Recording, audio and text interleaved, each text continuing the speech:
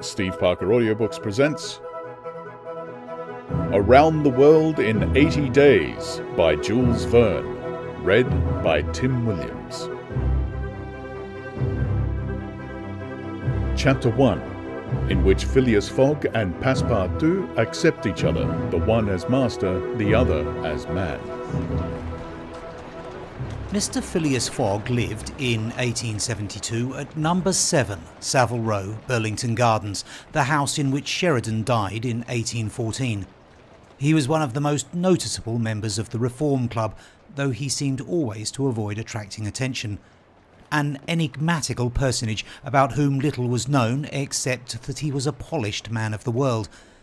People said that he resembled Byron, at least that his head was Byronic, but he was a bearded, tranquil Byron, who might live on 1,000 years without growing old. Certainly an Englishman, it was more doubtful whether Phileas Fogg was a Londoner. He was never seen on 'Change, nor at the bank, nor in the counting rooms of the city. No ships ever came into London docks of which he was the owner. He had no public employment. He had never been entered at any of the Inns of Court, either at the Temple, or Lincoln's Inn, or Gray's Inn, nor had his voice ever resounded in the Court of Chancery, or in the Exchequer, or the Queen's Bench, or the Ecclesiastical Courts. He certainly was not a manufacturer, nor was he a merchant or a gentleman farmer. His name was strange to the scientific and learned societies, and he never was known to take part in the sage deliberations of the Royal Institution, or the London Institution, the Artisans' Association, or the Institution of Arts and Sciences. He belonged, in fact, to none of the numerous societies which swarm in the English capital, from the Harmonic to that of the entomologists, founded mainly for the purpose of abolishing pernicious insects. Phileas Fogg was a member of the Reform, and that was all. The way in which he got admission to this exclusive club was simple enough. He was recommended by the Barings, with whom he had an open credit. His cheques were regularly paid at sight from his account current, which was always flush. Was Phileas Fogg rich? Undoubtedly. But those who knew him best could not imagine how he had made his fortune, and Mr. Fogg was the last person to whom to apply for the information. He was not lavish, nor on the contrary avaricious, for whenever he knew that money was needed for a noble, useful or benevolent purpose, he supplied it quietly and sometimes anonymously. He was, in short, the least communicative of men. He talked very little, and seemed all the more mysterious for his taciturn manner. His daily habits were quite open to observation, but whatever he did was so exactly the same thing that he had always done before, that the wits of the curious were fairly puzzled. Had he travelled? It was likely, for no one seemed to know the world more familiarly. There was no spot so secluded that he did not appear to have an intimate acquaintance with it. He often corrected with a few clear words the 1,000 conjectures advanced by members of the club as to lost and unheard of travellers, pointing out the true probabilities, and seeming as if gifted with a sort of second sight, so often did events justify his predictions. He must have travelled everywhere, at least in the spirit. It was at least certain that Phileas Fogg had not absented himself from London for many years. Those who were honoured by a better acquaintance with him than the rest declared that nobody could pretend to have ever seen him anywhere else. His sole pastimes were reading the papers and playing whist. He often won at this game, which, as a silent one, harmonised with his nature. But his winnings never went into his purse, being reserved as a fund for his charities. Mr. Fogg played not to win, but for the sake of playing. The game was, in his eyes, a contest, a struggle with a difficulty, yet a motionless, unwearying struggle congenial to his tastes. Phileas Fogg was not known to have either wife or children, which may happen to the most honest people, either relatives or near friends, which is certainly more unusual. He lived alone in his house in Savile Row, with a none penetrated. A single domestic sufficed to serve him. He breakfasted and dined at the club at hours mathematically fixed, in the same room, at the same table, never taking his meals with other members, much less bringing a guest with him, and went home at exactly midnight, only to retire at once to bed. He never used the cosy chambers which the Reform provides for its favoured members. He passed 10 hours of the 24 in Savile Row, either in sleeping or making his toilet. When he chose to take a walk, it was with a regular step in the entrance hall with its mosaic flooring, or in the circular gallery with its dome supported by 20 red porphyry Ionic columns and illumined by blue painted windows. When he breakfasted or dined, all the resources of the club, its kitchens and pantries, its buttery and dairy, aided to crowd his table with their most succulent stores. He was served by the gravest waiters in dress coats and shoes with swan skin soles, who proffered the viands in special porcelain and on the finest linen.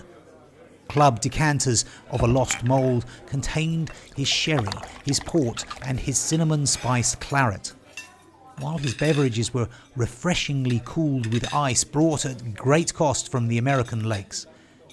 If to live in this style is to be eccentric, it must be confessed that there is something good in eccentricity.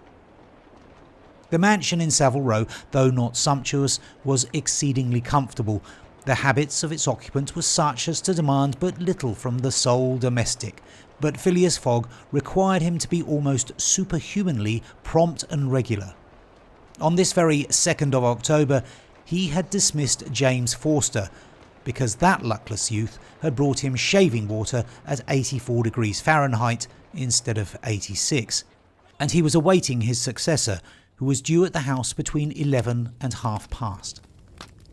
Phileas Fogg was seated squarely in his armchair, his feet close together like those of a grenadier on parade, his hands resting on his knees, his body straight, his head erect. He was steadily watching a complicated clock which indicated the hours, the minutes, the seconds, the days, the months and the years.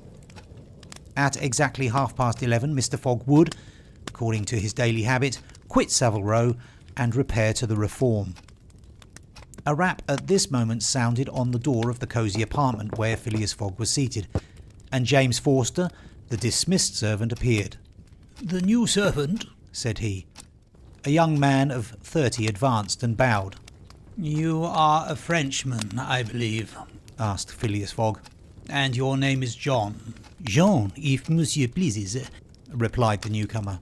"Jean Passepartout, a surname which has clung to me because I have a natural aptness for going out of one business into another.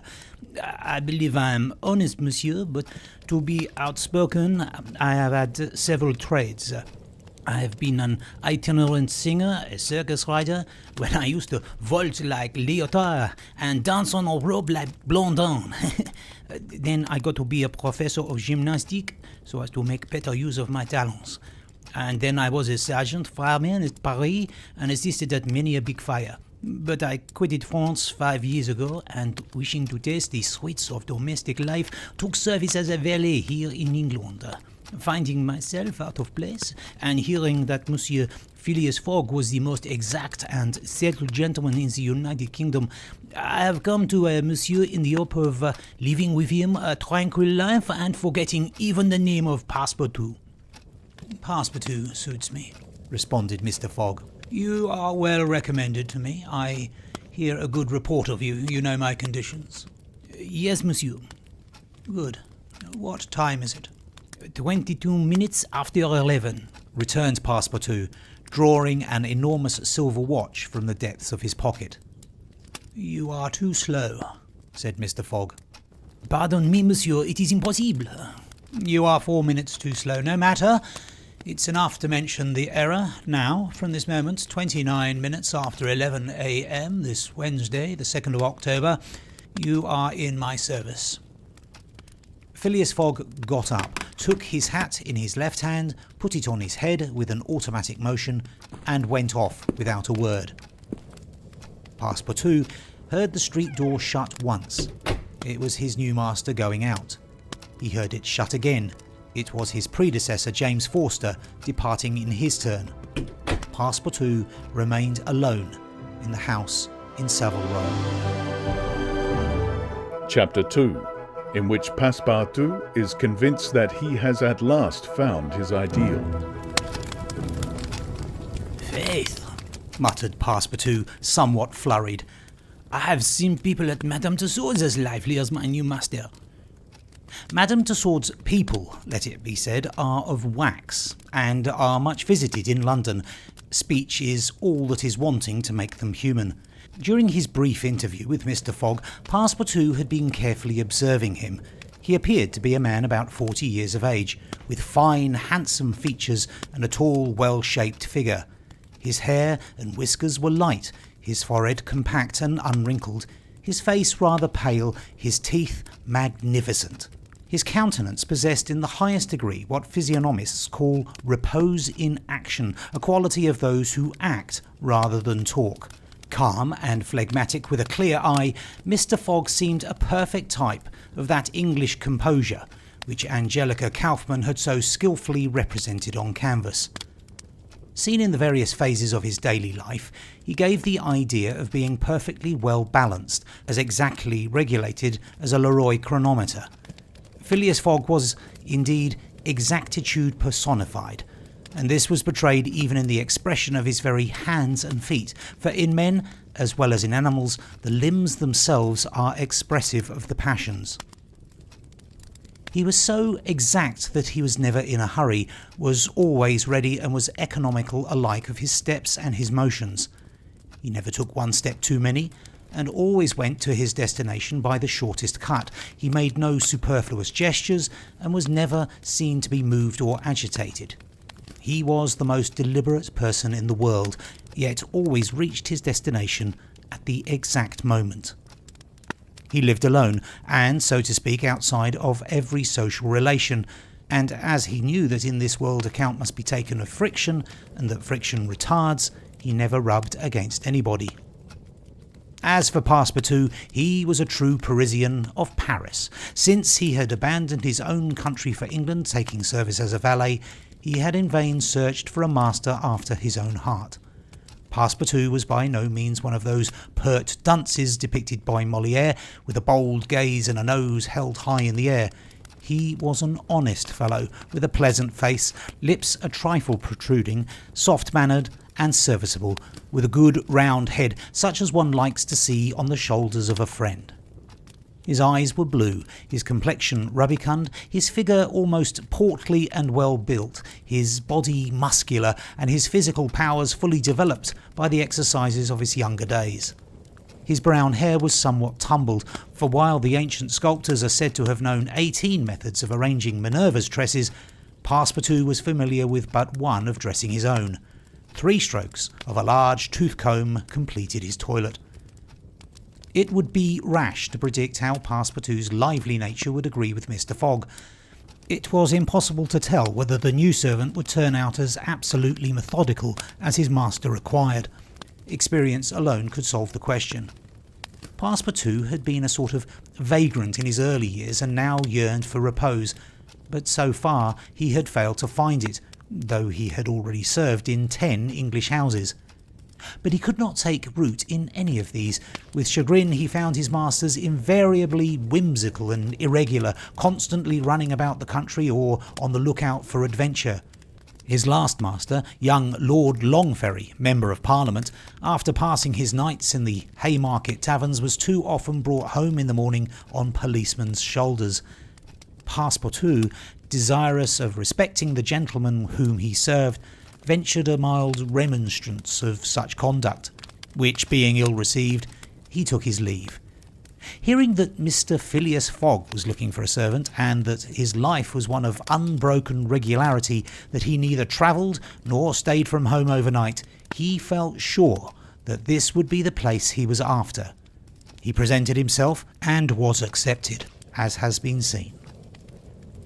At 11:30 then, Passepartout found himself alone in the house in Savile Row. He began its inspection without delay, scouring it from cellar to garret. So clean, well-arranged, solemn a mansion pleased him. It seemed to him like a snail's shell, lighted and warmed by gas which sufficed for both these purposes. When Passepartout reached the second story, he recognised at once the room which he was to inhabit, and he was well satisfied with it. Electric bells and speaking tubes afforded communication with the lower stories, while on the mantel stood an electric clock, precisely like that in Mr. Fogg's bedchamber, both beating the same second at the same instant. "That's good, that'll do," said Passepartout to himself. He suddenly observed, hung over the clock, a card which, upon inspection, proved to be a programme of the daily routine of the house. It comprised all that was required of the servant, from 8 in the morning, exactly at which hour Phileas Fogg rose, till 11:30, when he left the house for the Reform Club, all the details of service, the tea and toast at 23 minutes past 8, the shaving water at 37 minutes past 9, and the toilet at 20 minutes before 10. Everything was regulated and foreseen that was to be done from 11:30 a.m. till midnight, the hour at which the methodical gentleman retired. Mr. Fogg's wardrobe was amply supplied and in the best taste. Each pair of trousers, coat and a vest bore a number, indicating the time of year and the season at which they were in turn to be laid out for wearing. And the same system was applied to the master's shoes. In short, the house in Savile Row, which must have been a very temple of disorder and unrest under the illustrious but dissipated Sheridan, was cosiness, comfort and method idealised.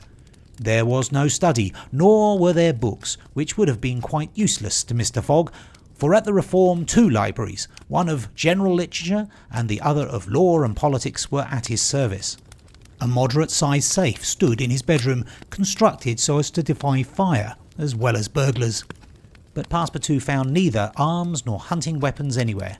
Everything betrayed the most tranquil and peaceable habits. Having scrutinised the house from top to bottom, he rubbed his hands, a broad smile overspread his features, and he said joyfully, "This is just what I wanted. We shall get on together, Mr. Fogg and I. What a domestic and regular gentleman. A real machine. Well, I don't mind serving a machine." Chapter 3, in which a conversation takes place which seems likely to cost Phileas Fogg dear. Phileas Fogg, having shut the door of his house at 11:30 and having put his right foot before his left 575 times and his left foot before his right 576 times, reached the Reform Club, an imposing edifice in Pall Mall which could not have cost less than 3 millions. He repaired at once to the dining room, the 9 windows of which open upon a tasteful garden where the trees were already gilded with an autumn colouring, and took his place at the habitual table, the cover of which had already been laid for him. His breakfast consisted of a side dish, a broiled fish with Reading sauce, a scarlet slice of roast beef garnished with mushrooms, a rhubarb and gooseberry tart, and a morsel of Cheshire cheese, the whole being washed down with several cups of tea, for which the Reform is famous. He rose at 13 minutes to 1, and directed his steps towards the large hall, a sumptuous apartment adorned with lavishly framed paintings. A flunkey handed him an uncut Times, which he proceeded to cut with a skill which betrayed familiarity with this delicate operation. The perusal of this paper absorbed Phileas Fogg until 4:15, whilst the Standard, his next task, occupied him till the dinner hour. Dinner passed as breakfast had done, and Mr. Fogg reappeared in the reading room and sat down to the Pall Mall at 20 minutes before 6. Half an hour later, several members of the Reform came in and drew up to the fireplace, where a coal fire was steadily burning. They were Mr. Fogg's usual partners at whist: Andrew Stewart, an engineer, John Sullivan and Samuel Fallentin, bankers, Thomas Flanagan, a brewer, and Gauthier Ralph, one of the directors of the Bank of England, all rich and highly respectable personages, even in a club which comprises the princes of English trade and finance. "Well, Ralph," said Thomas Flanagan. "what about that robbery?" "Oh," replied Stewart. "The bank will lose money." On the contrary, broke in Ralph. I hope we may put our hands on the robber. Skillful detectives have been sent to all principal ports of America and the continent, and he'll be a clever fellow if he slips through their fingers. But have you got the robber's description? Asked Stuart. In the first place, he is no robber at all. Returned Ralph positively. What? A fellow who makes off with £55,000, no robber? No. Perhaps he's a manufacturer then. The Daily Telegraph says that he is a gentleman. It was Phileas Fogg, whose head now emerged from behind his newspapers, who made this remark. He bowed to his friends and entered into the conversation. The affair which formed its subject, and which was town talk, had occurred 3 days before at the Bank of England. A package of banknotes to the value of £55,000 had been taken from the principal cashier's table, that functionary being at the moment engaged in registering the receipt of 3 shillings and sixpence. Of course, he could not have his eyes everywhere. Let it be observed that the Bank of England reposes a touching confidence in the honesty of the public. There are neither guards nor gratings to protect its treasures. Gold, silver, banknotes are freely exposed at the mercy of the first comer. A keen observer of English customs relates that, being in one of the rooms of the bank one day, he had the curiosity to examine a gold ingot weighing some 7 or 8 pounds. He took it up, scrutinised it, passed it to his neighbour, he to the next man, and so on, until the ingot, going from hand to hand, was transferred to the end of a dark entry. Nor did it return to its place for half an hour. Meanwhile, the cashier had not so much raised his head, but in the present instance things had not gone so smoothly. The package of notes not being found when 5 o'clock sounded from the ponderous clock in the drawing office, the amount was passed to the account of profit and loss. As soon as the robbery was discovered, picked detectives hastened off to Liverpool, Glasgow, Havre, Suez, Brindisi, New York and other ports, inspired by the proffered reward of £2,000 and 5% on the sum that might be recovered. Detectives were also charged with narrowly watching those who arrived or left London by rail, and a judicial examination was at once entered upon. There were real grounds for supposing, as the Daily Telegraph said, that the thief did not belong to a professional band. On the day of the robbery, a well-dressed gentleman of polished manners and with a well-to-do air had been observed going to and fro in the paying room where the crime was committed. A description of him was easily procured and sent to the detectives, and some hopeful spirits, of whom Ralph was one, did not despair of his apprehension. The papers and clubs were full of the affair, and everywhere people were discussing the probabilities of a successful pursuit. And the Reform Club was especially agitated, several of its members being bank officials. Ralph would not concede that the work of the detectives was likely to be in vain, for he thought the prize offered would greatly stimulate their zeal and activity. But Stuart was far from sharing this confidence, and as they placed themselves at the whist table, they continued to argue the matter. Stuart and Flanagan played together, while Phileas Fogg had Fallentin for his partner. As the game proceeded, the conversation ceased, excepting between the rubbers when it was revived again. I maintain, said Stuart, that the chances are in favour of the thief, who must be a shrewd fellow. Well, but where can he fly to? asked Ralph. No country is safe for him. Oh, Where could he go then? I don't know that. The world is big enough. It was once, said Phileas Fogg in a low tone. Cut, sir. He added, handing the cards to Thomas Flanagan. The discussion fell during the rubber, after which Stuart took up its thread. What do you mean by once? Has the world grown smaller? Certainly. Returned Ralph. I agree with Mr. Fogg. The world has grown smaller since a man can now go around it 10 times more quickly than 100 years ago, and that is why the search for this thief will be more likely to succeed. And also why the thief can get away more easily. Be so good as to play, Mr. Stuart, said Phileas Fogg. But the incredulous Stuart was not convinced, and when the hand was finished, said eagerly, You have a strange way, Ralph, of proving that the world has grown smaller. So, because you can go round it in 3 months. in 80 days. interrupted Phileas Fogg. That is true, gentlemen. added John Sullivan. Only 80 days now that the section between Rothal and Allahabad on the Great Indian Peninsula Railway has been opened. Here is the estimate made by the Daily Telegraph. Days.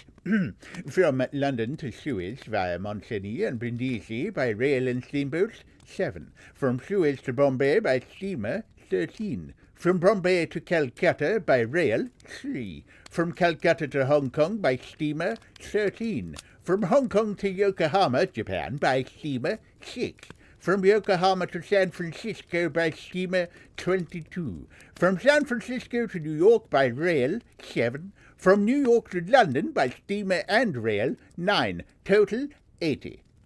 Yes, in 80 days. Exclaimed Stuart, who in his excitement made a false deal. But that doesn't take into account bad weather, contrary winds, shipwrecks, railway accidents and so on. All included, returned Phileas Fogg, continuing to play despite the discussion. But suppose the Hindus or Indians pull up the rails, Replied Stuart. Suppose they stop the trains, pillage the luggage vans and scalp the passengers. All included, calmly retorted Fogg, adding as he threw down the cards. 2 trumps. Stuart, whose turn it was to deal, gathered them up and went on. You're right, theoretically, Mr. Fogg, but practically. Practically, also, Mr. Stuart. I'd like to see you do it in 80 days. Depends on you. Shall we go? Heaven preserve me, but I would wager £4,000 that such a journey made under these conditions is impossible. Quite possible, on the contrary, returned Mr. Fogg. Well, make it then. The journey round the world in 80 days? Yes. I should like nothing better. When? At once.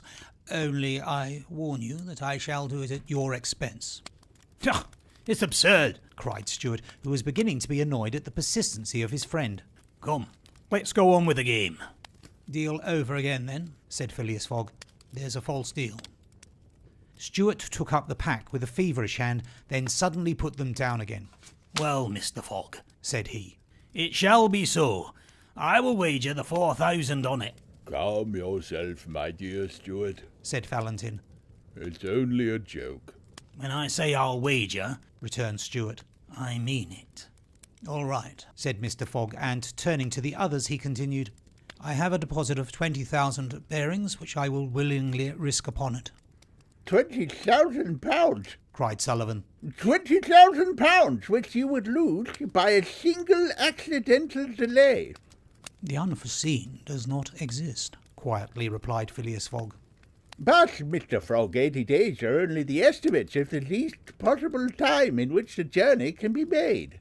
A well-used minimum suffices for everything.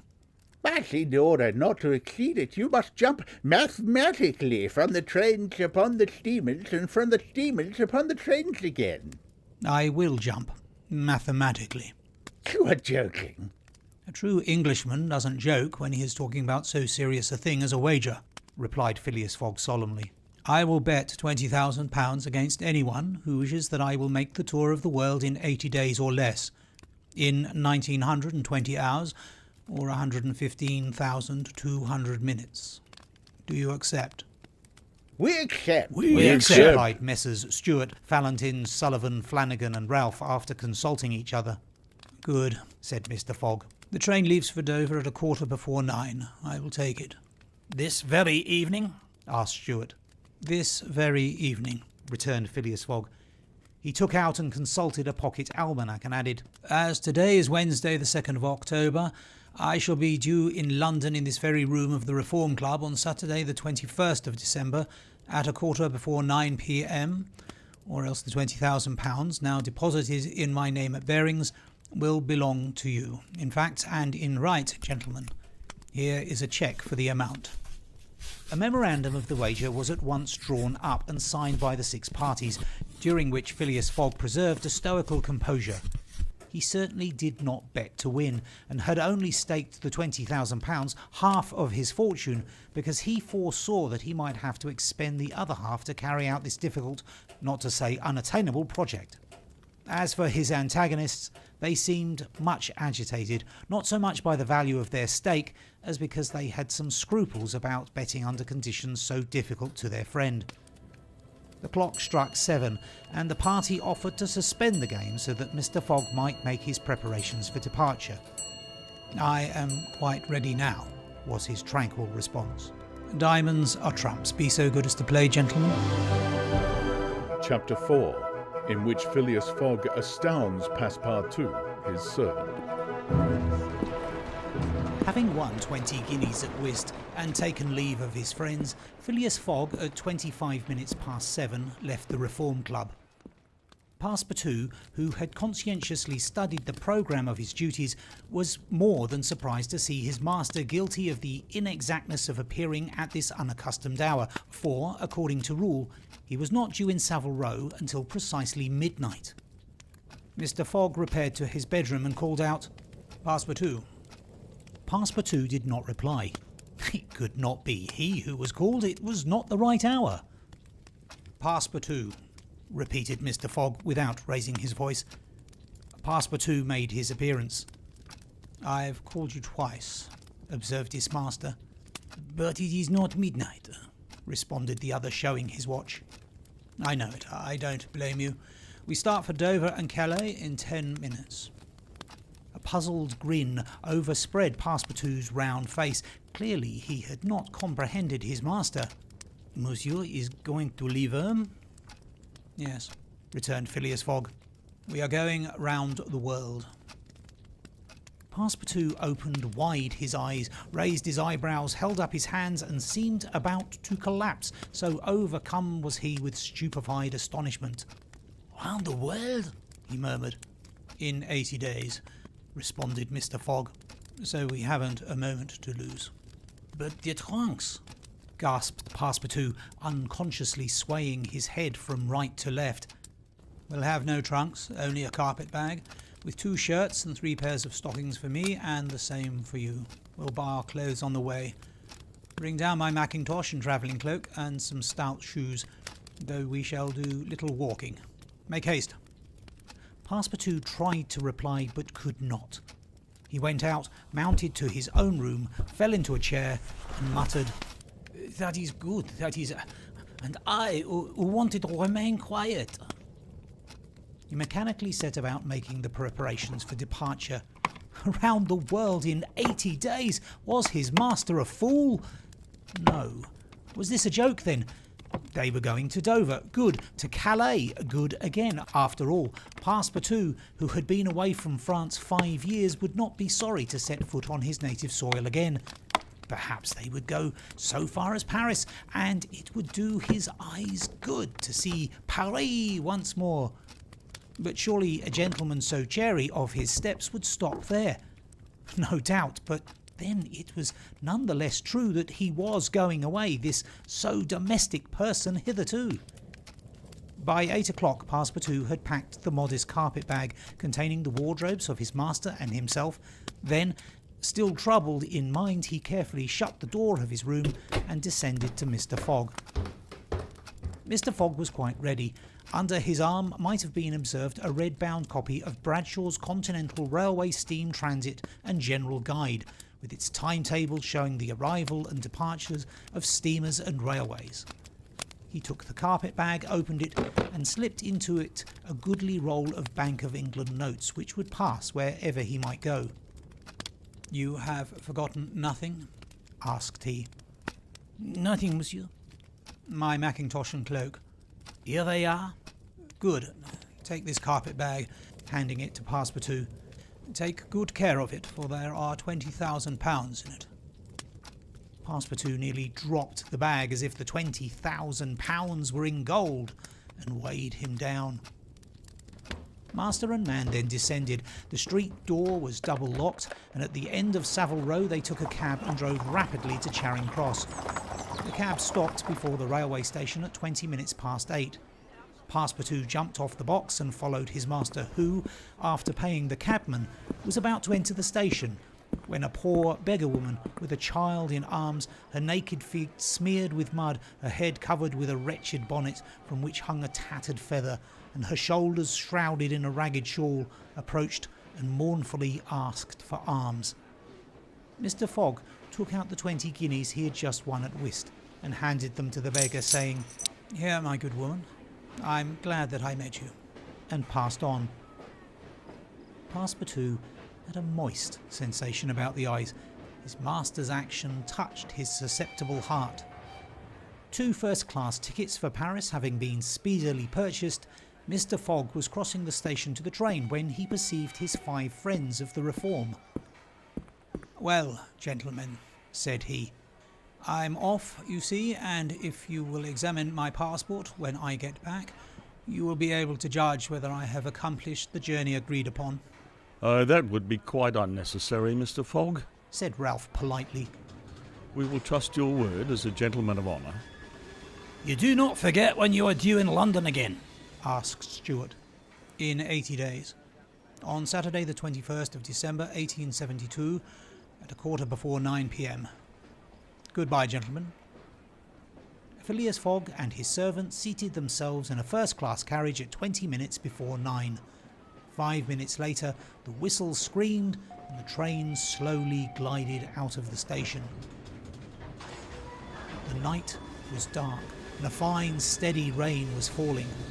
Phileas Fogg, snugly ensconced in his corner, did not open his lips. Passepartout, not yet recovered from his stupefaction, clung mechanically to the carpet bag with its enormous treasure.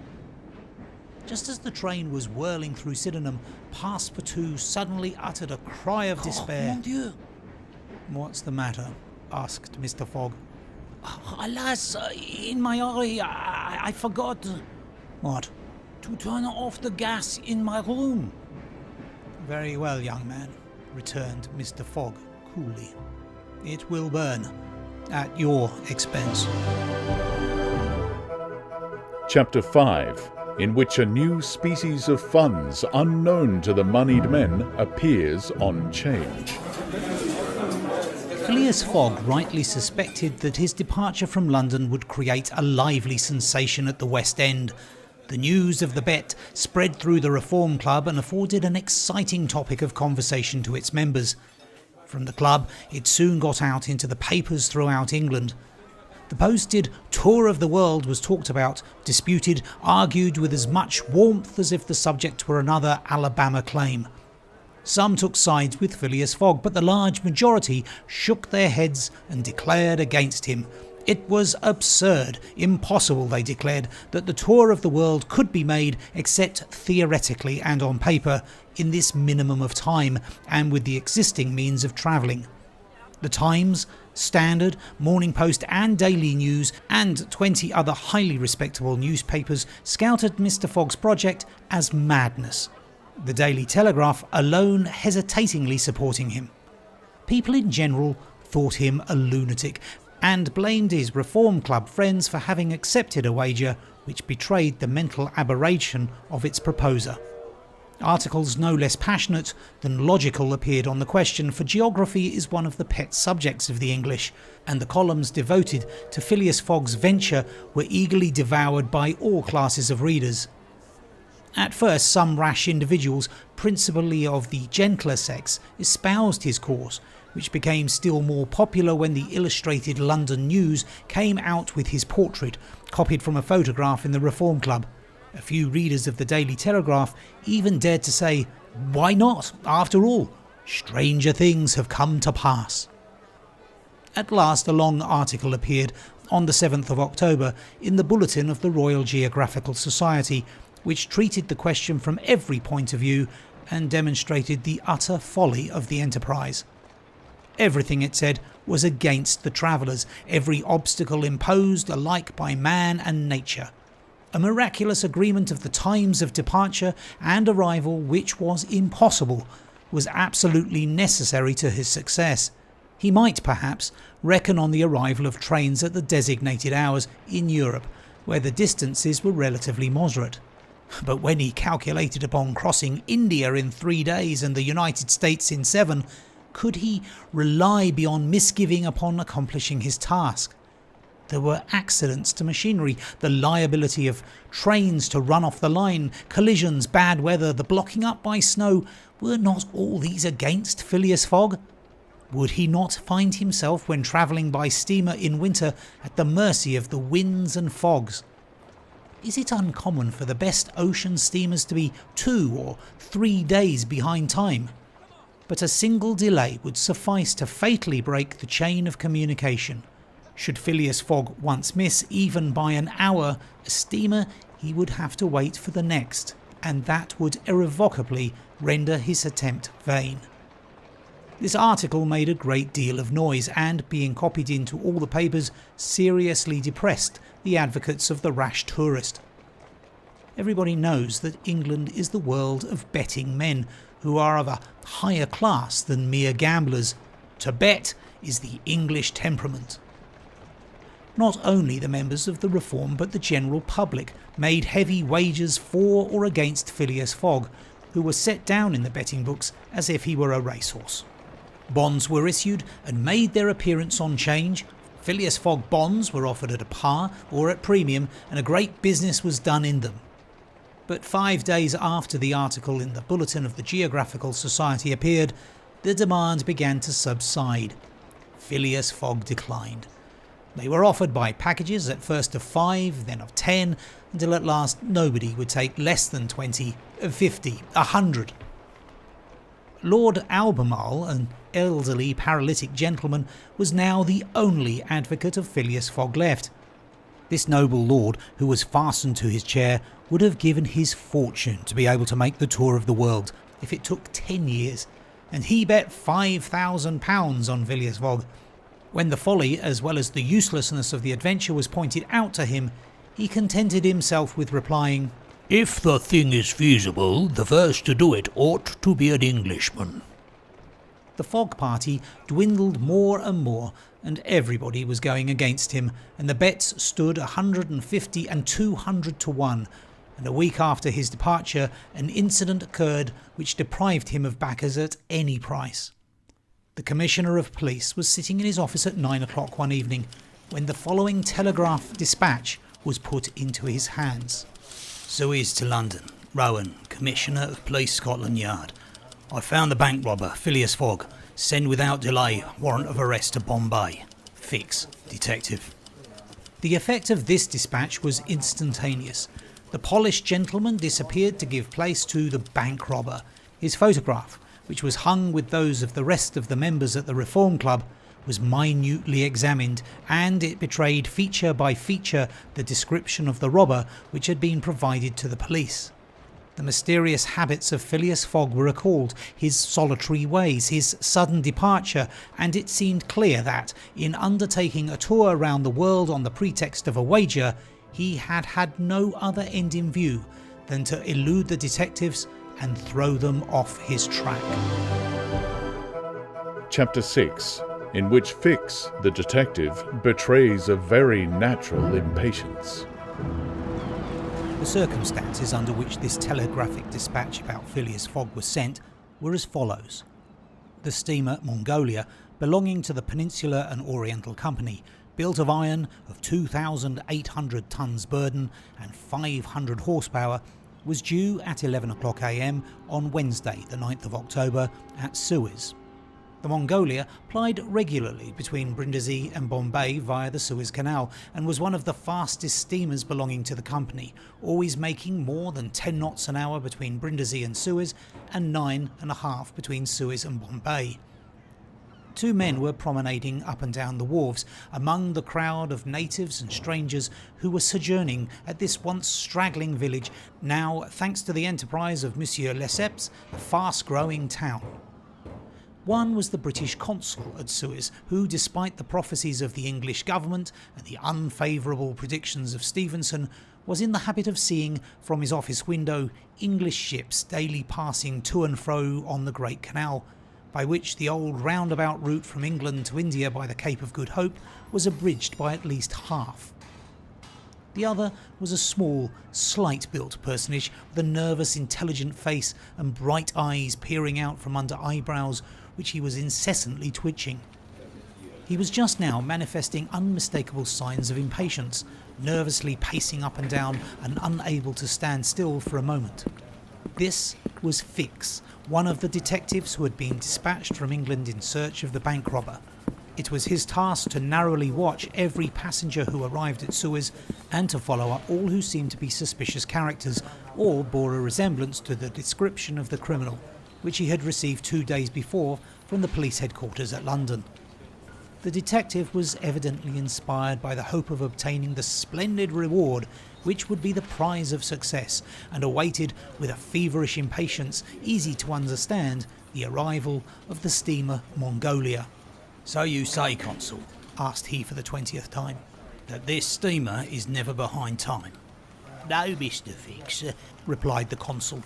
She was bespoken yesterday at Port Said, and the rest of the way is of no account to such a craft. I repeat that the Mongolia has been in advance of the time required by the company's regulations and gained the prize awarded for excess of speed. Does she come directly from Brindisi? Directly from Brindisi. She takes on the Indian mails there, and she left there Saturday at 5 p.m. Have patience, Mr. Fix, she will not be late. But really, I don't see how, from the description you have, you'll be able to recognise your man, even if he is on board the Mongolia. A man rather feels the presence of these fellows, Consul, than recognises them. You must have a scent for them, and a scent is like a sixth sense which combines hearing, seeing and smelling. I've arrested more than one of these gentlemen in my time, and if my thief is on board, I'll answer for it. He'll not slip through my fingers. I hope so, Mr. Fix, for it was a heavy robbery. A magnificent robbery, Consul. £55,000. We don't often have such windfalls. Burglars are getting to be so contemptible nowadays. A fellow gets hung for a handful of shillings. Mr. Fix, said the consul, I like your way of talking, and I hope you'll succeed, but I fear that you will find it far from easy. Don't you see that the description which you have there has a singular resemblance to an honest man? Consul, remarked the detective dogmatically, great robbers always resemble honest folks. Fellows who have rascally faces have only one course to take, and that is to remain honest. Otherwise they would be arrested offhand. The artistic thing is to unmask honest countenances. It's no light task, I admit it, but a real art. Mr. Fix evidently was not wanting in a tinge of self-conceit. Little by little the scene on the quay became more animated. Sailors of various nations, merchants, shipbrokers, porters, fellers bustled to and fro as if the steamer were immediately expected. The weather was clear and slightly chilly. The minarets of the town loomed above the houses in the pale rays of the sun. A jetty pier, some 2,000 yards long, extended into the roadstead. A number of fishing smacks and coasting boats, some retaining the fantastic fashion of ancient galleys, were discernible on the Red Sea. As he passed among the busy crowd, Fix, according to habit, scrutinised the passers-by with a keen, rapid glance. It was now 10:30. "Steamer doesn't come," he exclaimed as the port clock struck. Well, she can't be far off now, returned his companion. "How long will she stop at Suez?" 4 hours, long enough to get in her coal. It's 1,310 miles from Suez to Aden at the other end of the Red Sea, and she has to take in fresh coal supply." "And does she go from Suez directly to Bombay?" Without putting in anywhere." "Good," said Fix. "If the robber is on board, he'll no doubt get off at Suez so as to reach the Dutch or French colonies in Asia by some other route. He ought to know that he would not be safe an hour in India, which is English soil." "Unless," objected the consul, "he is exceptionally shrewd. An English criminal, you know, is always better concealed in London than anywhere else." This observation furnished the detective food for thought, and meanwhile the consul went away to his office. Fix, left alone, was more impatient than ever, having a presentiment that the robber was on board the Mongolia. If he had indeed left London intending to reach the New World, he would naturally take the route via India, which was less watched and more difficult to watch than that of the Atlantic. But Fix's reflections were soon interrupted by a succession of sharp whistles which announced the arrival of the Mongolia. The porters and fellers rushed down the quay and a dozen boats pushed off from the shore to go and meet the steamer. Soon her gigantic hull appeared, passing along between the banks, and 11 o'clock struck as she anchored in the road.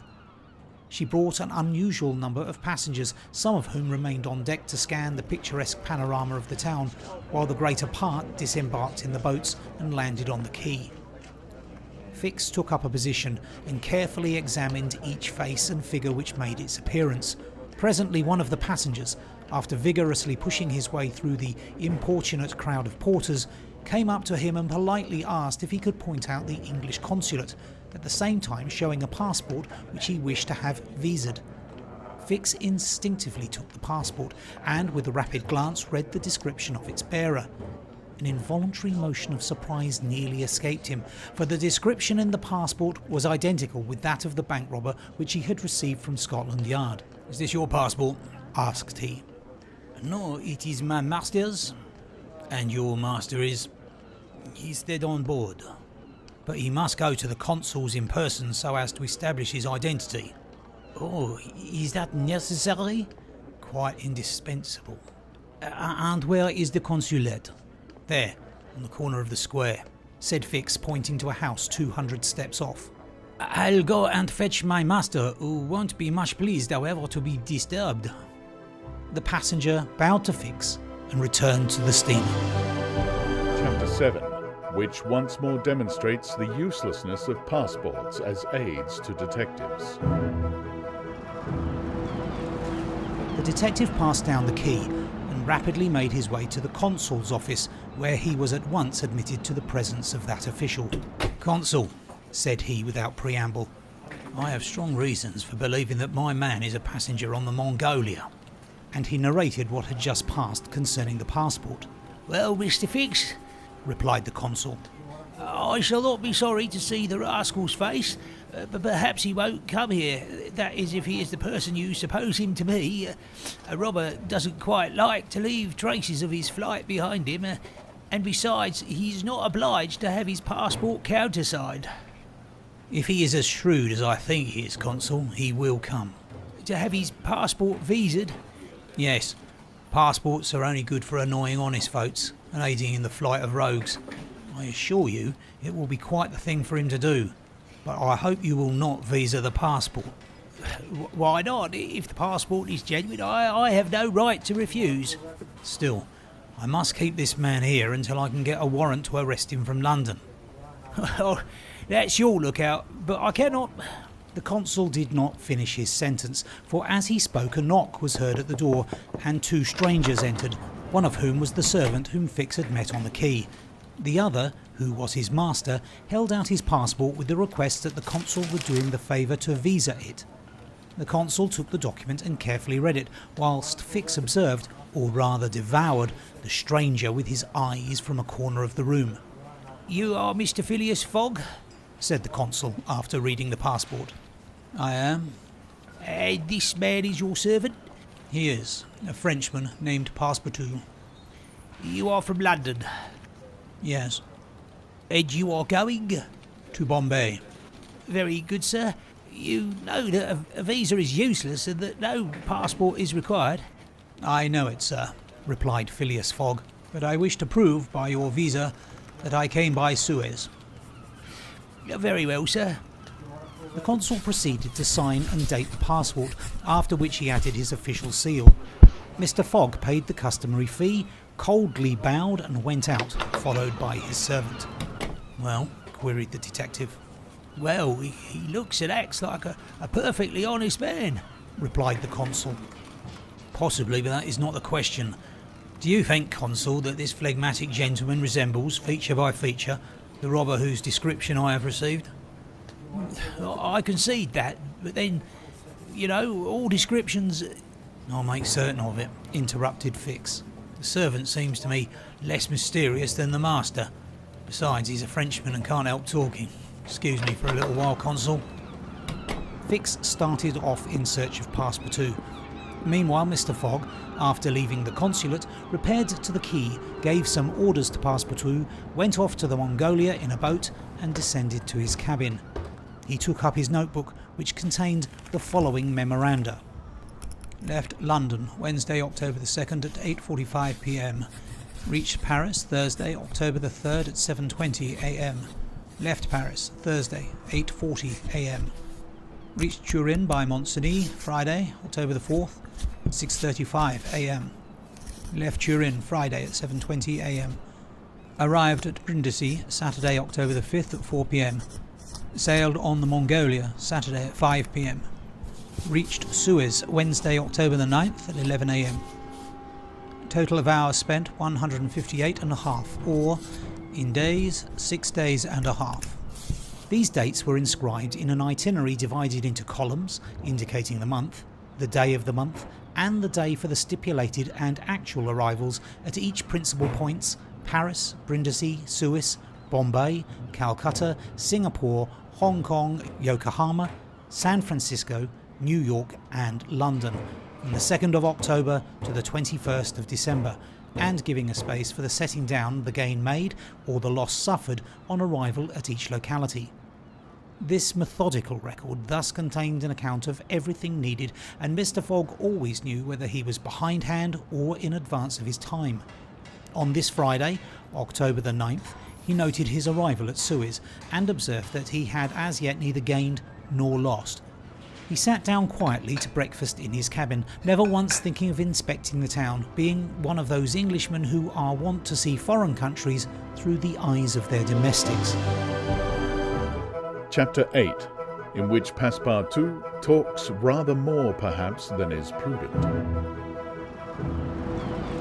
Fix soon rejoined Passepartout, who was lounging and looking about on the quay, as if he did not feel that he, at least, was obliged not to see anything. Well, my friend, Said the detective, coming up with him. is your passport visaed? Ah, it's you, is it, monsieur? Responded Passepartout. Thanks, yes, the passport is all right. And you are looking about you? Yes, but we travel so fast that I seem to be journeying in a dream. So this is Suez? Yes. In Egypt? Certainly, in Egypt. And in Africa? In Africa? In Africa? Repeated Passepartout. Just think, monsieur, I had no idea that we should go further than Paris.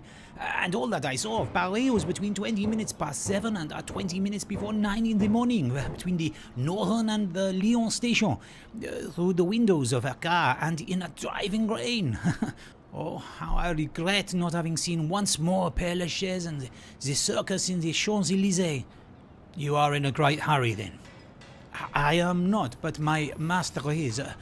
By the way, I must buy some shoes and shirts. We came away without trunks, only a carpet bag.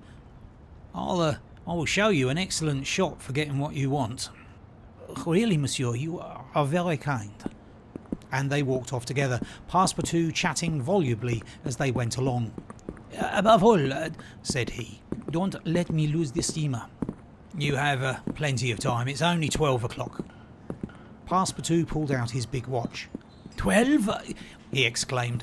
Why, it's only 8 minutes before 10. Your watch is slow. My watch?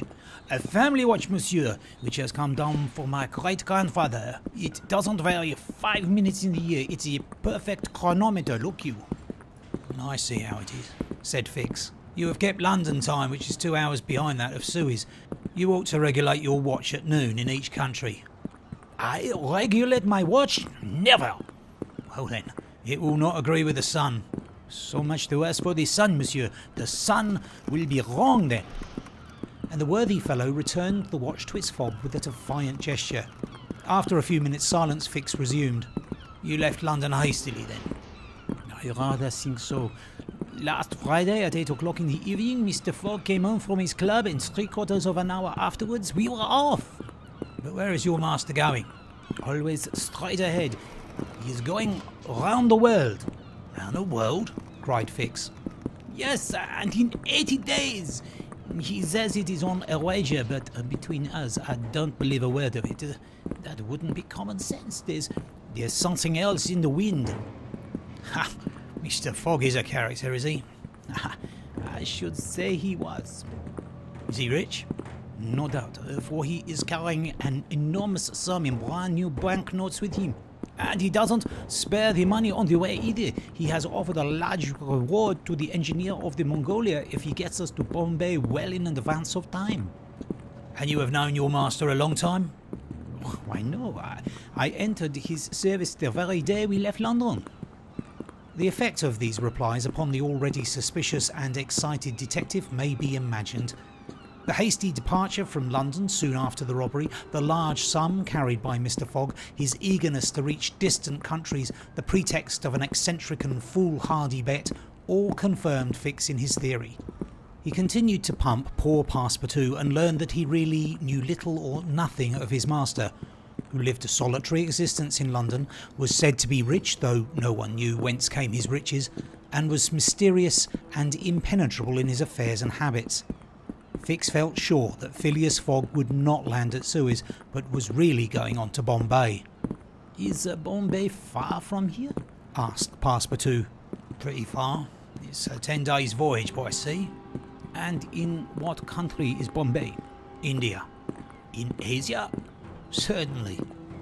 Deuce, I was going to tell you there's one thing that worries me. My burner. What burner? My gas burner, which I forgot to turn off, and which is at this moment burning at my expense. I have calculated, monsieur, that I lose 2 shillings every 24 hours, exactly 6 pence more than I earn, and you will understand that the longer our journey... Did Fix pay any attention to Passepartout's trouble about the gas? It is not probable. He was not listening, but was cogitating a project. Passepartout and he had now reached the shop where Fix left his companion to make his purchases, after recommending him not to miss the steamer, and hurried back to the consulate. Now that he was fully convinced, Fix had quite recovered his equanimity. "Consul," said he, "I have no longer any doubt. I have spotted my man. He passes himself as an odd stick who is going round the world in 80 days. Then he's a sharp fellow," returned the consul. "Counts on returning to London after putting the police of the 2 countries off his track." "We'll see about that," replied Fix. "But are you not mistaken?" "I am not mistaken."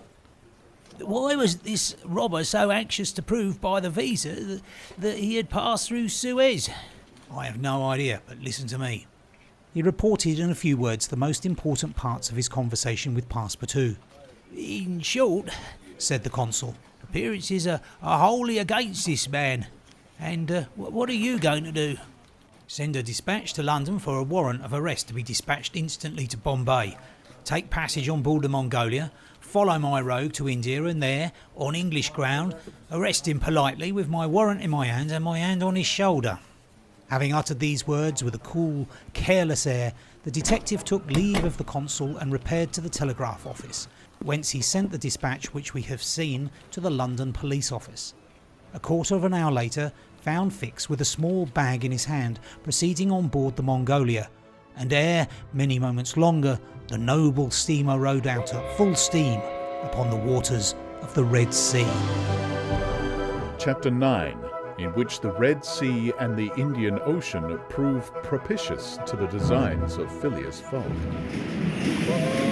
The distance between Suez and Aden is precisely 1,310 miles, and the regulations of the company allow the steamers 138 hours in which to traverse it. The Mongolia, thanks to the vigorous exertions of the engineer, seemed likely, so rapid was her speed, to reach her destination considerably within that time. The greater part of the passengers from Brindisi were bound for India, some for Bombay, others for Calcutta by the way of Bombay, the nearest route thither now that a railway crosses the Indian peninsula. Among the passengers was a number of officials and military officers of various grades, the latter being either attached to the regular British forces or commanding the sepoy troops, and receiving high salaries ever since the central government has assumed the powers of the East India Company. For the sub-lieutenants get £280, brigadiers £2,400, and generals of divisions £4,000. What with the military men, a number of rich young Englishmen on their travels, and the hospitable efforts of the purser, the time passed quickly on the Mongolia. The best of fare was spread upon the cabin tables at breakfast, lunch, dinner, and the 8 o'clock supper, and the ladies scrupulously changed their toilets twice a day. and the hours were whirled away when the sea was tranquil with music, dancing and games. But the Red Sea is full of caprice and often boisterous, like most long and narrow gulfs. When the wind came from the African or Asian coast, the Mongolia, with her long hull, rolled fearfully. Then the ladies speedily disappeared below. The pianos were silent, singing and dancing suddenly ceased. Yet the good ship ploughed straight on, unretarded by wind or wave, towards the straits of Bab el-Mandeb. What was Phileas Fogg doing all this time? It might be thought that, in his anxiety, he would be constantly watching the changes of the wind, the disorderly raging of the billows, every chance, in short, which might force the Mongolia to slacken her speed and thus interrupt his journey. But if he thought of these possibilities, he did not betray the fact by any outward sign. Always the same impassible member of the Reform Club, whom no incident could surprise, as unvarying as the ship's chronometers, and seldom having the curiosity even to go upon the deck, he passed through the memorable scenes of the Red Sea with cold indifference. Did not care to recognise the historic towns and villages which, along its borders, raised their picturesque outlines against the sky, and betrayed no fear of the dangers of the Arabic Gulf, which the old historians always spoke of with horror, and upon which the ancient navigators never ventured without propitiating the gods by ample sacrifices. How did this eccentric personage pass his time on the Mongolia? He made his 4 hearty meals every day, regardless of the most persistent rolling and pitching on the part of the steamer, and he played whist indefatigably, for he had found partners as enthusiastic in the game as himself. A tax collector on the way to his post at Goa, the Reverend Decimus Smith returning to his parish at Bombay, and a Brigadier General of the English Army, who was about to rejoin his grade at Benares, made up the party and, with Mr. Fogg, played whist by the hour together in absorbing silence. As for Passepartout, he too had escaped seasickness and took his meals conscientiously in the forward cabin. He rather enjoyed the voyage, for he was well fed and well lodged, took a great interest in the scenes through which they were passing, and consoled himself with the delusion that his master's whim would end at Bombay. He was pleased, on the day after leaving Suez, to find on deck the obliging person with whom he had walked and chatted on the quays. "If I am not mistaken," said he, approaching this person with his most amiable smile, "you are the gentleman who so kindly volunteered to guide me at Suez." "Ah, I quite recognise you. You are the servant of the strange Englishman." "Just so, monsieur." "Fix." "Monsieur Fix," resumed Passepartout. "I am charmed to find you on board. Where are you bound?" "Like you, to Bombay." "Oh, that's capital. Have you made this trip before?" "Several times. I am one of the agents of the Peninsula Company." "Then you know India?" "Why, yes," replied Fix, who spoke cautiously. "A curious place, this India." "Oh, very curious. Mosques, minarets, temples, fakirs, pagodas, tigers, snakes, elephants. I hope you'll have ample time to see the sights." "I hope so, Monsieur Fix. You see, a man of sound sense ought not to spend his life jumping from a steamer upon a railway train and from a railway train upon a steamer again, pretending to make the tour of the world in 80 days. No, all these gymnastics, you may be sure, will cease at Bombay." "And Mr. Fogg is getting on well?"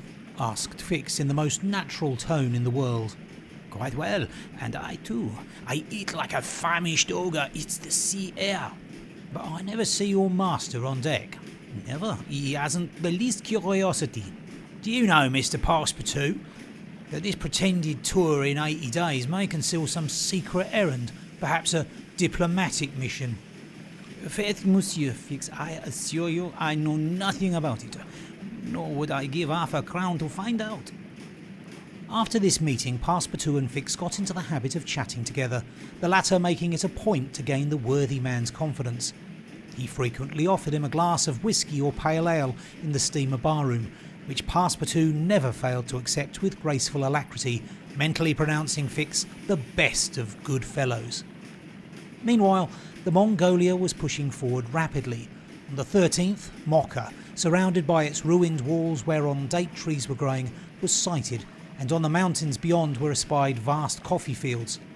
Passepartout was ravished to behold this celebrated place and thought that, with its circular walls and dismantled fort, it looked like an immense coffee cup and saucer.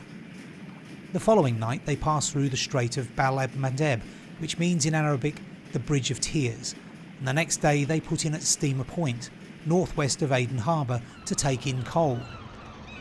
This matter of fuelling steamers is a serious one at such distances from the coal mines. It costs the Peninsula Company some £800,000 a year. In these distant seas, coal is worth £3 or £4 sterling a tonne. The Mongolia had still 1,650 miles to traverse before reaching Bombay and was obliged to remain 4 hours at Steamer Point to coal up. But this delay, as it was foreseen, did not affect Phileas Fogg's programme. Besides, the Mongolia, instead of reaching Aden on the morning of the 15th, when she was due, arrived there on the evening of the 14th, a gain of 15 hours. Mr. Fogg and his servant went ashore at Aden to have the passport again visaed. Fix, unobserved, followed them.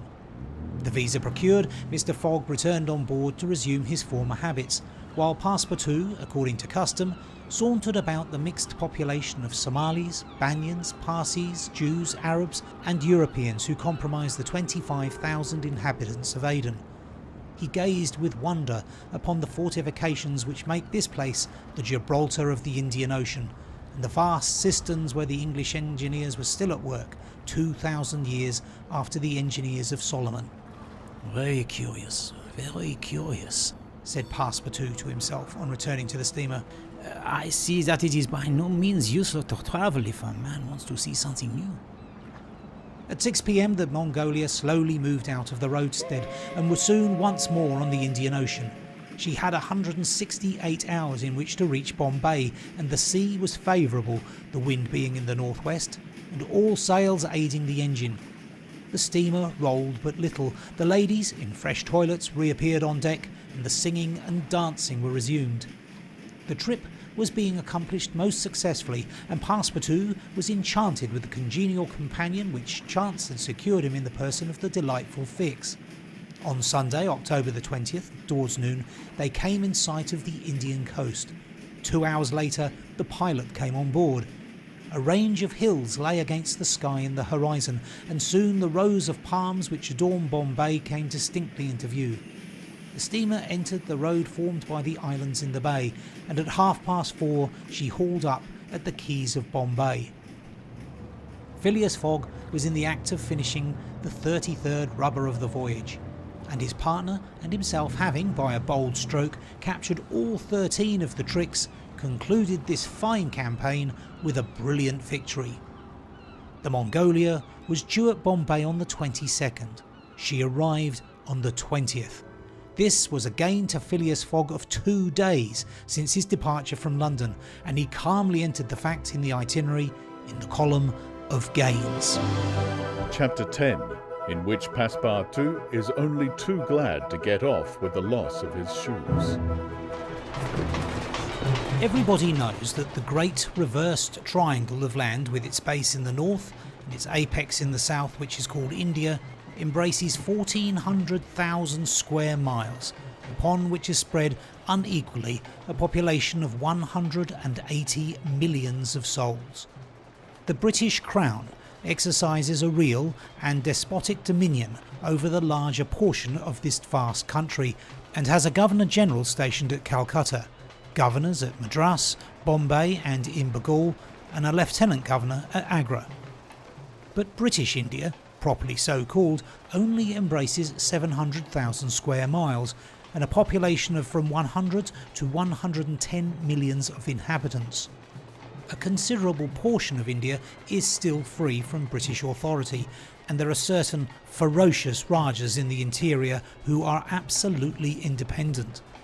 The celebrated East India Company was all-powerful from 1756, when the English first gained a foothold on the spot where now stands the city of Madras, down to the time of the Great Sepoy insurrection.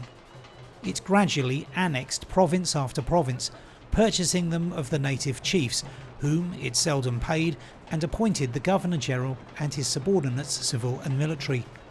but the East India Company has now passed away, leaving the British possessions in India directly under the control of the Crown. The aspect of the country, as well as the manners and distinctions of race, is daily changing. Formerly one was obliged to travel in India by the old cumbrous methods of going on foot or on horseback, in palanquins or unwieldy coaches. Now fast steamboats ply on the Indus and the Ganges, and a great railway, with branch lines joining the main line at many points on its route, traverses the peninsula from Bombay to Calcutta in 3 days. The railway does not run in a direct line across India.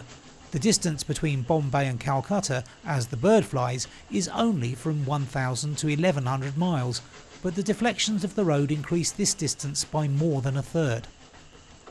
The general route of the Great Indian Peninsula Railway is as follows. Leaving Bombay, it passes through Salket, crossing to the continent opposite Tanna, goes over the chain of the Western Ghats, runs thence northeast as far as Burhanpur, skirts the nearly independent territory of Bundelkhand, ascends to Allahabad, turns then eastwardly, meeting the Ganges at Benares, then departs from the river a little and, descending south-eastward by Burdivan and the French town of Chandernagore, has its terminus at Calcutta. The passengers of the Mongolia went ashore at 4:30 p.m. At exactly 8 the train would start for Calcutta. Mr. Fogg, after bidding goodbye to his whist partners, left the steamer, gave his servants several errands to do, urged it upon him to be at the station promptly at 8, and with his regular step, which beat to the second like an astronomical clock, directed his steps to the passport office.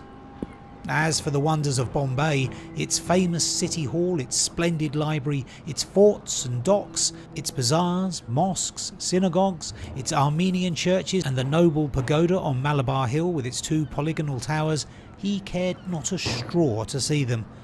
He would not deign to examine even the masterpieces of Elephanta or the mysterious Hypogeia, concealed southeast from the docks, or these fine remains of Buddhist architecture, the Kanherian grottos of the island of Salsette. Having transacted his business at the passport office, Phileas Fogg repaired quietly to the railway station, where he ordered dinner. Among the dishes served to him, the landlord especially recommended a certain giblet of native rabbit, on which he prided himself. Mr. Fogg accordingly tasted the dish, but, despite its spice sauce, found it far from palatable. He rang for the landlord, and on his appearance said, fixing his eyes clear upon him, "Is this rabbit, sir?" Yes, my lord, The rogue boldly replied. rabbit from the jungles. And this rabbit did not mew when he was killed? Mew, my lord? What? A rabbit mew? I swear to you. Be so good, landlord, as not to swear. Remember this. Cats were formerly considered, in India, as sacred animals. That was a good time. For the cats, my lord? Perhaps for travellers as well. After which Mr. Fogg quietly continued his dinner. Fix had gone on shore shortly after Mr. Fogg, and his first destination was the headquarters of the Bombay Police. He made himself known as a London detective, told his business at Bombay and the position of affairs relative to the supposed robber, and nervously asked if a warrant had arrived from London. It had not reached the office. Indeed, there had not been time for it to arrive. Fix was sorely disappointed and tried to obtain an order of arrest from the director of the Bombay Police. This the director refused, as the matter concerned the London office, which alone could legally deliver the warrant. Fix did not insist, and was fain to resign himself to await the arrival of the important document. But he was determined not to lose sight of the mysterious rogue as long as he stayed in Bombay. He did not doubt for a moment, any more than Passepartout, that Phileas Fogg would remain there, at least until it was time for the warrant to arrive. Passepartout, however, had no sooner heard his master's orders on leaving the Mongolia than he saw at once that they were to leave Bombay as they had done Suez and Paris, and that the journey would be extended at least as far as Calcutta, and perhaps beyond that place. He began to ask himself if this bet that Mr. Fogg talked about was not really in good earnest, and whether his fate was not in truth forcing him, despite his love of repose, around the world in 80 days. Having purchased the usual quota of shirts and shoes, he took a leisurely promenade about the streets, where crowds of people of many nationalities, Europeans, Persians with pointed caps, Banyas with round turbans, Sindhis with square bonnets, Parsis with black mitres, and long-robed Armenians were collected. It happened to be the day of a Parsi festival. These descendants of the sect of Zoroaster, the most thrifty, civilised, intelligent and austere of the East Indians, among whom are counted the richest native merchants of Bombay, were celebrating a sort of religious carnival with processions and shows, in the midst of which Indian dancing girls, clothed in rose-coloured gauze, looped up with gold and silver, danced airily but with perfect modesty to the sounds of viols and the clanging of tambourines. It is needless to say that Passepartout watched these curious ceremonies with staring eyes and gaping mouth, and that his countenance was that of the greenest booby imaginable. Unhappily for his master, as well as himself, his curiosity drew him unconsciously further off than he intended to go. At last, having seen the Parsi carnival wind away in the distance, he was turning his steps towards the station when he happened to espy the splendid pagoda on Malabar Hill and was seized with an irresistible desire to see its interior. He was quite ignorant that it is forbidden to Christians to enter certain Indian temples, and that even the faithful must not go in without first leaving their shoes outside the door. It may be said here that the wise policy of the British government severely punishes a disregard of the practices of the native religions. Passepartout, however, thinking no harm, went in like a simple tourist and was soon lost in admiration of the splendid Brahmin ornamentation which everywhere met his eyes, when of a sudden he found himself sprawling on the sacred flagging. He looked up to behold 3 enraged priests, who forthwith fell upon him, tore off his shoes and began to beat him with loud, savage exclamation. The agile Frenchman was soon upon his feet again, and lost no time in knocking down 2 of his long-gowned adversaries with his fists and a vigorous application of his toes. Then, rushing out of the pagoda as fast as his legs could carry him, he soon escaped the 3rd priest by mingling with the crowd in the streets. At 5 minutes before 8, Passepartout, hatless, shoeless, and having in the squabble lost his package of shirts and shoes, rushed breathlessly into the station. Fix, who had followed Mr. Fogg to the station and saw that he really was going to leave Bombay, was there upon the platform. He had resolved to follow the supposed robber to Calcutta and further, if necessary. Passepartout did not observe the detective, who stood in an obscure corner, but Fix heard him relate his adventures in a few words to Mr. Fogg. "I hope that this will not happen again," said Phileas Fogg coldly as he got into the train. Poor Passepartout, quite crestfallen, followed his master without a word. Fix was on the point of entering another carriage when an idea struck him which induced him to alter his plan. "No, I'll stay," muttered he. "An offence has been committed on Indian soil. I've got my man." Just then, the locomotive gave a sharp screech, and the train passed out into the darkness of the night. Chapter 11, in which Phileas Fogg secures a curious means of conveyance at a fabulous price. The train had started punctually. Among the passengers were a number of officers, government officials, and opium and indigo merchants whose business called them to the eastern coast. Passepartout rode in the same carriage with his master, and a 3rd passenger occupied a seat opposite to them. This was Sir Francis Cromarty, one of Mr. Fogg's whist partners on the Mongolia, now on his way to join his corps at Benares. Sir Francis was a tall, fair man of 50, who had greatly distinguished himself in the last Sepoy revolt. He made India his home, only paying brief visits to England at rare intervals, and was almost as familiar as a native with the customs, history and character of India and its people. But Phileas Fogg, who was not travelling but only describing a circumference, took no pains to inquire into these subjects. He was a solid body, traversing an orbit round the terrestrial globe according to the laws of rational mechanics. He was at this moment calculating in his mind the number of hours spent since his departure from London, and had it been in his nature to make a useless demonstration, would have rubbed his hands for satisfaction.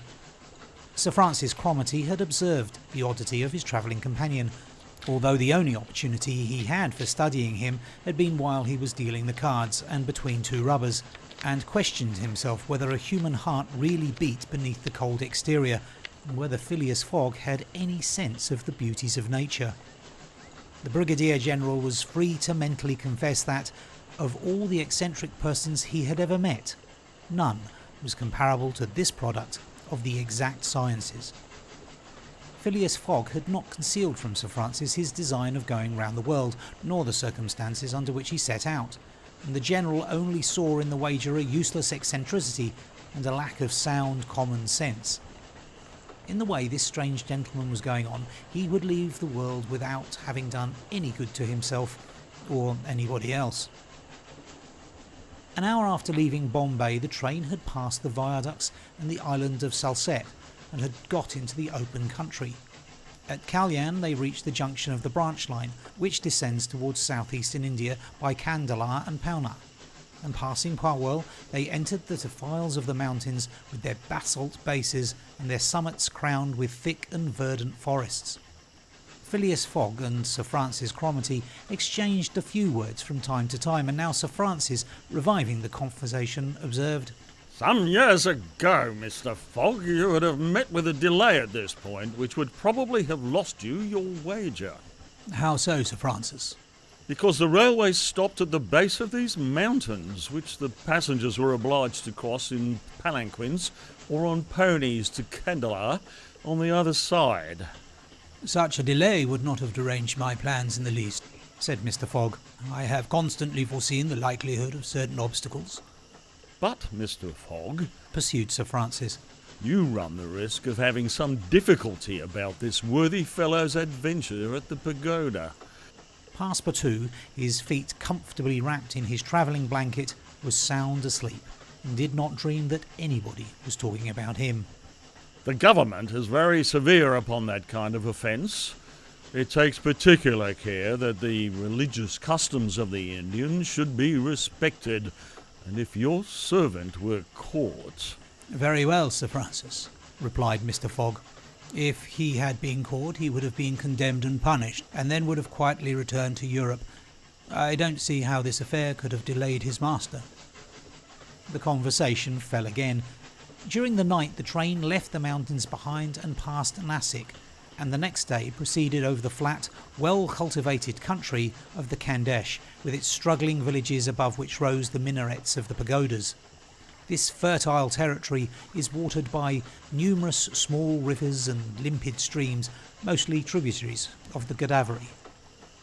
Passepartout, on walking and looking out, could not realise that he was actually crossing India in a railway train.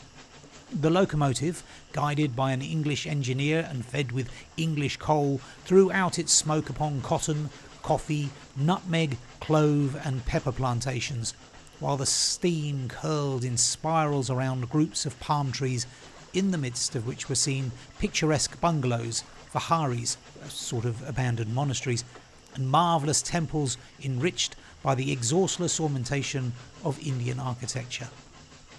Then they came upon vast tracts extending to the horizon, with jungles inhabited by snakes and tigers which fled at the noise of the train, succeeded by forests penetrated by the railway and still haunted by elephants which, with pensive eyes, gazed at the train as it passed.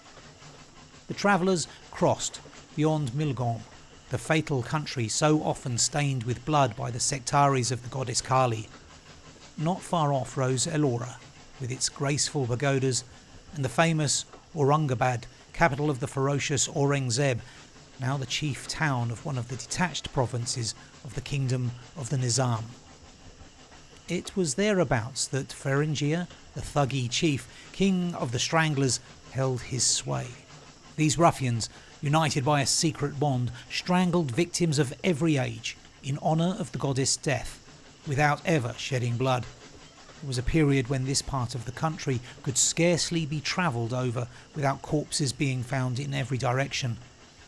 The English government had succeeded in greatly diminishing these murders, though the Thuggees still exist, and pursue the exercise of their horrible rights.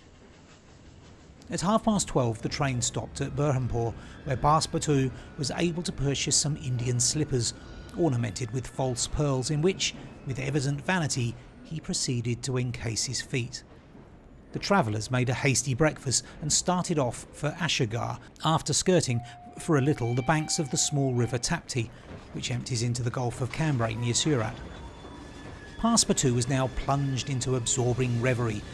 Up to his arrival at Bombay, he had entertained hopes that their journey would end there. But now that they were plainly whirling across India at full speed, a sudden change had come over the spirit of his dreams. His old vagabond nature returned to him. The fantastic ideas of his youth once more took possession of him. He came to regard his master's project as intended in good earnest, believed in the reality of the bet, and therefore in the tour of the world and the necessity of making it without fail within the designated period. Already he began to worry about possible delays and accidents which might happen on the way. He recognised himself as being personally interested in the wager, and trembled at the thought he might have been the means of losing it by his unpardonable folly of the night before. Being much less cool-headed than Mr. Fogg, he was much more restless, counting and recounting the days passed over, uttering maledictions when the train stopped, and accusing it of sluggishness, and mentally blaming Mr. Fogg for not having bribed the engineer. The worthy fellow was ignorant that, while it was possible by such means to hasten the rate of a steamer, it could not be done on the railway. The train entered the defiles of the Sukpur Mountains, which separate the Khandesh from Bundelkhand towards evening. The next day Sir Francis Cromarty asked Passepartout what time it was, to which, on consulting his watch, he replied that it was 3 in the morning. This famous timepiece, always regulated on the Greenwich meridian, which was now some 77 degrees westward, was at least 4 hours slow. Sir Francis corrected Passepartout's time, whereupon the latter made the same remark that he had done to Fix, and upon the General insisting that the watch should be regulated in each new meridian, since he was constantly going eastward, that is, the face of the sun, and therefore the days were shorter by 4 minutes for each degree gone over, Passepartout obstinately refused to alter his watch, which he kept at London time. It was an innocent delusion which could harm no one. The train stopped at 8 o'clock in the midst of a glade some 15 miles beyond Rothal, where there were several bungalows and workmen's cabins. The conductor, passing along the carriages, shouted, "Passengers will get out here!" Phileas Fogg looked at Sir Francis Cromarty for an explanation, but the General could not tell what meant a halt in the midst of this forest of dates and acacias. Passepartout, not less surprised, rushed out and speedily returned, crying, "Monsieur, no more railway." What do you mean? asked Sir Francis. I mean to say that the train isn't going on."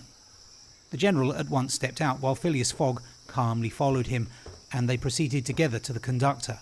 Where are we? asked Sir Francis. At the hamlet of Colby. Do we stop here? Certainly.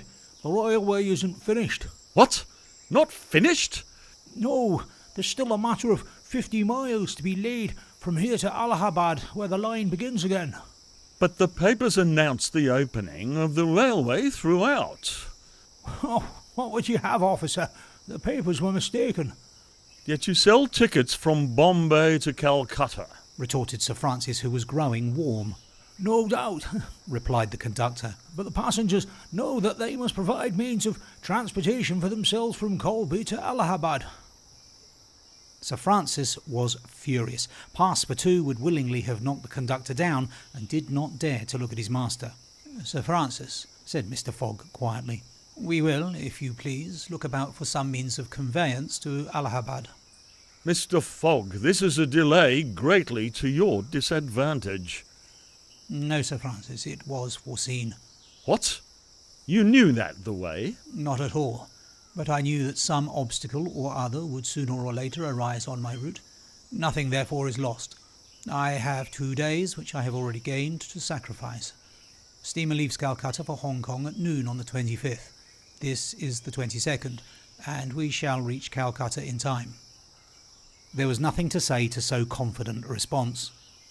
It was but too true that the railway came to a termination at this point. The papers were like some watches which have a way of getting too fast, and had been premature in their announcement of the completion of the line. The greater part of the travellers were aware of this interruption, and, leaving the train, they began to engage such vehicles as the village could provide: four-wheeled paligaris, wagons down by zibus, carriages that looked like perambulating pagodas, palanquins, ponies and what-not. Mr. Fogg and Sir Francis Cromarty, after searching the village from end to end, came back without having found anything. "I shall go afoot," said Phileas Fogg. Passepartout, who had now rejoined his master, made a right grimace, as he thought of his magnificent but too frail Indian shoes. Happily he, too, had been looking about him, and after a moment's hesitation said, "Monsieur, I think I have found a means of conveyance." What? An elephant that belongs to an Indian who lives but 100 steps from here." Let's go and see the elephant," replied Mr. Fogg. They soon reached a small hut, near which, enclosed within some high palings, was the animal in question. An Indian came out of the hut and, at their request, conducted them within the enclosure. The elephant, which its owner had reared not for a beast of burden but for warlike purposes, was half domesticated. The Indian had begun already by often irritating him and feeding him every 3 months on sugar and butter to impart to him a ferocity not in his nature, this method being often employed by those who train the Indian elephants for battle. Happily, however, for Mr. Fogg, the animal's instruction in this direction had not gone far, and the elephant still preserved his natural gentleness. Kiuni, this was the name of the beast, could doubtless travel rapidly for a long time, and, in default of any other means of conveyance, Mr. Fogg resolved to hire him. But elephants are far from cheap in India, where they are becoming scarce. The males, which alone are suitable for circus shows, are much sought, especially as but few of them are domesticated. When therefore Mr. Fogg proposed to the Indian to hire Kiuni, he refused point blank. Mr. Fogg persisted, offering the excessive sum of £10 an hour for the loan of the beast to Allahabad. Refused. £20. Refused also. £40. Still refused. Passepartout jumped at each advance, but the Indian declined to be tempted. Yet the offer was an alluring one, for, supposing it took the elephant 15 hours to reach Allahabad, his owner would receive no less than £600 sterling. Phileas Fogg, without getting in the least flurried, then proposed to purchase the animal outright, and at first offered £1,000 for him. The Indian, perhaps thinking he was going to make a great bargain, still refused. Sir Francis Cromarty took Mr. Fogg aside and begged him to reflect before he went any further, to which that gentleman replied that he was not in the habit of acting rashly, that a bet of £20,000 was at stake, that the elephant was absolutely necessary to him, and that he would secure him if he had to pay 20 times his value.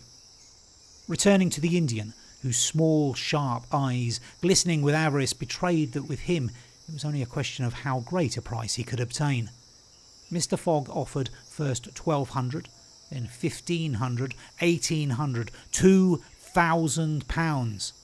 Passepartout, usually so rubicund, was fairly white with suspense. At £2,000 the Indian yielded. "What a price, good heavens!" cried Passepartout. "For an elephant!"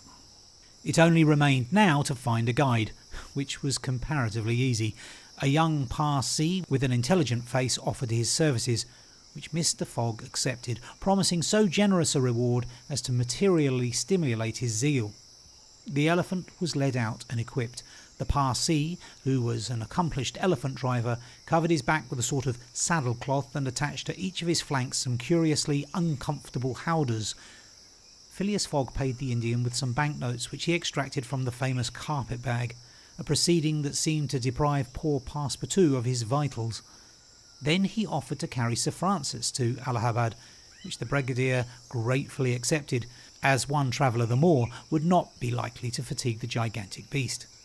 Provisions were purchased at Colby, and while Sir Francis and Mr. Fogg took the howdahs on either side, Passepartout got astride the saddle-cloth between them. The Parsee perched himself on the elephant's neck, and at 9 o'clock they set out from the village, the animal marching off through the dense forest of palms by the shortest cut. Chapter 12, in which Phileas Fogg and his companions venture across the Indian forests and what ensued. In order to shorten the journey, the guide passed to the left of the line where the railway was still in process of being built. This line, owing to the capricious turnings of the Vindhya Mountains, did not pursue a straight course.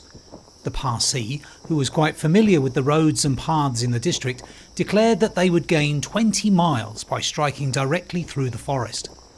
Phileas Fogg and Sir Francis Cromarty, plunged to the neck in the peculiar howdahs provided for them, were horribly jostled by the swift trotting of the elephant, spurred on as he was by the skilful Parsee.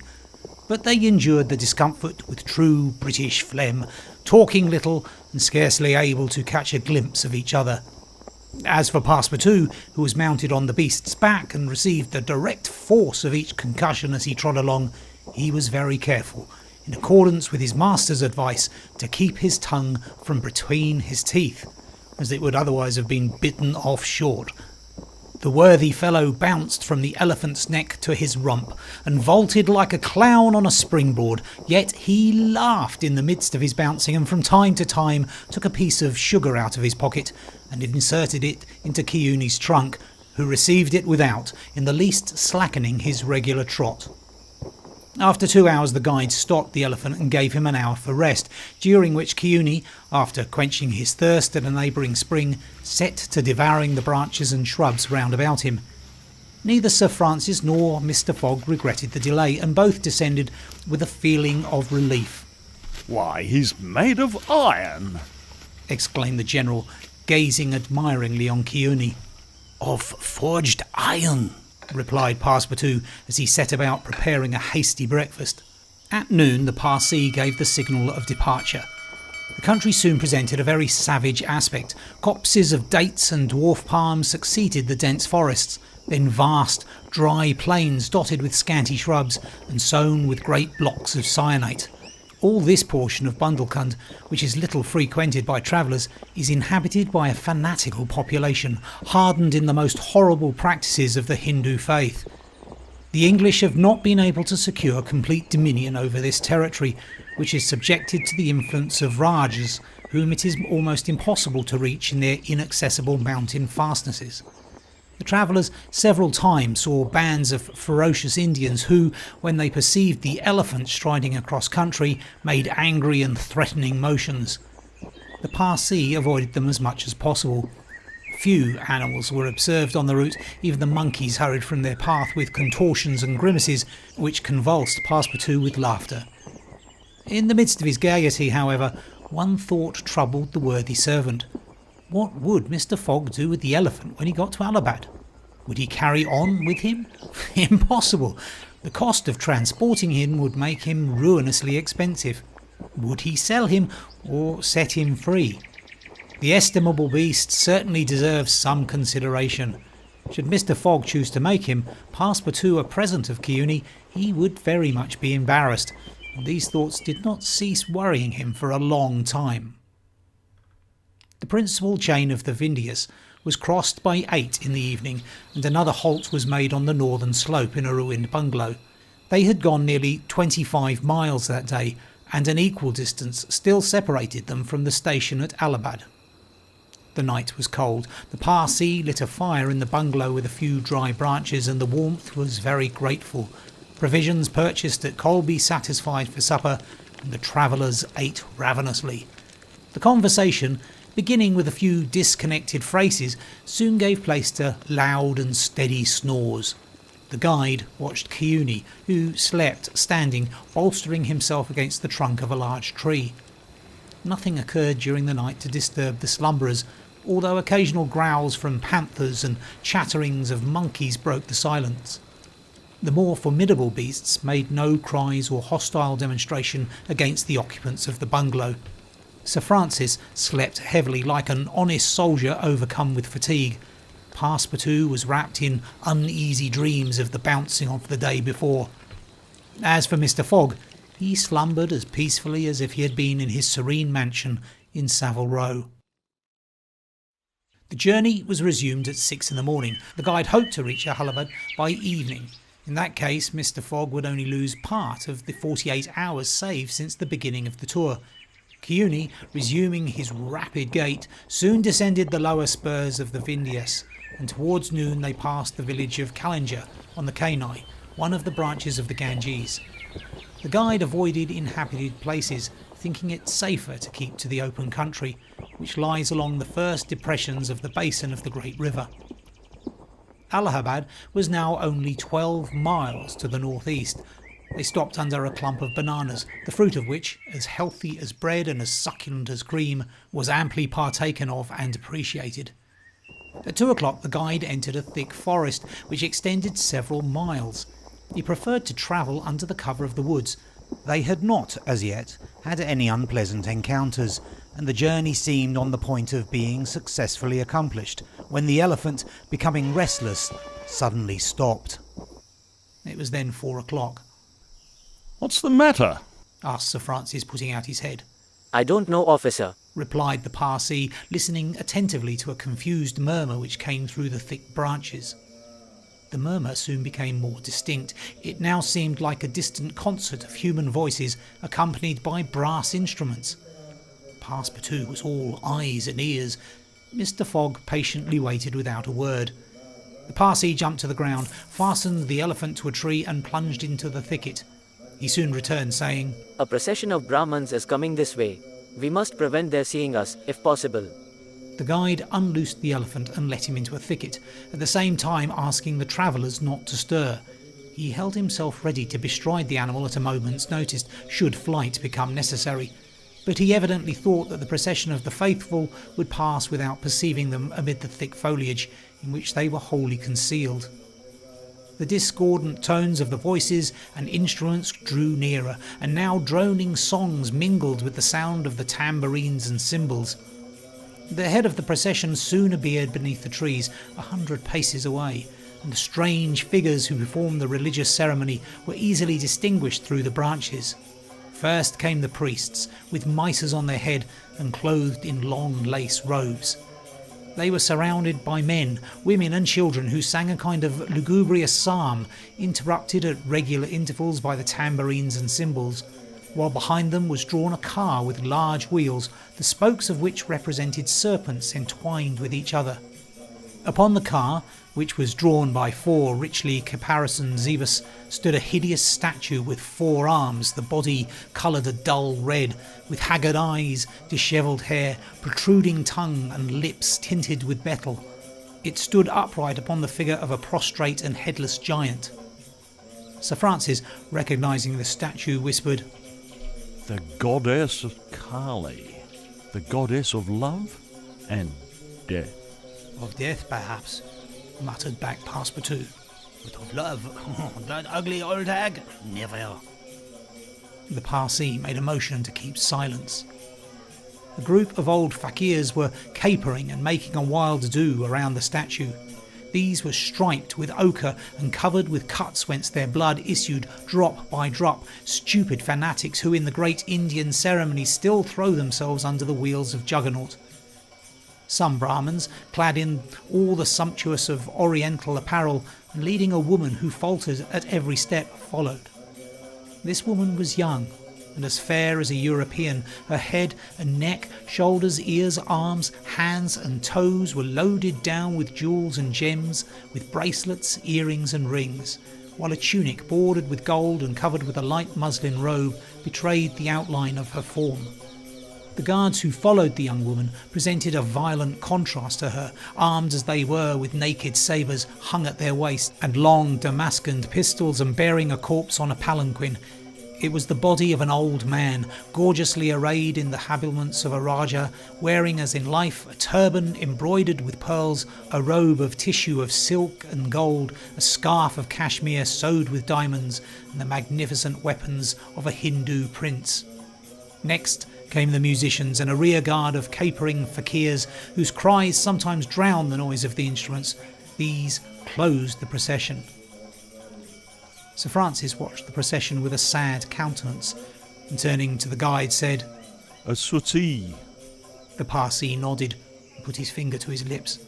The procession slowly wound under the trees, and soon its last ranks disappeared in the depths of the wood.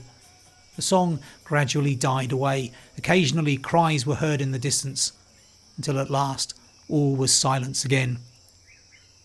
Phileas Fogg had heard what Sir Francis said, and as soon as the procession had disappeared, asked, What is a suttee? A suttee returned the General. is a human sacrifice, but a voluntary one. The woman you have just seen will be burned tomorrow at the dawn of day. Oh, the scoundrels! Cried Passepartout, who could not repress his indignation. And the corpse? Asked Mr. Fogg. Is that of the prince, her husband, Said the guide. an independent Raja of Bundelkhand. Is it possible Resumed Phileas Fogg, his voice betraying not the least emotion. that these barbarous customs still exist in India, and that the English have been unable to put a stop to them? These sacrifices do not occur in the larger portion of India, Replied Sir Francis. but we have no power over these savage territories, and especially here in Bundelkhand. The whole district north of the Vindhyas is the theatre of incessant murders and pillage. The poor wretch! Exclaimed Passepartout. To be burned alive! Yes, Returned Sir Francis. burned alive. And if she were not, you cannot conceive what treatment she would be obliged to submit to from her relatives. They would shave off her hair, feed her on a scanty allowance of rice, treat her with contempt. She would be looked upon as an unclean creature and would die in some corner, like a scurvy dog.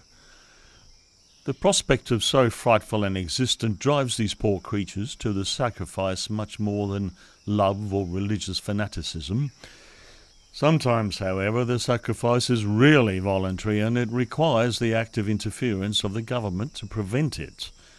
Several years ago, when I was living at Bombay, a young widow asked permission of the government to be burned along with her husband's body, but, as you may imagine, he refused. The woman left the town, took refuge with an independent Rajah, and there carried out her self-devoted purpose. While Sir Francis was speaking, the guide shook his head several times and now said, The sacrifice which will take place tomorrow at dawn is not a voluntary one. How do you know? Everybody knows about this affair in Bundelkhand. But the wretched creature did not seem to be making any resistance. Observed Sir Francis. That was because they had intoxicated her with fumes of hemp and opium. But where are they taking her? To the pagoda of Pillaji, 2 miles from here. She will pass the night there. And the sacrifice will take place Tomorrow, at the first light of dawn. The guide now led the elephant out of the thicket and leapt upon his neck. Just at the moment he was about to urge Chiuni forward with a popular whistle, Mr. Fogg stopped him and turned to Sir Francis Cromarty, said, Suppose we save this woman. Save the woman, Mr. Fogg. I have yet 12 hours to spare. I can devote them to that. Why, you are a man of heart. Sometimes, replied Phileas Fogg quietly. when I have the time. Chapter 13, in which Passepartout receives a new proof that fortune favours the brave. The project was a bold one, full of difficulty, perhaps impracticable. Mr. Fogg was going to risk life, or at least liberty, and therefore the success of his tour. But he did not hesitate, and he found in Sir Francis Cromarty an enthusiastic ally. As for Passepartout, he was ready for anything that might be proposed. His master's idea charmed him. He perceived a heart, a soul, under that icy exterior. He began to love Phileas Fogg. There remained the guide. What course would he adopt? Would he not take part with the Indians? In default of his assistance, it was necessary to be assured of his neutrality. Sir Francis frankly put the question to him. Officers, Replied the guide. I am a Parsi, and this woman is a Parsi. Command me as you will. Excellent, said Mr. Fogg. However, Resumed the guide. it is certain, not only that we shall risk our lives, but horrible tortures if we are taken. That is foreseen, replied Mr. Fogg. I think we must wait till night before acting. I think so. said the guide. The worthy Indian then gave some account of the victim, who, he said, was a celebrated beauty of the Parsi race and the daughter of a wealthy Bombay merchant. She had received a thoroughly English education in that city and, from her manners and intelligence, would be thought an European. Her name was Ayuda. Left an orphan, she was married against her will to the old Raja of Bundelkund, and, knowing the fate that awaited her, she escaped, was retaken and devoted by the Raja's relatives, who had an interest in her death, to the sacrifice from which it seemed she could not escape. The Parsi's narrative only confirmed Mr. Fogg and his companions in their generous design. It was decided that the guide should direct the elephant towards the pagoda of Pelagi, which he accordingly approached as quickly as possible. They halted half an hour afterwards in a copse some 500 feet from the pagoda, where they were all well concealed, but they could hear the groans and cries of the fakirs distinctly. They then discussed the means of getting at the victim. The guide was familiar with the pagoda of Pelagi, in which, as he declared, the young woman was imprisoned. Could they enter any of its doors while the whole party of Indians was plunged in a drunken sleep, or was it safer to attempt to make a hole in the walls? This could only be determined at the moment and the place themselves, but it was certain that the abduction must be made that night, and not when, at the break of day, the victim was led to her funeral pyre. Then no human intervention could save her. As soon as night fell, about 6 o'clock, they decided to make a reconnaissance around the pagoda. The cries of the fakirs were just ceasing. The Indians were in the act of plunging themselves into the drunkenness caused by liquid opium mingled with hemp, and it might be possible to slip between them to the temple itself. The Parsi, leading the others, noiselessly crept through the wood, and in 10 minutes they found themselves on the banks of a small stream, whence, by the light of the rosin torches, they perceived a pyre of wood, on the top of which lay the embalmed body of the Raja, which was to be burned with his wife. The pagoda, whose minarets loomed above the trees in the deepening dusk, stood 100 steps away. Come, whispered the guide. He slipped more cautiously than ever through the brush, followed by his companions. The silence around was only broken by the low murmuring of the wind among the branches. Soon the Parsi stopped on the borders of the glade, which was lit up by the torches. The ground was covered by groups of the Indians, motionless in their drunken sleep. It seemed a battlefield strewn with the dead. Men, women and children lay together. In the background among the trees, the pagoda of Pelagi loomed distinctly. Much to the guide's disappointment, the guards of the Raja, lighted by the torches, were watching at the doors and marching to and fro with naked sabres. Probably the priests too were watching within. The Parsi, now convinced that it was impossible to force an entrance to the temple, advanced no farther, but led his companions back again. Phileas Fogg and Sir Francis Cromarty also saw that nothing could be attempted in that direction. They stopped and engaged in a whispered colloquy. "It is only 8 now," said the brigadier. "and these guards may also go to sleep." it is not impossible, returned the Parsi. They lay down at the foot of a tree and waited. The time seemed long. The guide ever and anon left them to take an observation on the edge of the wood, but the guards watched steadily by the glare of the torches, and a dim light crept through the windows of the pagoda. They waited till midnight, but no change took place among the guards, and it became apparent that their yielding to sleep could not be counted on. The other plan must be carried out. An opening in the walls of the pagoda must be made. It remained to ascertain whether the priests were watching by the side of their victim as assiduously as were the soldiers at the door. After a last consultation, the guide announced that he was ready for the attempt and advanced, followed by the others. They took a roundabout way, so as to get at the pagoda on the rear. They reached the walls about 12:30 without having met anyone. Here there was no guard, nor were there either windows or doors. The night was dark. The moon on the wane scarcely left the horizon and was covered with heavy clouds. The height of the trees deepened the darkness. It was not enough to reach the walls. An opening in them must be accomplished, and to attain this purpose the party only had their pocket knives. Happily, The temple walls were built of brick and wood, which would be penetrated with little difficulty. After one brick had been taken out, the rest would yield easily. They set noiselessly to work. The Parsi on one side and Passepartout on the other began to loosen the bricks so as to make an aperture 2 feet wide. They were getting on rapidly when suddenly a cry was heard in the interior of the temple, followed almost instantly by other cries replying from the outside. Passepartout and the guide stopped. Had they been heard? Was the alarm being given?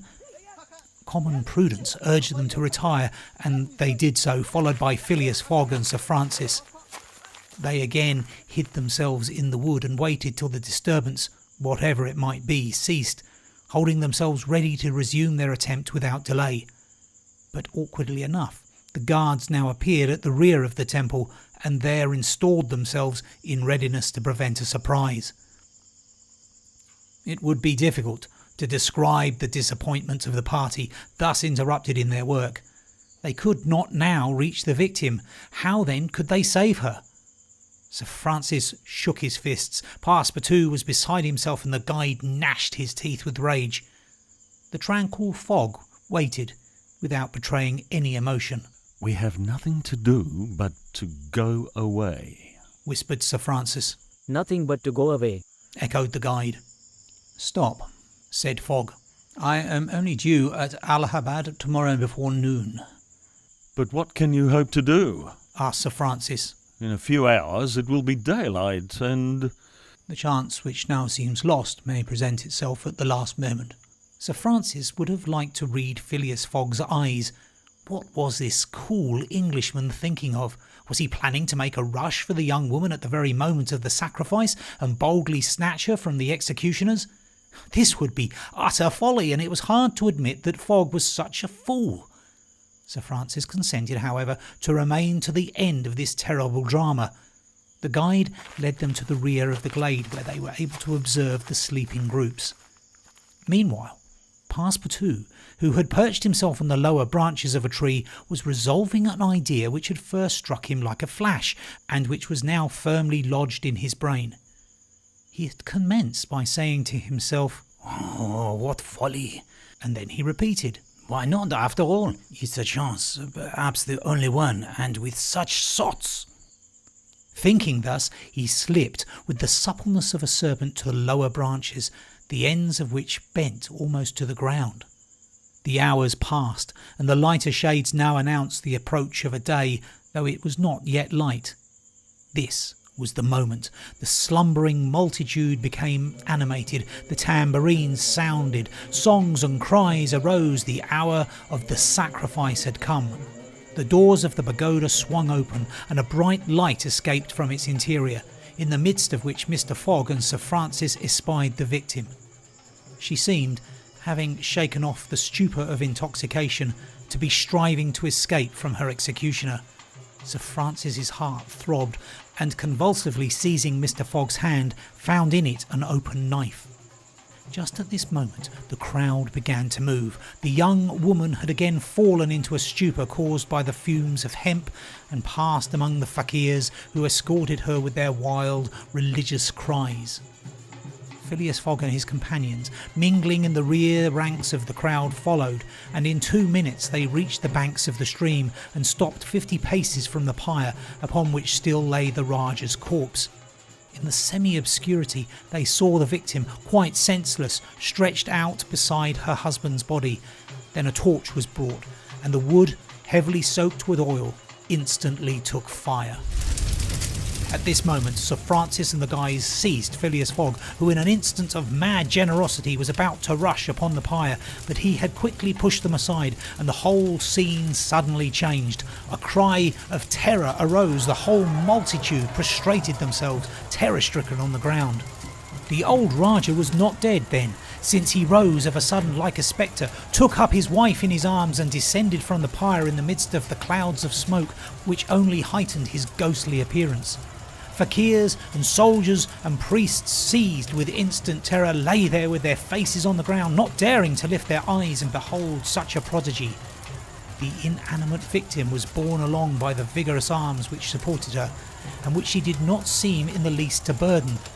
Mr. Fogg and Sir Francis stood erect. The Parsee bowed his head, and Passepartout was no doubt scarcely less stupefied. The resuscitated Rajah approached Sir Francis and Mr. Fogg, and in an abrupt tone said, Let us be off. It was Passepartout himself, who had slipped upon the pyre in the midst of the smoke and, profiting by the still overhanging darkness, had delivered the young woman from death. It was Passepartout who, playing his part with a happy audacity, had passed through the crowd amid the general terror. A moment after all four of the party had disappeared in the woods, and the elephant was bearing them away at a rapid pace. But the cries, a noise, and a ball which whizzed through Phileas Fogg's hat apprised them that the trick had been discovered. The old Rajah's body, indeed, now appeared upon the burning pyre, and the priests, recovered from their terror, perceived that an abduction had taken place. They hastened into the forest, followed by the soldiers who fired a volley after the fugitives. But the latter rapidly increased the distance between them, and ere long found themselves beyond the reach of the bullets and arrows. Chapter 14, in which Phileas Fogg descends the whole length of the beautiful valley of the Ganges. The rash exploit had been accomplished, and for an hour Passepartout laughed gaily at his success. Sir Francis pressed the worthy fellow's hand, and his master said, "Well done," which from him was high commendation, to which Passepartout replied that all the credit of the affair belonged to Mr. Fogg. As for him, he had only been struck with a queer idea, and he laughed to think that for a few moments he, Passepartout, the ex-gymnast, ex-sergeant fireman, had been the spouse of a charming woman, a venerable, embalmed Rajah. As for the young Indian woman, she had been unconscious throughout of what was passing, and now, wrapped up in a travelling blanket, was reposing in one of the howdahs. The elephant, thanks to the skillful guidance of the Parsee, was advancing rapidly through the still darksome forest, and an hour after leaving the pagoda had crossed a vast plain. They made a halt at 7 o'clock, the young woman being still in a state of complete prostration. The guide made her drink a little brandy and water, but the drowsiness which stupefied her could not yet be shaken off. Sir Francis, who was familiar with the effects of the intoxication produced by the fumes of hemp, reassured his companions on her account, but he was more disturbed at the prospect of her future fate. He told Phileas Fogg that, should Aouda remain in India, she would inevitably fall again into the hands of her executioners. These fanatics were scattered throughout the county, and would, despite the English police, recover their victim at Madras, Bombay or Calcutta. She would only be safe by quitting India forever. Phileas Fogg replied that he would reflect upon the matter. The station at Allahabad was reached about 10 o'clock, and the interrupted line of railway being resumed would enable them to reach Calcutta in less than 24 hours.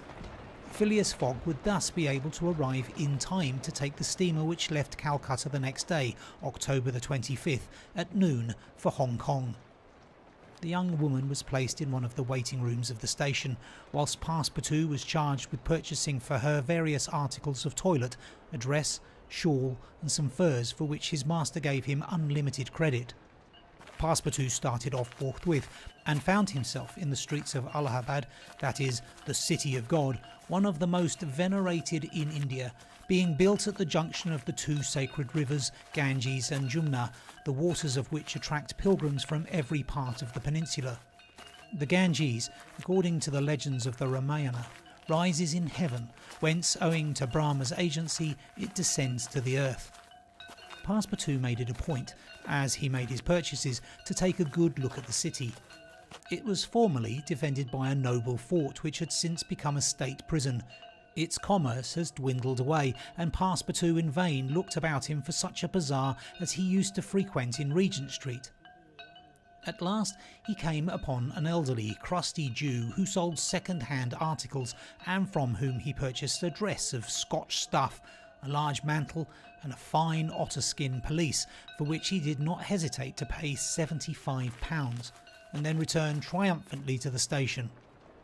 The influence to which the priests of Pelagi had subjected Aouda began gradually to yield, and she became more herself, so that her fine eyes resumed all their soft Indian expression. When the poet king, Yukaf Udal, celebrates the charms of the Queen of Armenagara, he speaks thus: "Her shining tresses, divided in two parts, encircle the harmonious contour of her white and delicate cheeks, brilliant in their glow and freshness. Her ebony brows have the form and charm of the bow of Kama, the god of love, and beneath her long silken lashes the purest reflections, and a celestial light swim, as in the sacred lakes of Himalaya, in the black pupils of her great clear eyes. Her teeth, fine, equal and white, glitter between her smiling lips like dewdrops in a passion flower's half-enveloped breast. Her delicately formed ears, her vermilion hands, her little feet, curved and tender as the lotus bud, glitter with the brilliancy of the loveliest pearls of Ceylon, the most dazzling diamonds of Golconda. Her narrow and supple waist, which a hand may clasp around, sets forth the outline of her rounded figure and the beauty of her bosom, where youth in its flower displays the wealth of its treasures. And beneath the silken folds of her tunic she seems to have been modelled in pure silver by the godlike hand of Vikvakarma, the immortal sculptor." It is enough to say, without applying this poetical rhapsody to Ayuda, that she was a charming woman in all the European acceptation of the phrase.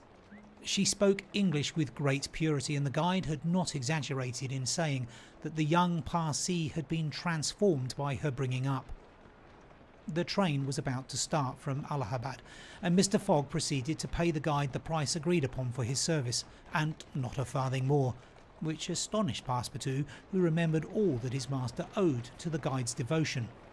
He had, indeed, risked his life in the adventure at Pelagi, and if he should be caught afterwards by the Indians, he would with difficulty escape their vengeance. Kiuni also must be disposed of. What should be done with the elephant, which had been so dearly purchased? Phileas Fogg had already determined this question.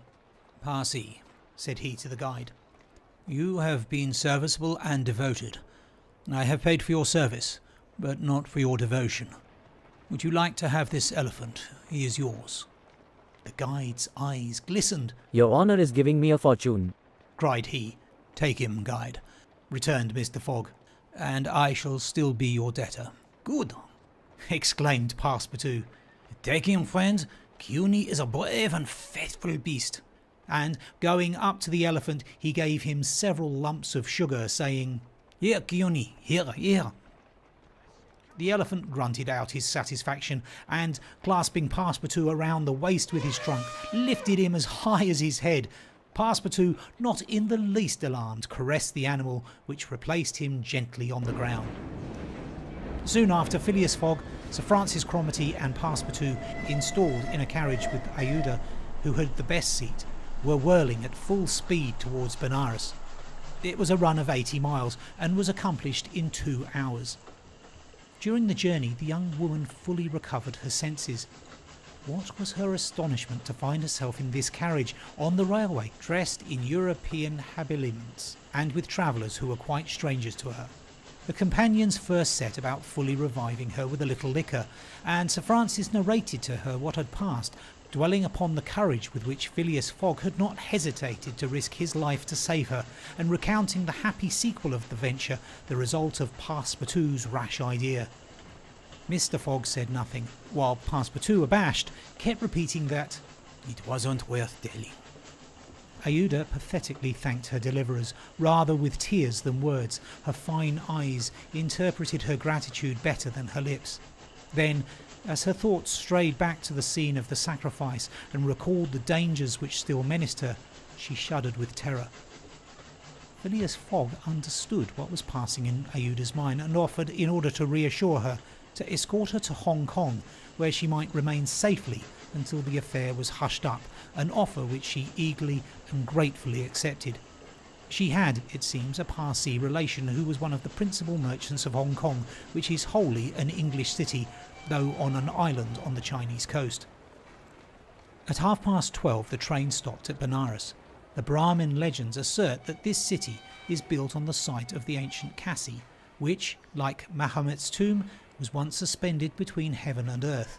Though the Benares of today, which the Orientalists call the Athens of India, stands quite unpoetically on the solid earth, Passepartout caught glimpses of its brick houses and clay huts, giving an aspect of the desolation to the place as the train entered it.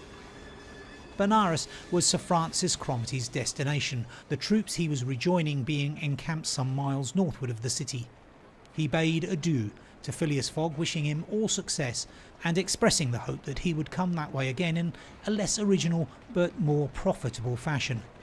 Mr. Fogg lightly pressed him by the hand. The parting of Aouda, who did not forget what she owed to Sir Francis, betrayed more warmth, and as for Passepartout, he received a hearty shake of the hand from the gallant general. The railway, on leaving Benares, passed for a while along the valley of the Ganges. Through the windows of their carriage, the travellers had glimpses of the diversified landscape of Bihar, with its mountains clothed in verdure, its fields of barley, wheat and corn, its jungles peopled with green alligators, its neat villages and its still thickly leaved forest. Elephants were bathing in the waters of the sacred river, and groups of Indians, despite the advanced season and chilly air, were performing solemnly their pious ablutions. These were fervent Brahmins, the bitterest foes of Buddhism, their deities being Vishnu, the solar god, Shiva, the divine impersonation of natural forces, and Brahma, the supreme ruler of priests and legislators. What would these divinities think of India, anglicised as it is today, with steamers whistling and scudding along the Ganges, frightening the gulls which float upon its surface, the turtles swarming along its banks, and the faithful dwelling upon its borders? Panorama passed before their eyes like a flash, save when the steam concealed it fitfully from the view. The travellers would scarcely discern the fort of Chupini, 20 miles southwestward from Benares, the ancient stronghold of the Rajas of Bihar, or Ghazipur and its famous rosewater factories, or the tomb of Lord Cornwallis rising on the left bank of the Ganges, the fortified town of Buxar or Patna, a large manufacturing and trading place where is held the principal opium market of India, or Mongia, a more than European town, for it is as English as Manchester or Birmingham, with its iron foundries, edge tool factories and high chimneys puffing clouds of black smoke heavenward. Night came on. The train passed on at full speed in the midst of the roaring of the tigers, bears and wolves which fled before the locomotive, and the marvels of Bengal, Golconda ruined Goa, Murshidabad, the ancient capital of Burdwan, Hugli, and the French town of Chandernagore, where Passepartout would have been proud to see his country's flag flying, were hidden from their view in the darkness. Calcutta was reached at 7 in the morning, and the packet left for Hong Kong at noon, so that Phileas Fogg had 5 hours before him. According to his journal, he was due at Calcutta on the 25th of October, and that was the exact date of his actual arrival. He was therefore neither behindhand nor ahead of time. The 2 days gained between London and Bombay had been lost, as has been seen in the journey across India, but it is not to be supposed that Phileas Fogg regretted them. Chapter 15, in which the bag of banknotes disgorges some thousands of pounds more. The train entered the station, and Passepartout, jumping out first, was followed by Mr. Fogg, who assisted his fair companion to descend. Phileas Fogg intended to proceed at once to the Hong Kong steamer, in order to get Aouda comfortably settled for the voyage. He was unwilling to leave her while they were still on dangerous ground.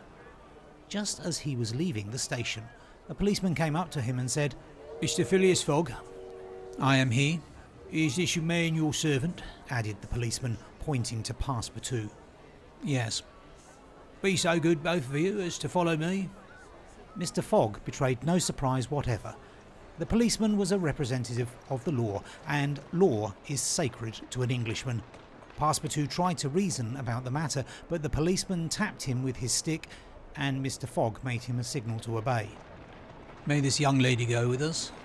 asked he. "She may," replied the policeman. Mr. Fogg, Aouda and Passepartout were conducted to a palkigari, a sort of four-wheeled carriage drawn by 2 horses, in which they took their places and were driven away. No one spoke during the 20 minutes which elapsed before they reached their destination. They first passed through the Black Town with its narrow streets, its miserable, dirty huts and a squalid population. Then through the European town, which presented a relief in its bright brick mansions, shaded by coconut trees and bristling with masts, where, although it was early morning, elegantly dressed horsemen and handsome equipages were passing back and forth. The carriage stopped before a modest-looking house, which, however, did not have the appearance of a private mansion. The policeman, having requested his prisoners, for so truly they might be called, to descend, conducted them to a room with barred windows and said, "You will appear before Judge Obadiah at 8:30. He then retired and closed the door. "Why, we are prisoners!" exclaimed Passepartout, falling into a chair. Aouda, with an emotion she tried to conceal, said to Mr. Fogg, "Sir, you must leave me to my fate. It is on my account that you received this treatment. It is for having saved me." Phileas Fogg contented himself with saying that it was impossible. It was quite unlikely that he should be arrested for preventing a sortie. The complainants would not dare present themselves with such a charge. There was some mistake. Moreover, he would not, in any event, abandon Aouda, but would escort her to Hong Kong. "But the steamer leaves at noon," observed Passepartout nervously. "We shall be on board by noon," replied his master placidly. It was said so positively that Passepartout could not help muttering to himself, "Pablo, that's certain. Before noon we shall be on board." But he was by no means reassured. At 8:30, the door opened. The policeman appeared and, requesting them to follow him, led the way to an adjoining hall. It was evidently a courtroom, and a crowd of Europeans and natives already occupied the rear of the apartment. Mr. Fogg and his two companions took their places on a bench opposite the desks of the magistrate and his clerk. Immediately after, Judge Obadiah, a fat, round man followed by the clerk, entered. He proceeded to take down a wig which was hanging on a nail and put it hurriedly on his head. "The first case," said he. Then, putting his hand to his head, he exclaimed, "Hey, this is not my wig." No, your worship, returned the clerk. it is mine." My dear Mr. Oysterpuff, how can a judge give a wise sentence in a clerk's wig? The wigs were exchanged. Passepartout was getting nervous, for the hands on the face of the big clock over the judge seemed to go round with terrible rapidity. "The first case," repeated Judge Obadiah. "Phileas Fogg?" demanded Oysterpuff. "I am here." replied Mr. Fogg. "Passepartout?" "Present." responded Passepartout. "Good," said the judge. "You have been looked for prisoners for 2 days on the trains from Bombay." "But of what are we accused?" asked Passepartout impatiently. "You are about to be informed." "I am an English subject, sir," said Mr. Fogg. "and I have the right—" Have you been ill-treated?" "Not at all." "Very well. Let the complainants come in." A door was swung open by order of the judge, and 3 Indian priests entered. "That's it. muttered Passepartout. These are the rogues who are going to burn our young lady." The priests took their places in front of the judge, and the clerk proceeded to read in a loud voice a complaint of sacrilege against Phileas Fogg and his servant, who were accused of having violated a place held consecrated by the Brahmin religion. "You hear the charge?" asked the judge. "Yes, sir," replied Mr. Fogg, consulting his watch. "and I admit it." "You admit it?" "I admit it, and I wish to hear these priests admit in their turn what they were going to do at the pagoda of Pelagi." The priests looked at each other. They did not seem to understand what was said. "Yes," cried Passepartout warmly. "at the pagoda of Pelagi, where they were on the point of burning their victim." The judge stared with astonishment, and the priests were stupefied. "What victim?" said Judge Obadiah. "Burn whom? In Bombay itself?" "Bombay?" cried Passepartout. "Certainly. We are not talking of the pagoda of Pelagi, but of the pagoda of Malabar Hill at Bombay." "And as a proof," added the clerk, "here are the desecrator's very shoes which he left behind him." whereupon he placed a pair of shoes on his desk. My shoes! Cried Passepartout, in his surprise permitting this imprudent exclamation to escape him. The confusion of master and man, who had quite forgotten the affair at Bombay, for which they were now detained at Calcutta, may be imagined. Fix the detective had foreseen the advantage which Passepartout's escapade gave him, and, delaying his departure for 12 hours, had consulted the priests of Malabar Hill. Knowing that the English authorities dealt very severely with this kind of misdemeanour, he promised them a goodly sum in damages and sent them forward to Calcutta by the next train. Owing to the delay caused by the rescue of the young widow, Fix and the priests reached the Indian capital before Mr. Fogg and his servant, the magistrates having been already warned by a dispatch to arrest them should they arrive. Fix's disappointment when he learned that Phileas Fogg had not made his appearance in Calcutta may be imagined. He made up his mind that the robber had stopped somewhere on the route and taken refuge in the southern provinces. For 24 hours Fix watched the station with feverish anxiety. At last he was rewarded by seeing Mr. Fogg and Passepartout arrived, accompanied by a young woman whose presence he was wholly at a loss to explain. He hastened for a policeman, and this was how the party came to be arrested and brought before Judge Obadiah. Had Passepartout been a little less preoccupied, he would have espied the detective ensconced in a corner of the courtroom, watching the proceedings with an interest easily understood, for the warrant had failed to reach him at Calcutta as it had done at Bombay and Suez. Judge Obadiah had unfortunately caught Passepartout's rash exclamation, which the poor fellow would have given the world to recall. "The facts are admitted," asked the judge. "Admitted," replied Mr. Fogg coldly. "Inasmuch," resumed the judge, "as the English law protects equally and sternly the religions of the Indian people, and as the man, Passepartout, has admitted that he violated the sacred pagoda of Malabar Hill at Bombay on the 20th of October, I condemn the said Passepartout to imprisonment for 15 days and a fine of £300. £300? cried Passepartout, startled at the largeness of the sum. Silence! Shouted the constable. And insomuch, continued the judge, as it is not proved that the act was not done by the connivance of the master with the servant, and as the master in any case must be held responsible for the acts of his paid servant, I condemn Phileas Fogg to a week's imprisonment and a fine of £150. Fix rubbed his hands softly with satisfaction. If Phileas Fogg could be detained in Calcutta a week, it would be more than time for the warrant to arrive. Passepartout was stupefied. This sentence ruined his master. A wager of £20,000 lost because he, like a precious fool, had gone into that abominable pagoda.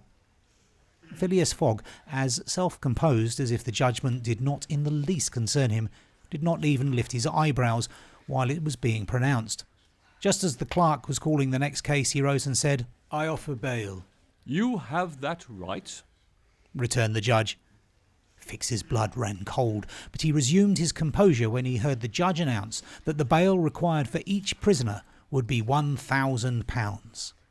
"I will pay it at once," said Mr. Fogg, taking a roll of bank bills from the carpet bag which Passepartout had by him and placing them on the clerk's desk.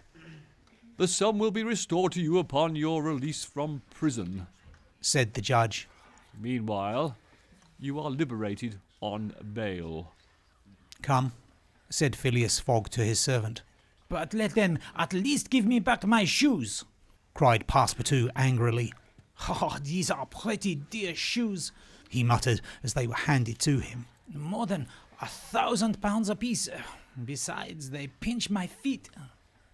Mr. Fogg, offering his arm to Aouda, then departed, followed by the crestfallen Passepartout. Fix still nourished hopes that the robber would not, after all, leave the £2,000 behind him, but would decide to serve out his week in jail, and issued forth on Mr. Fogg's traces. That gentleman took a carriage, and the party was soon landed on one of the quays. The Rangoon was moored half a mile off in the harbour, its signal of departure hoisted at the masthead. 11 o'clock was striking. Mr. Fogg was an hour in advance of time. Fix saw them leave the carriage and push off in a boat for the steamer, and stamped his feet with disappointment. "The rascal is off after all," he exclaimed. £2,000 sacrificed. He's as prodigal as a thief. I'll follow him to the end of the world if necessary, but at the rate he's going on, the stolen money will soon be exhausted. The detective was not far wrong in making this conjecture, since leaving London, what with travelling expenses, bribes, the purchase of the elephant, bails and fines, Mr. Fogg had already spent more than £5,000 on the way, and the percentage of the sum recovered from the bank robber promised to the detectives was rapidly diminishing. Chapter 16, in which Fix does not seem to understand in the least what is said to him. The Rangoon, one of the Peninsular and Oriental Company's boats plying in the Chinese and Japanese seas, was a screw steamer, built of iron, weighing about 1,770 tons and with engines of 400 horsepower. She was as fast, but not as well fitted up as the Mongolia, and Aouda was not as comfortably provided for on board of her as Phileas Fogg could have wished. However, the trip from Calcutta to Hong Kong only comprised some 3,500 miles, occupying from 10 to 12 days, and the young woman was not difficult to please. During the first days of the journey, Aouda became better acquainted with her protector and constantly gave evidence of her deep gratitude for what he had done. The phlegmatic gentleman listened to her, apparently at least, with coldness, neither his voice nor his manner betraying the slightest emotion. But he seemed to be always on the watch that nothing should be wanting to Aouda's comfort. He visited her regularly each day at certain hours, not so much to talk himself as to sit and hear her talk. He treated her with the strictest politeness, but with the precision of an automaton, the movements of which had been arranged for this purpose. Aouda did not quite know what to make of him, though Passepartout had given her some hints of his master's eccentricity, and made her smile by telling her of the wager which was sending him round the world. After all, she owed Phileas Fogg her life, and she always regarded him through the exalting medium of her gratitude. Aouda confirmed the Parsi guide's narrative of her touching history. She did indeed belong to the highest of the native races of India. Many of the Parsi merchants have made great fortunes there by dealing in cotton, and one of them, Sir Jametsi Jejeeboy, was made a baronet by the English government. Aouda was a relative of this great man, and it was his cousin, Jeje, whom she hoped to join at Hong Kong. Whether she would find a protector in him, she could not tell, but Mr. Fogg essayed to calm her anxieties and to assure her that everything would be mathematically, he used the very word, arranged. Aouda fastened her great eyes, clear as the sacred lakes of the Himalaya, upon him. But the intractable Fogg, as reserved as ever, did not seem at all inclined to throw himself into this lake.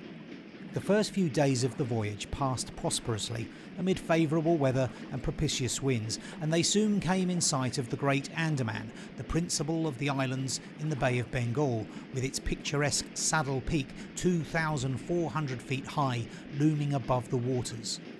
The steamer passed along near the shores, but the savage Papuans, who are in the lowest scale of humanity but are not, as has been asserted, cannibals, did not make their appearance.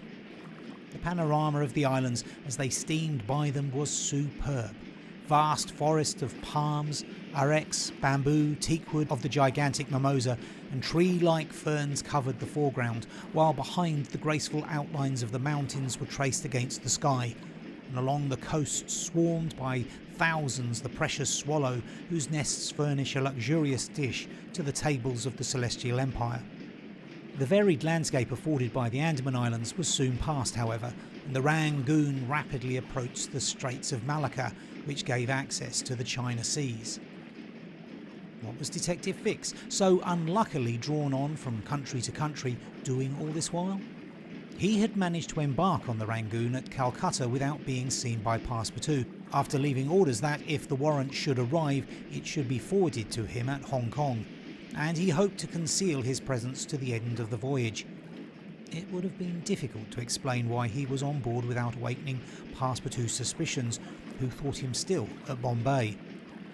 But necessity impelled him, nevertheless, to renew his acquaintance with the worthy servant, as will be seen. All the detective's hopes and wishes were now centred on Hong Kong, for the steamer's stay at Singapore would be too brief to enable him to take any steps there. The arrest must be made at Hong Kong, or the robber would probably escape him forever. Hong Kong was the last English ground on which he would set foot. Beyond China, Japan, America offered to Fogg an almost certain refuge. If the warrant should at last make its appearance at Hong Kong, Fix could arrest him and give him into the hands of the local police, and there would be no further trouble. But beyond Hong Kong, a simple warrant would be of no avail. An extradition warrant would be necessary, and that would result in delays and obstacles of which the rascal would take advantage to elude justice. Fix thought over these probabilities during the long hours which he spent in his cabin, and kept repeating to himself, Now, either the warrant will be at Hong Kong, in which case I shall arrest my man, or it will not be there, and this time it is absolutely necessary that I should delay his departure. I failed at Bombay and I failed at Calcutta. If I fail at Hong Kong, my reputation is lost. Cost what it may, I must succeed. But how shall I prevent his departure, if that should turn out to be my last resource? Fix made up his mind that, if worst came to worst, he would make a confidant of Passepartout and tell him what kind of a fellow his master really was. That Passepartout was not Fogg's accomplice, he was very certain. The servant, enlightened by his disclosure and afraid of being himself implicated in the crime, would doubtless become an ally of the detective. But this method was a dangerous one, only to be employed when everything else had failed. A word from Passepartout to his master would ruin all. The detective was therefore in a sore strait. But suddenly a new idea struck him.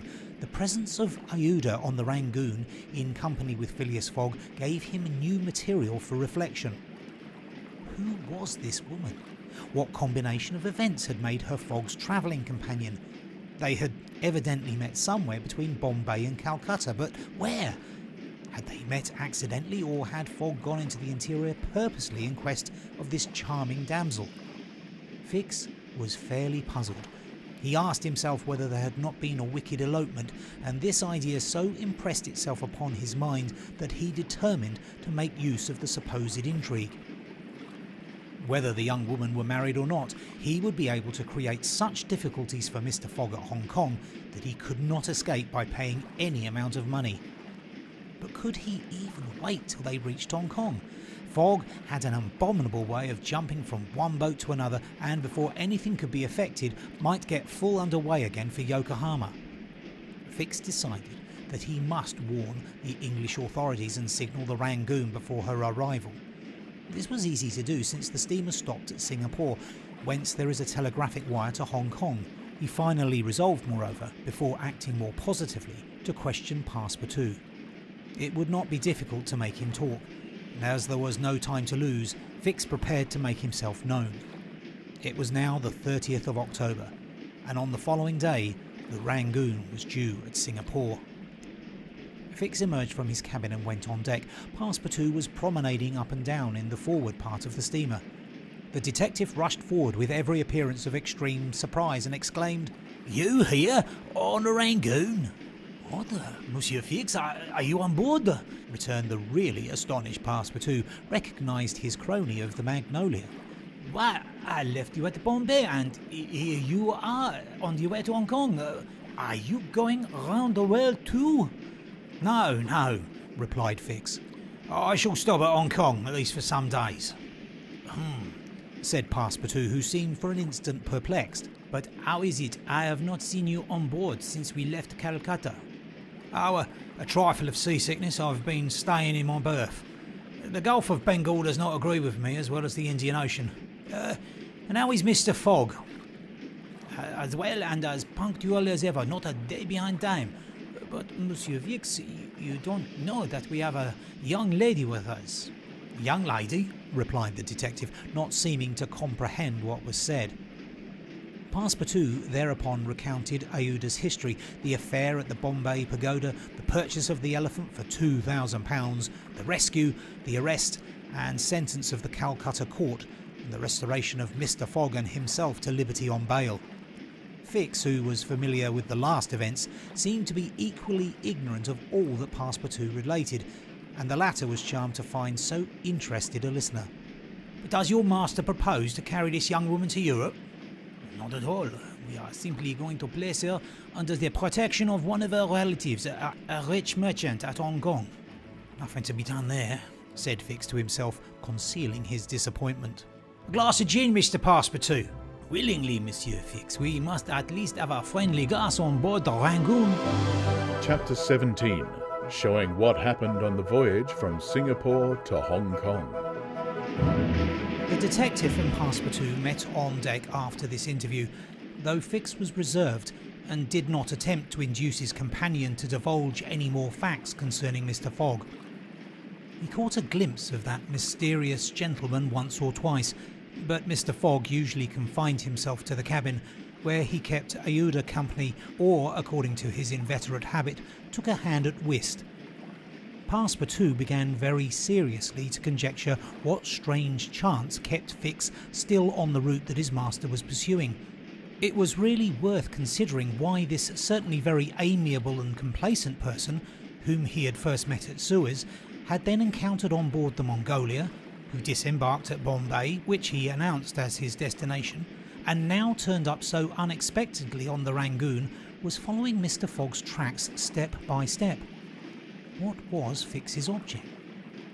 Passepartout was ready to wager his Indian shoes, which he religiously preserved, that Fix would also leave Hong Kong at the same time with them, and probably on the same steamer. Passepartout might have cudgelled his brain for a century without hitting upon the real object which the detective had in view. He never could have imagined that Phileas Fogg was being tracked as a robber around the globe. But, as it is human nature to attempt the solution of every mystery, Passepartout suddenly discovered an explanation of Fix's movements, which was, in truth, far from unreasonable. Fix, he thought, could only be an agent of Mr. Fogg's friends at the Reform Club, sent to follow him up and to ascertain that he really went round the world as had been agreed upon. It's clear, repeated the worthy servant to himself, proud of his shrewdness. He's a spy sent to keep us in view. That isn't quite the thing either, to be spying Mr. Fogg, who is so honourable a man. Gentlemen of the Reform, this shall cost you dear. Passepartout, enchanted with his discovery, resolved to say nothing to his master, lest he should be justly offended at this mistrust on the part of his adversaries.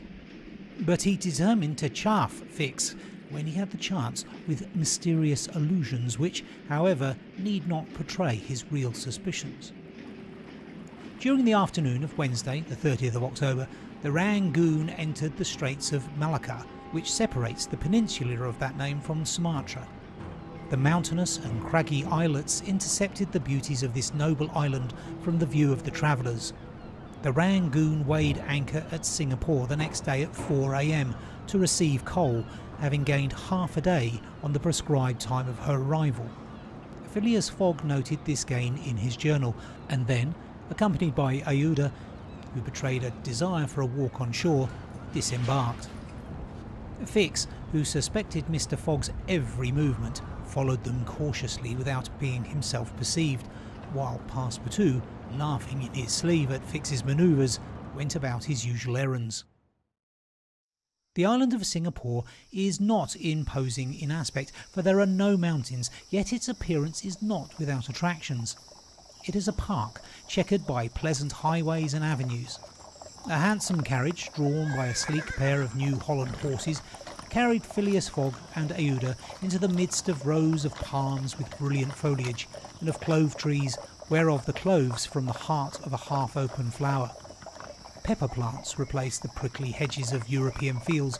Sago bushes, large ferns with gorgeous branches, varied the aspect of this tropical clime, while nutmeg trees in full foliage filled the air with a penetrating perfume. Agile and grinning bands of monkeys skipped about in the trees, nor were tigers wanting in the jungle. After a drive of 2 hours through the country, Aouda and Mr. Fogg returned to the town, which is a vast collection of heavy-looking, irregular houses surrounded by charming gardens rich in tropical fruits and plants. and at 10 o'clock they re-embarked, closely followed by the detective, who had kept them constantly in sight. Passepartout, who had been purchasing several dozen mangoes, a fruit as large as good-sized apples, of a dark brown colour outside and a bright red within, and whose white pulp, melting in the mouth, affords gourmands a delicious sensation, was waiting for them on deck. He was only too glad to offer some mangoes to Aouda, who thanked him very gracefully for them. At 11 o'clock, the Rangoon rode out of Singapore harbour, and in a few hours the high mountains of Malacca, with their forests inhabited by the most beautifully furred tigers in the world, were lost to view. Singapore is distant some 1,300 miles from the island of Hong Kong, which is a little English colony near the Chinese coast. Phileas Fogg hoped to accomplish the journey in 6 days, so as to be on time for the steamer which would leave on the 6th of November for Yokohama, the principal Japanese port. The Rangoon had a large quota of passengers, many of whom disembarked at Singapore, among them a number of Indians, Ceylonese, Chinamen, Malays and Portuguese, mostly second-class travellers. The weather, which had hitherto been fine, changed with the last quarter of the moon. The sea rolled heavily, and the wind at intervals rose almost to a storm, but happily blew from the southwest and thus aided the steamer's progress. The captain, as often as possible, put up his sails, and under the double action of steam and sail, the vessel made rapid progress along the coasts of Annam and Cochin China. Owing to the defective construction of the Rangoon, however, unusual precautions became necessary in unfavourable weather, but the loss of time which resulted from this cause, while it nearly drove Passepartout out of his senses, did not seem to affect his master in the least. Passepartout blamed the captain, the engineer and the crew, and consigned all who were connected with the ship to the land where the pepper grows. Perhaps the thought of the gas which was remorselessly burning at his expense in Savile Row had something to do with his hot impatience. "You are in a great hurry then," said Fix to him one day, "to reach Hong Kong." "A very great hurry. Mr. Fogg, I suppose, is anxious to catch the steamer for Yokohama." "Terribly anxious." "You believe in this journey around the world, then?" "Absolutely." "Don't you, Mr. Fix?" "I don't believe a word of it." "You're a sly dog," said Passepartout, winking at him. This expression rather disturbed Fix without his knowing why. Had the Frenchman guessed his real purpose? He knew not what to think, but how could Passepartout have discovered that he was a detective? Yet, in speaking as he did, the man evidently meant more than he expressed. Passepartout went still further the next day. He could not hold his tongue. "Mr. Fix," said he in a bantering tone, "shall we be so unfortunate as to lose you when we get to Hong Kong?" "Why," responded Fix, a little embarrassed, "I don't know. Perhaps... if you would only go on with us. An agent of the Peninsula Company, you can't stop on the way. You are only going to Bombay, and here you are in China. America is not far off, and from America to Europe is only a step." Fix looked intently at his companion, whose countenance was as serene as possible, and laughed with him. But Passepartout persisted in chaffing him by asking him if he made much by his present occupation. "Yes and no," returned Fix. "There is good and bad luck in such things, but you must understand that I don't travel at my own expense." "Oh, I am quite sure of that," cried Passepartout, laughing heartily. Fix, fairly puzzled, descended to his cabin and gave himself up to his reflections. He was evidently suspected. Somehow or other the Frenchman had found out that he was a detective. But had he told his master? What part was he playing in all of this? Was he an accomplice or not? Was the game then up? Fix spent several hours turning these things over in his mind, sometimes thinking that all was lost, then persuading himself that Fogg was ignorant of his presence, and then undecided what course it was best to take. Nevertheless, he preserved his coolness of mind, and at last resolved to deal plainly with Passepartout. If he did not find it practicable to arrest Fogg at Hong Kong, and if Fogg made preparations to leave that last footholder of English territory, he, Fix, would tell Passepartout all. Either the servant was the accomplice of his master, and in this case the master knew of his operations and he should fail, or else the servant knew nothing about the robbery, and then his interest would be to abandon the robber. Such was the situation between Fix and Passepartout. Meanwhile, Phileas Fogg moved about above them in the most majestic and unconscious indifference. He was passing methodically in his orbit around the world, regardless of the lesser stars which gravitated around him. Yet there was nearby what the astronomers would call a disturbing star, which might have produced an agitation in this gentleman's heart. But no, the charms of Aouda failed to act, to Passepartout's great surprise, and the disturbances, if they existed, would have been more difficult to calculate than those of Uranus, which led to the discovery of Neptune. It was every day an increasing wonder to Passepartout, who read in Aouda's eyes the depths of her gratitude to his master. Phileas Fogg, though brave and gallant must be, he thought, quite heartless. As to the sentiment which this journey might have awakened in him, there was clearly no trace of such a thing, while poor Passepartout existed in perpetual reveries. One day he was leaning on the railing of the engine room and was observing the engine when a sudden pitch of the steamer threw the screw out of the water. The steam came hissing out of the valves, and this made Passepartout indignant. "Oh, the valves are not sufficiently charged," he exclaimed. "We are not going. Oh, this English. If this was an American craft, we should blow up, perhaps, but we should at all events go faster." Chapter 18, in which Phileas Fogg, Passepartout and Fix go each about his business. The weather was bad during the latter days of the voyage. The wind, obstinately remaining in the northeast, blew a gale and retarded the steamer. The Rangoon rolled heavily, and the passengers became impatient of the long, monstrous waves which the wind raised before their path. A sort of tempest arose on the 3rd of November, the squall knocking the vessel about with fury and the waves running high. The Rangoon reefed all her sails, and even the rigging proved too much, whistling and shaking amid the squall. The steamer was forced to proceed slowly. The captain estimated that she would reach Hong Kong 20 hours behind time, and more if the storm lasted. Phileas Fogg gazed at the tempestuous sea, which seemed to be struggling especially to delay him with his habitual tranquillity. He never changed countenance for an instant, though a delay of 20 hours, by making him too late for the Yokohama boat, would almost inevitably cause the loss of the wager. But this man of nerve manifested neither impatience nor annoyance. It seemed as if the storm were a part of his programme and had been foreseen.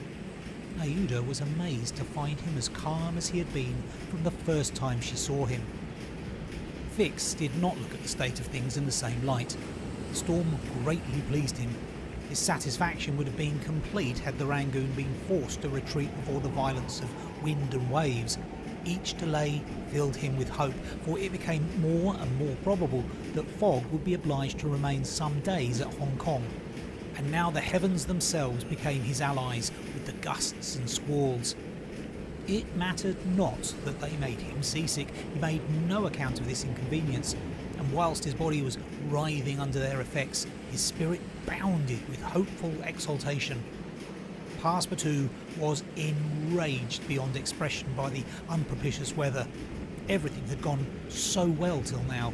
Earth and sea had seemed to be at his master's service. Steamers and railways obeyed him. Wind and steam united to speed his journey. Had the hour of adversity come? Passepartout was as much excited as if the £20,000 were to come from his own pocket.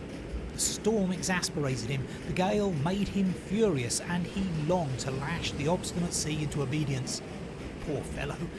Fix carefully concealed from him his own satisfaction, for had he betrayed it, Passepartout could scarcely have restrained himself from personal violence. Passepartout remained on deck as long as the tempest lasted, being unable to remain quiet below, and taking it into his head to aid the progress of the ship by lending a hand with the crew. He overwhelmed the captain, officers and sailors, who could not help laughing at his impatience with all sorts of questions. He wanted to know exactly how long the storm was going to last, whereupon he was referred to the barometer, which seemed to have no intention of rising. Passepartout shook it with no perceptible effect, for neither shaking nor maledictions could prevail upon it to change its mind. On the 4th, however, the sea became more calm and the storm lessened its violence. The wind veered southward and was once more favourable. Passepartout cleared up with the weather. Some of the sails were unfurled and the Rangoon resumed its most rapid speed. The time lost could not, however, be regained. Land was not signalled until 5 o'clock on the morning of the 6th. The steamer was due on the 5th. Phileas Fogg was 24 hours behindhand, and the Yokohama steamer would, of course, be missed. The pilot went on board at 6 and took his place on the bridge to guide the Rangoon through the channels to the port of Hong Kong. Passepartout longed to ask him if the steamer had left for Yokohama, but he dared not, for he wished to preserve the spark of hope which still remained till the last moment. He had confided his anxiety to Fix, who, the sly rascal, tried to console him by saying that Mr. Fogg would be in time if he took the next boat, but this only put Passepartout in a passion. Mr. Fogg, bolder than his servant, did not hesitate to approach the pilot and tranquilly ask him if he knew when a steamer would leave Hong Kong for Yokohama. "At high tide tomorrow morning," answered the pilot. "Ah," said Mr. Fogg without betraying any astonishment. Passepartout, who heard what passed, would willingly have embraced the pilot, while Fix would have been glad to twist his neck. "What is the steamer's name?" asked Mr. Fogg. "The Carnatic." "Ought she not to have gone yesterday?" "Yes, sir, but they had to repair one of her boilers, and so her departure was postponed till tomorrow." "Thank you," returned Mr. Fogg, descending mathematically to the saloon. Passepartout clasped the pilot's hand and shook it heartily in his delight, exclaiming, "Pilot, you are the best of good fellows." The pilot probably does not know to this day why his responses won him this enthusiastic greeting. He remounted the bridge and guided the steamer through the flotilla of junks, tankers and fishing boats which crowd the harbour of Hong Kong. At 1 o'clock the Rangoon was at the quay and the passengers were going ashore. Chance had strangely favoured Phileas Fogg, for had not the Carnatic been forced to lie over for repairing her boilers, she would have left on the 6th of November, and the passengers for Japan would have been obliged to await for a week the sailing of the next steamer. Mr. Fogg was, it is true, 24 hours behind his time, but this could not seriously imperil the remainder of his tour. The steamer which crossed the Pacific from Yokohama to San Francisco made a direct connection with that from Hong Kong, and it could not sail until the latter reached Yokohama. And if Mr. Fogg was 24 hours late on reaching Yokohama, this time would no doubt be easily regained in the voyage of 22 days across the Pacific. He found himself then about 24 hours behindhand, 35 days after leaving London. The Carnatic was announced to leave Hong Kong at 5 the next morning. Mr. Fogg had 16 hours in which to attend to his business there, which was to deposit Aouda safely with her wealthy relative. On landing, he conducted her to a palanquin in which they repaired to the club hotel. A room was engaged for the young woman, and Mr. Fogg, after seeing that she wanted for nothing, set out in search of her cousin Gigi. He instructed Passepartout to remain at the hotel until his return, that Aouda might not be left entirely alone. Mr. Fogg repaired to the exchange, where, he did not doubt, everyone would know so wealthy and considerable a personage as the Parsi merchant. Meeting a broker, he made the inquiry, to learn that Gigi had left China 2 years before and, retiring from business with an immense fortune, had taken up his residence in Europe. In Holland, the broker thought, with the merchants of which country he had principally traded. Phileas Fogg returned to the hotel, begged a moment's conversation with Aouda, and without more ado apprised her that Gigi was no longer at Hong Kong, but probably in Holland. Aouda at first said nothing. She passed her hands across her forehead and reflected a few moments. Then, in her sweet, soft voice, she said, "What ought I to do, Mr. Fogg?" "It is very simple," responded the gentleman. "Go on to Europe." "But I cannot intrude." "You do not intrude, nor do you in the least embarrass my project. Passepartout, "Monsieur?" go to the Carnatic and engage 3 cabins." Passepartout, delighted that the young woman, who was very gracious to him, was going to continue the journey with them, went off at a brisk gait to obey his master's order. Chapter 19, in which Passepartout takes a too great interest in his master and what comes of it. Hong Kong is an island which came into the possession of the English by the Treaty of Nankin after the War of 1842, and the colonising genius of the English has created upon it an important city and an excellent port. The island is situated at the mouth of the Canton River and is separated by about 60 miles from the Portuguese town of Macau on the opposite coast. Hong Kong has beaten Macau in the struggle for the Chinese trade, and now the greater part of the transportation of Chinese goods finds its depot at the former place. Docks, hospitals, wharves, a Gothic cathedral, a government house, macadamised streets give to Hong Kong the appearance of a town in Kent or Surrey, transferred by some strange magic to the Antipodes. Passepartout wandered, with his hands in his pockets, towards the Victoria port, gazing as he went at the curious palanquins and other modes of conveyance, and the groups of Chinese, Japanese and Europeans who passed to and fro in the streets. Hong Kong seemed to him not unlike Bombay, Calcutta and Singapore, since, like them, it betrayed everywhere the evidence of English supremacy.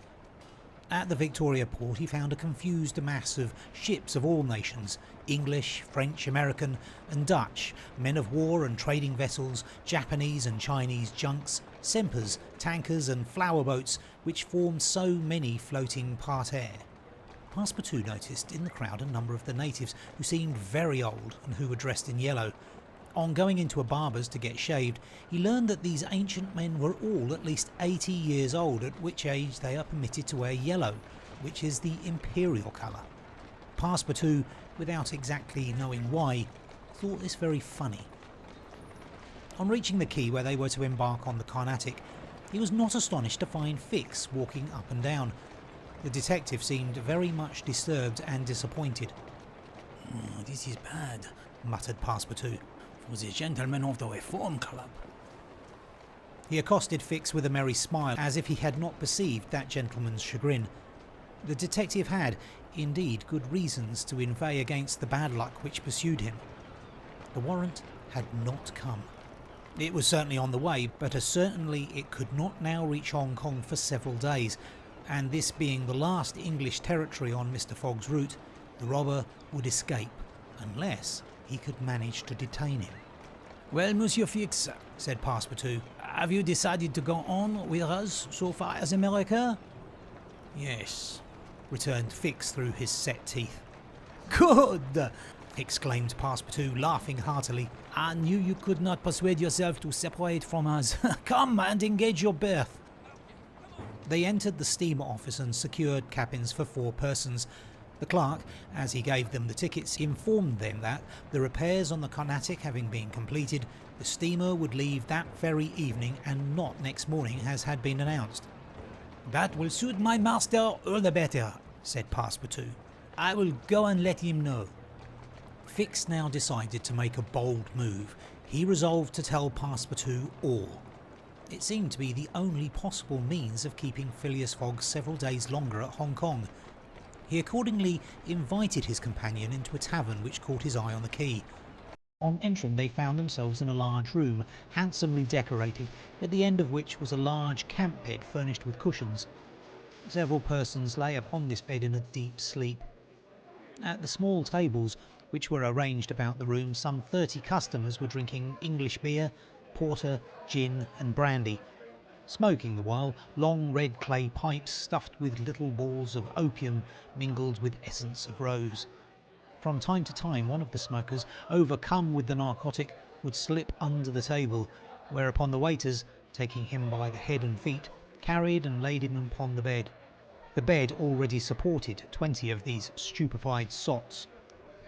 Fix and Passepartout saw that they were in a smoking house, haunted by these wretched, cadaverous, idiotic creatures to whom the English merchants sell every year the miserable drug called opium, to the amount of £1,400,000, thousands devoted to one of the most despicable vices which afflict humanity. the Chinese government has in vain attempted to deal with the evil by stringent laws. It passed gradually from the rich, to whom it was at first exclusively reserved, to the lower classes, and then its ravages could not be arrested. Opium is smoked everywhere, at all times, by men and women in the Celestial Empire, and once accustomed to it, the victims cannot dispense with it, except by suffering horrible bodily contortions and agonies. A great smoker can smoke as many as 8 pipes a day, but he dies in 5 years. It was in one of these dens that Fix and Passepartout, in search of a friendly glass, found themselves. Passepartout had no money, but willingly accepted Fix's invitation in the hope of returning the obligation at some future time.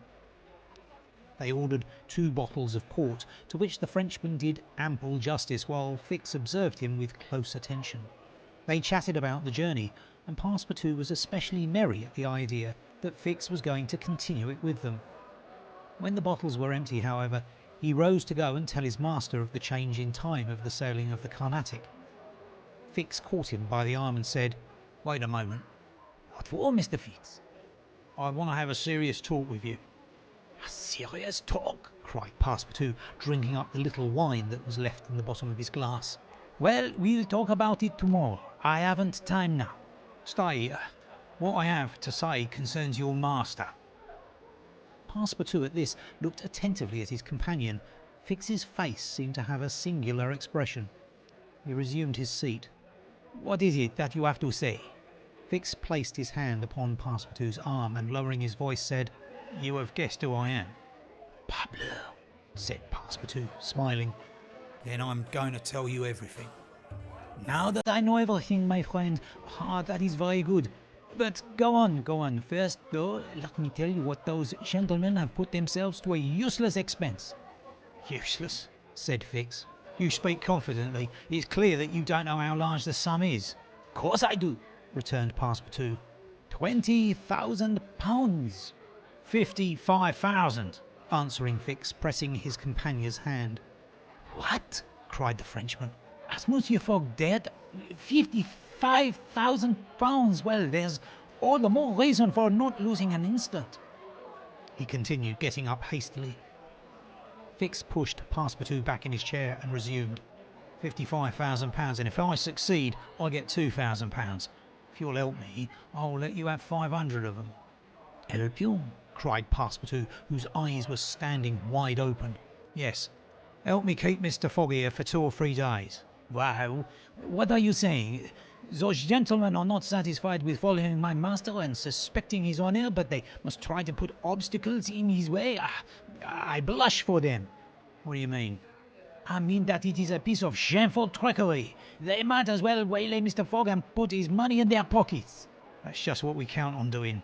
It's a conspiracy then, cried Passepartout, who became more and more excited as the liquor mounted in his head, for he drank without perceiving it. A real conspiracy, and gentlemen too. Bah! Fix began to be puzzled. Members of the Reform Club, continued Passepartout.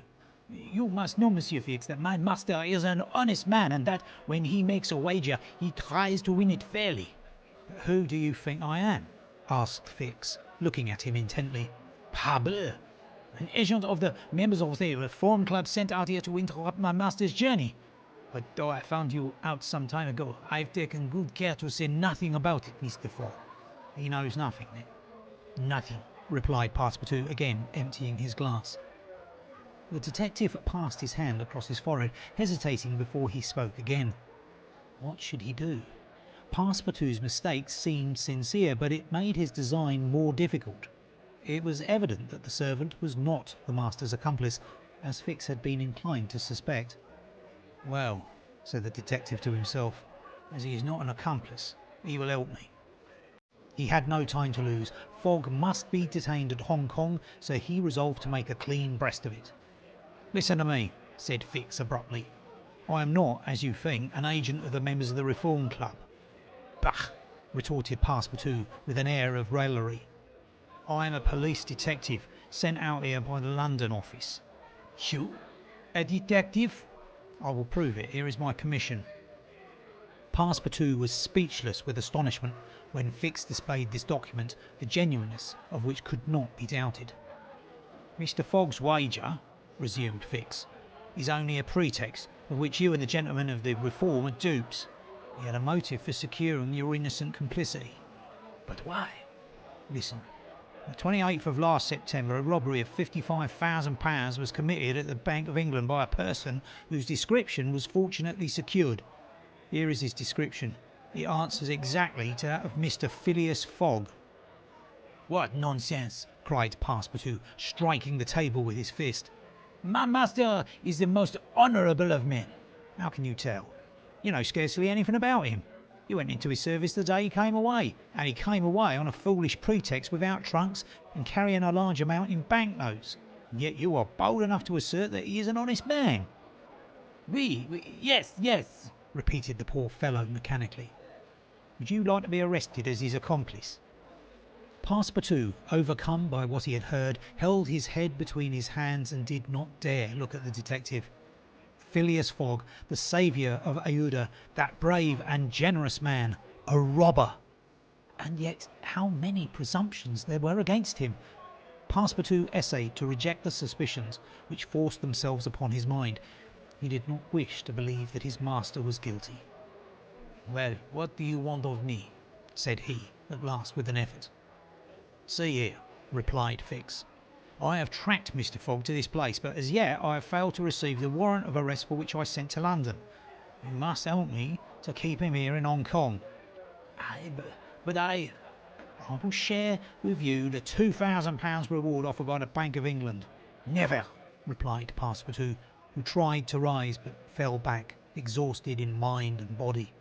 "Mr. Fix," he stammered, "even should what you say be true, if my master is really the robber you are seeking for, which I deny, I am in his service. I have seen his generosity and his goodness, and I will never betray him, not for all the gold in the world. I come from a village where they don't eat that kind of bread." "You refuse?" "I refuse." "Consider that I've said nothing," said Fix. "Let us drink."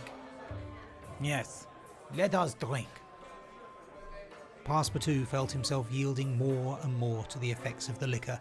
Fix, seeing that he must at all hazards be separated from his master, wished to entirely overcome him.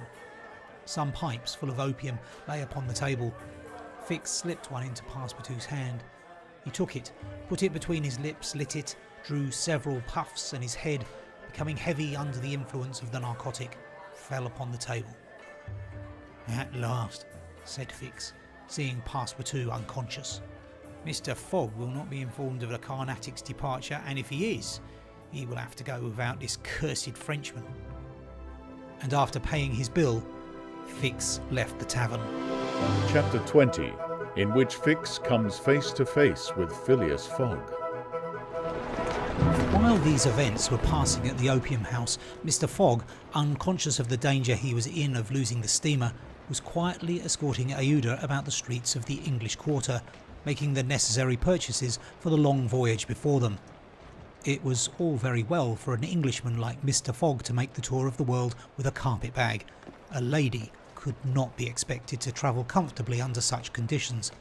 He acquitted his task with characteristic serenity, and invariably replied to the remonstrances of his fair companion, who was confused by his patience and generosity. "It is in the interest of my journey, a part of my programme."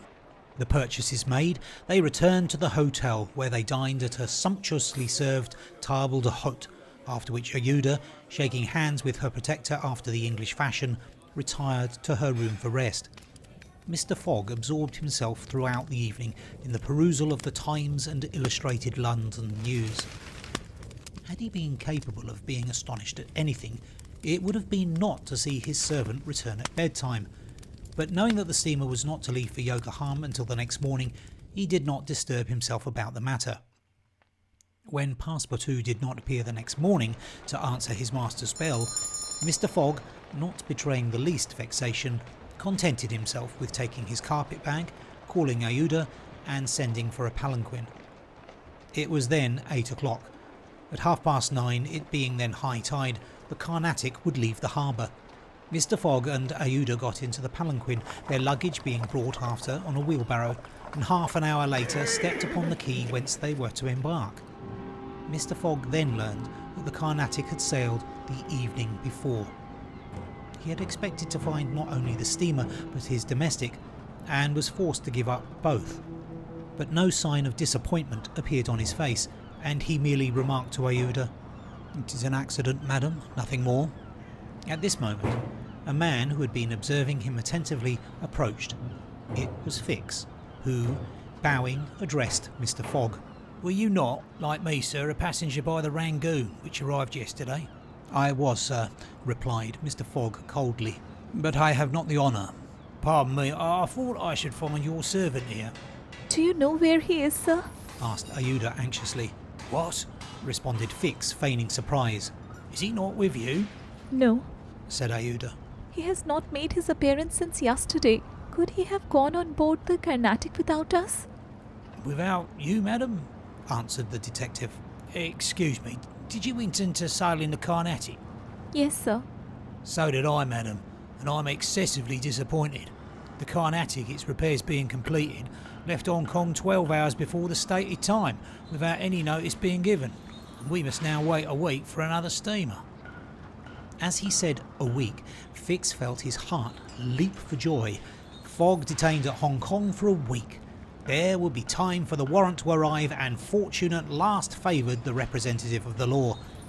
His horror may be imagined when he heard Mr. Fogg say in his placid voice, "But there are other vessels besides the Carnatic, it seems to me, in the harbour of Hong Kong."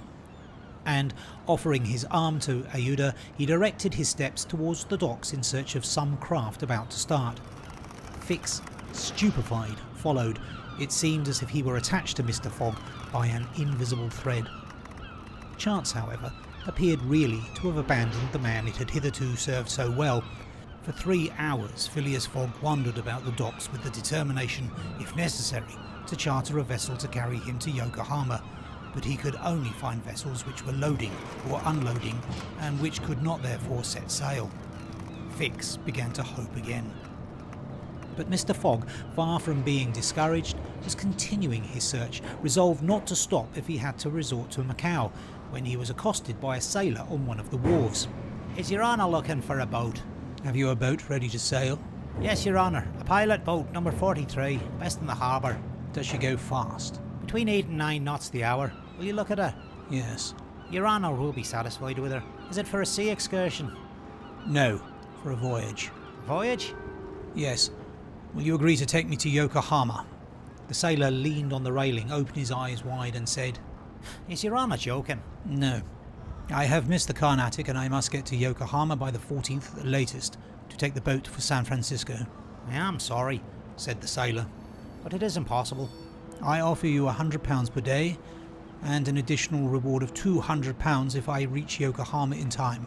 "Are you in earnest?" "Very much so." The pilot walked away a little distance and gazed out to sea, evidently struggling between the anxiety to gain a large sum and the fear of venturing so far. Fix was in a mortal suspense. Mr. Fogg turned to Ayuda and asked her, "You would not be afraid, would you, madam?" Not with you, Mr. Fogg. Was her answer. The pilot now returned, shuffling his hat in his hands. "Well, pilot?" said Mr. Fogg. "Well, your honour," replied he, "I could not risk myself, my men, or my little boat of scarcely 20 tons on so long a voyage at this time of year. Besides, we could not reach Yokohama in time, for it's 1,660 miles from Hong Kong." "Only 1,600, said Mr. Fogg.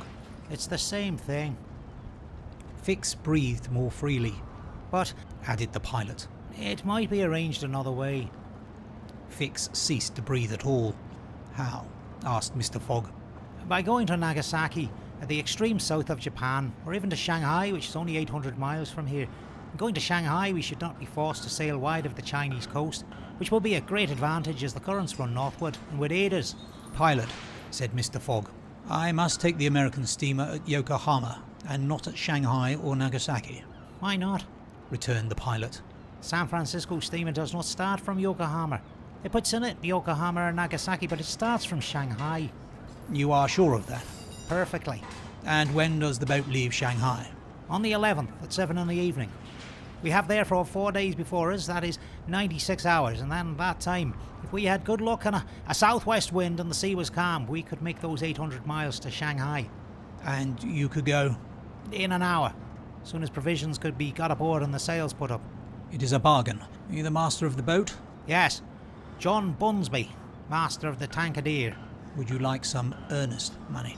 If it would not put your honour out. Here are £200 on account, sir, added Phileas Fogg, turning to Fix. If you would like to take advantage... Thanks, sir. I was about to ask the favour. Very well. In half an hour we shall go on board. But poor Passepartout. Urged Aouda, who was much disturbed by the servant's disappearance. I shall do all I can to find him, replied Phileas Fogg. While Fix, in a feverish, nervous state, repaired to the pilot boat, the others directed their course to the police station at Hong Kong. Phileas Fogg there gave Passepartout's description and left a sum of money to be spent in the search for him. The same formalities having been gone through at the French consulate, and the palanquin having stopped at the hotel for the luggage, which had been sent back there, they returned to the wharf. It was now 3 o'clock, and pilot boat number 43, with its crew on board and its provisions stored away, was ready for departure. The Tankadere was a neat little craft of 20 tons, as gracefully built as if she were a racing yacht. A shining copper sheathing, her galvanised ironwork, her deck, white as ivory, betrayed the pride taken by John Bunsby in making her presentable. Her two masts leaned a trifle backward. She carried brigantine, foresail, storm jib and standing jib, and was well rigged for running before the wind, and she seemed capable of brisk speed, which, indeed, she had already proved by gaining several prizes in pilot boat races. The crew of the Tankadere was composed of John Bunsby, the master, and 4 mariners who were familiar with the Chinese seas.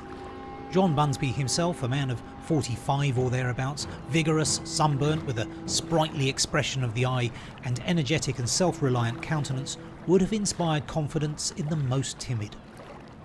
Phileas Fogg and Aouda went on board, where they found Fix already installed. Below deck was a square cabin of which the walls bulged out in the form of cots above a circular divan. In the centre was a table provided with a swinging lamp. The accommodation was confined but neat. I am sorry to have nothing better to offer you, said Mr. Fogg to Fix, who bowed without responding. The detective had a feeling akin to humiliation in profiting by the kindness of Mr. Fogg. It's certain, thought he, though rascal as he is a polite one. The sails and the English flag were hoisted at 3 minutes past 3. Mr. Fogg and Aouda, who was seated on deck, cast a last glance at the quay in the hope of espying Passepartout. Fix was not without his fears lest chance should direct the steps of the unfortunate servant who he had so badly treated in this direction, in which case an explanation, the reverse of satisfactory to the detective, must have ensued. But the Frenchman did not appear, and without doubt was still lying under the stupefying influence of the opium. John Bunsby, master, at length gave the order to start, and the Tankadere, taking the wind under her brigantine, foresail and standing jib, bounded briskly forward over the waves. Chapter 21, in which the master of the Tankadere runs great risk of losing a reward of £200.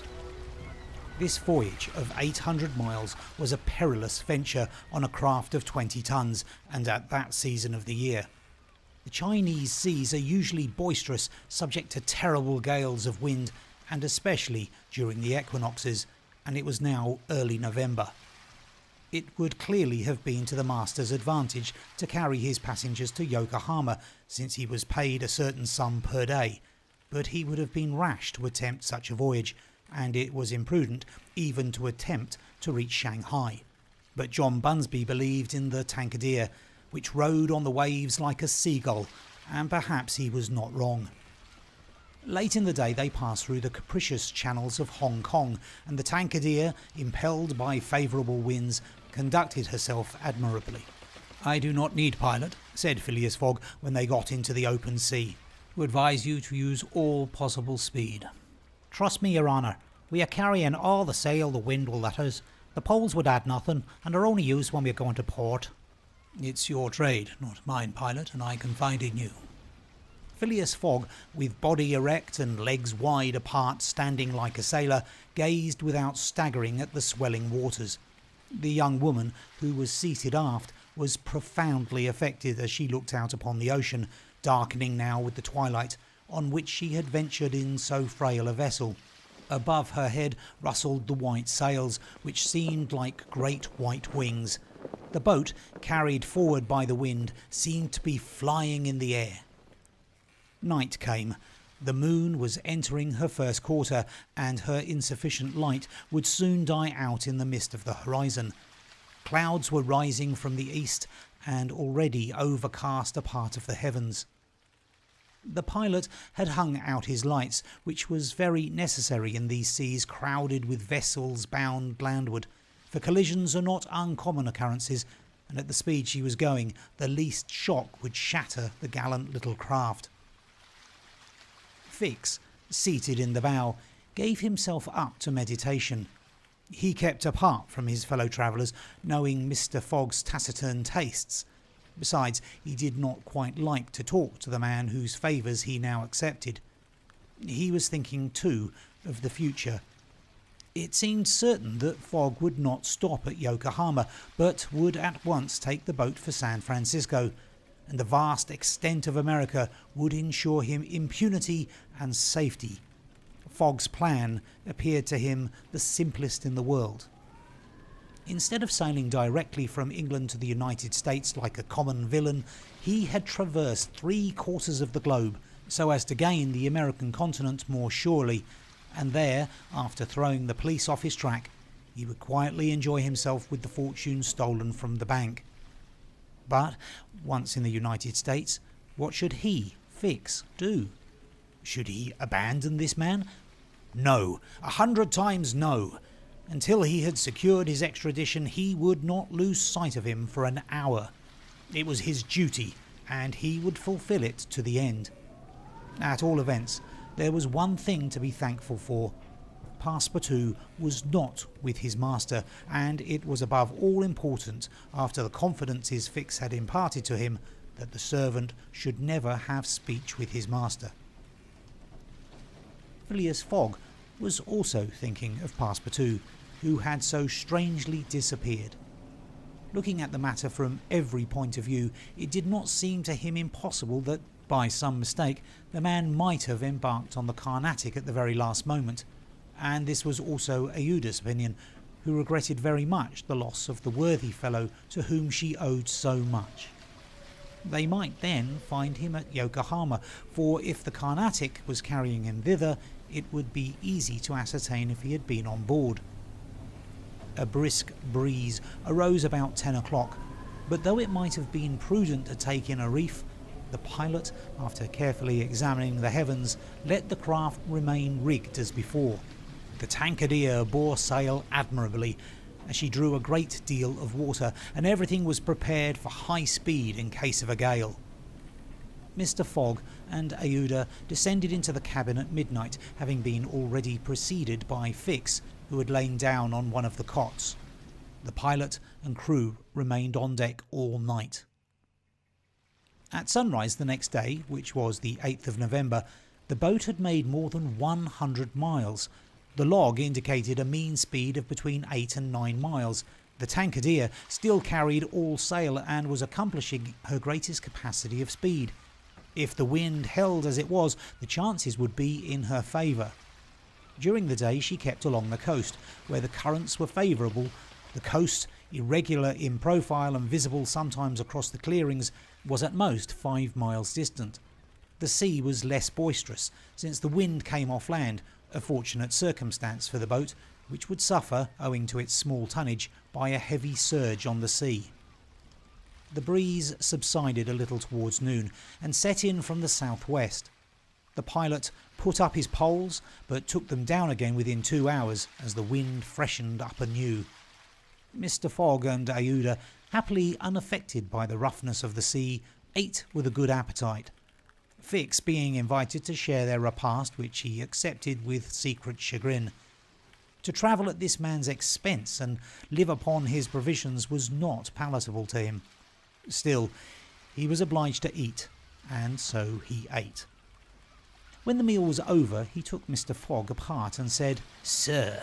This "sir" scorched his lips, and he had to control himself to avoid collaring this gentleman. "Sir, you have been very kind to give me a passage on this boat, but though my means will not admit of my expending them as freely as you, I must ask to pay my share."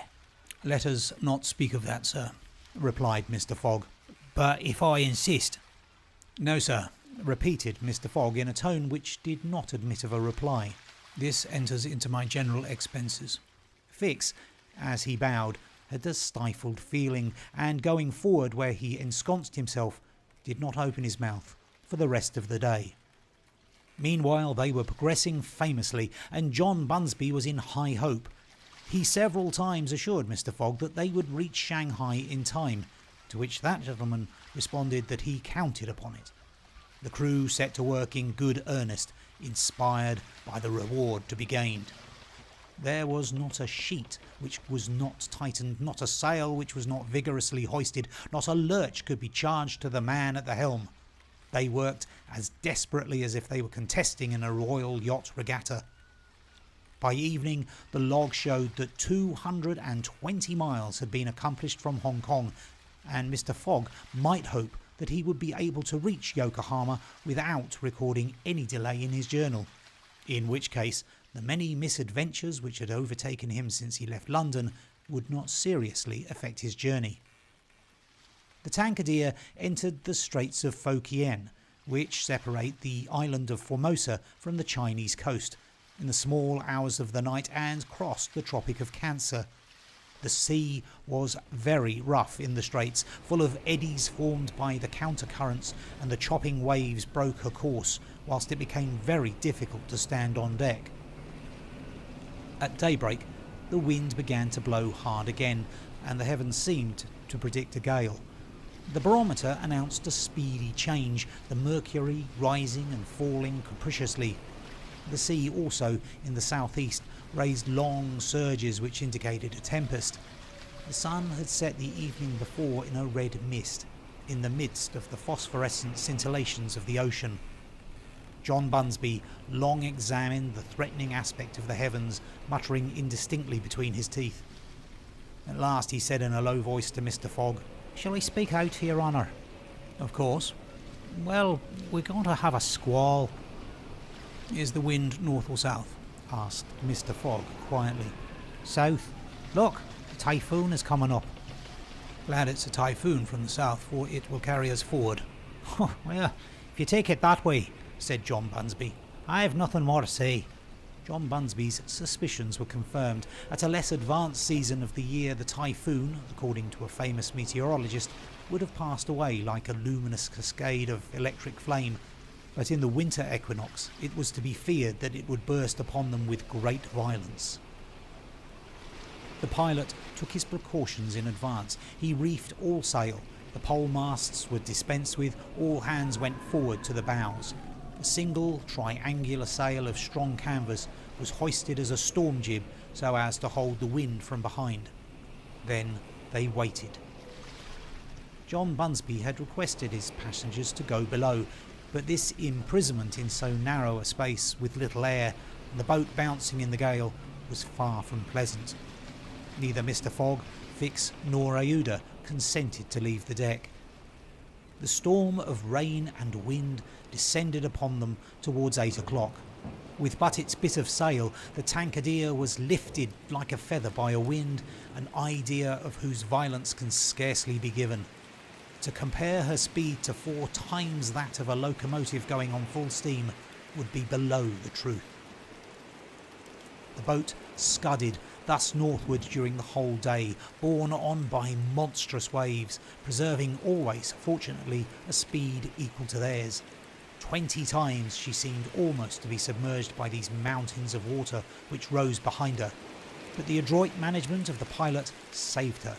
The passengers were often bathed in spray, but they submitted to it philosophically. Fix cursed it, no doubt, but Aouda, with her eyes fastened upon her protector, whose coolness amazed her, showed herself worthy of him and bravely weathered the storm. As for Phileas Fogg, it seemed just as if the typhoon were a part of his programme. Up to this time, the Tankadere had always held course to the north, but towards evening the wind, veering 3/4, bore down from the northwest. The boat, now lying in the trough of the waves, shook and rolled terribly. The sea struck her with fearful violence. At night, the tempest increased in violence. John Bunsby saw the approach of darkness and the rising of the storm with dark misgivings. He thought a while, and then asked his crew if it was not time to slacken speed. After a consultation, he approached Mr. Fogg and said, "I think, Your Honour, that we should do well to make for one of the ports on the coast." I think so too. "Ah," said the pilot, "but which one?" I know of but one, returned Mr. Fogg tranquilly. "And that is?" Shanghai. The pilot at first did not seem to comprehend. He could scarcely realise so much determination and tenacity. Then he cried, "Well, yes, Your Honour is right. 'Tis Shanghai." So the Tankadere kept steadily on her northward track. The night was really terrible. It would be a miracle if the craft did not founder. Twice it could have been all over with her if the crew had not been constantly on the watch. Aouda was exhausted but did not utter a complaint. More than once, Mr. Fogg rushed to protect her from the violence of the waves. Day reappeared. The tempest still raged with undiminished fury, but the wind now returned to the southeast. It was a favourable change, and the Tankadere again bounded forward on this mountainous sea, though the waves crossed each other and imparted shocks and counter-shocks which would have crushed a craft less solidly built. From time to time, the coast was visible through the broken mist, but no vessel was in sight. The Tankadere was alone upon the sea. There were some signs of a calm at noon, and these became more distinct as the sun descended towards the horizon. The tempest had been as brief as terrific. The passengers, thoroughly exhausted, could now eat a little and take some repose. The night was comparatively quiet. Some of the sails were again hoisted, and the speed of the boat was very good. The next morning at dawn they espied the coast, and John Bunsby was able to assert that they were not 100 miles from Shanghai. 100 miles, and only 1 day to traverse them. That very evening, Mr. Fogg was due at Shanghai, if he did not wish to miss the steamer to Yokohama. Had there been no storm, during which several hours were lost, they would be at this moment within 30 miles of their destination. The wind grew decidedly calmer, and happily the sea fell with it. All sails were now hoisted, and at noon the Tankadere was within 45 miles of Shanghai. There remained yet 6 hours in which to accomplish that distance. All on board feared that it could not be done, and everyone, Phileas Fogg no doubt excepted, felt his heart beat with impatience. The boat must keep up an average of 9 miles an hour, and the wind was becoming calmer every moment. It was a capricious breeze coming from the coast, and after it passed the sea became smooth. Still, the Tankadere was so light and her fine sails caught the fickles ever so well that with the aid of the currents John Bunsby found himself at 6 o'clock not more than 10 miles from the mouth of Shanghai River. Shanghai itself is situated at least 12 miles up the stream. At 7 they were still 3 miles from Shanghai. The pilot swore an angry oath. The reward of £200 was evidently on the point of escaping him. He looked at Mr. Fogg. Mr. Fogg was perfectly tranquil, and yet his whole fortune was at this moment at stake. At this moment also a long black funnel, crowned with wreaths of smoke, appeared on the edge of the waters. It was the American steamer, leaving for Yokohama at the appointed time. "Confound her!" cried John Bunsby, pushing back the rudder with a desperate jerk. "Signal her," said Phileas Fogg quietly. A small brass cannon stood on the forward deck of the Tankadere for making signals in the fogs. It was loaded to the muzzle, but just as the pilot was about to apply a red-hot coal to the touch hole, Mr. Fogg said, "Hoist your flag." The flag was run up at half-mast, and this being the signal of distress, it was hoped that the American steamer, perceiving it, would change her course a little so as to succour the pilot boat. "Fire," said Mr. Fogg, and the booming of the little cannon resounded in the air. Chapter 22, in which Passepartout finds out that even at the Antipodes, it is convenient to have some money in one's pocket. The Carnatic, setting sail from Hong Kong at 6:30 on the 7th of November, directed her course at full steam towards Japan. She carried a large cargo and a well-filled cabin of passengers. 2 staterooms in the rear were, however, unoccupied, those which had been engaged by Phileas Fogg. The next day, a passenger with a half-stupefied eye, staggering gait and disordered hair was seen to emerge from the second cabin and to totter to a seat on deck. It was Passepartout, and what had happened to him was as follows. Shortly after Fix left the opium den, 2 waiters had lifted the unconscious Passepartout and had carried him to the bed reserved for the smokers. 3 hours later, pursued even in his dreams by a fixed idea, the poor fellow awoke and struggled against the stupefying influence of the narcotic. The thought of a duty unfulfilled shook off his torpor, and he hurried from the abode of drunkenness, staggering and holding himself up by keeping against the walls, falling down and creeping up again, and irresistibly impelled by a kind of instinct, he kept crying out, "The Carnatic! The Carnatic!" The steamer lay puffing alongside the quay, on the point of starting. Passepartout had but few steps to go, and rushing upon the plank, he crossed it and fell unconscious on the deck just as the Carnatic was moving off. Several sailors, who were evidently accustomed to this sort of scene, carried the poor Frenchman down into the second cabin, and Passepartout did not wake until they were 150 miles away from China. Thus he found himself the next morning on the deck of the Carnatic and eagerly inhaling the exhilarating sea breeze. The pure air sobered him. He began to collect his sense, which he found a difficult task, but at last he recalled the events of the evening before, Fix's revelation, and the opium house. "It is evident," said he to himself, "that I have been abominably drunk. Oh, what will Mr. Fogg say? And at least I have not missed the steamer, which is the most important thing." Then, as Fix occurred to him, "As for that rascal, I hope we are well rid of him, and that he has not dared as he proposed to follow us on board the Carnatic. A detective on the track of Mr. Fogg, accused of robbing the Bank of England. Oh, pshaw! Mr. Fogg is no more a robber than I am a murderer." Should he divulge Fix's real errand to his master? Would it do to tell the part the detective was playing?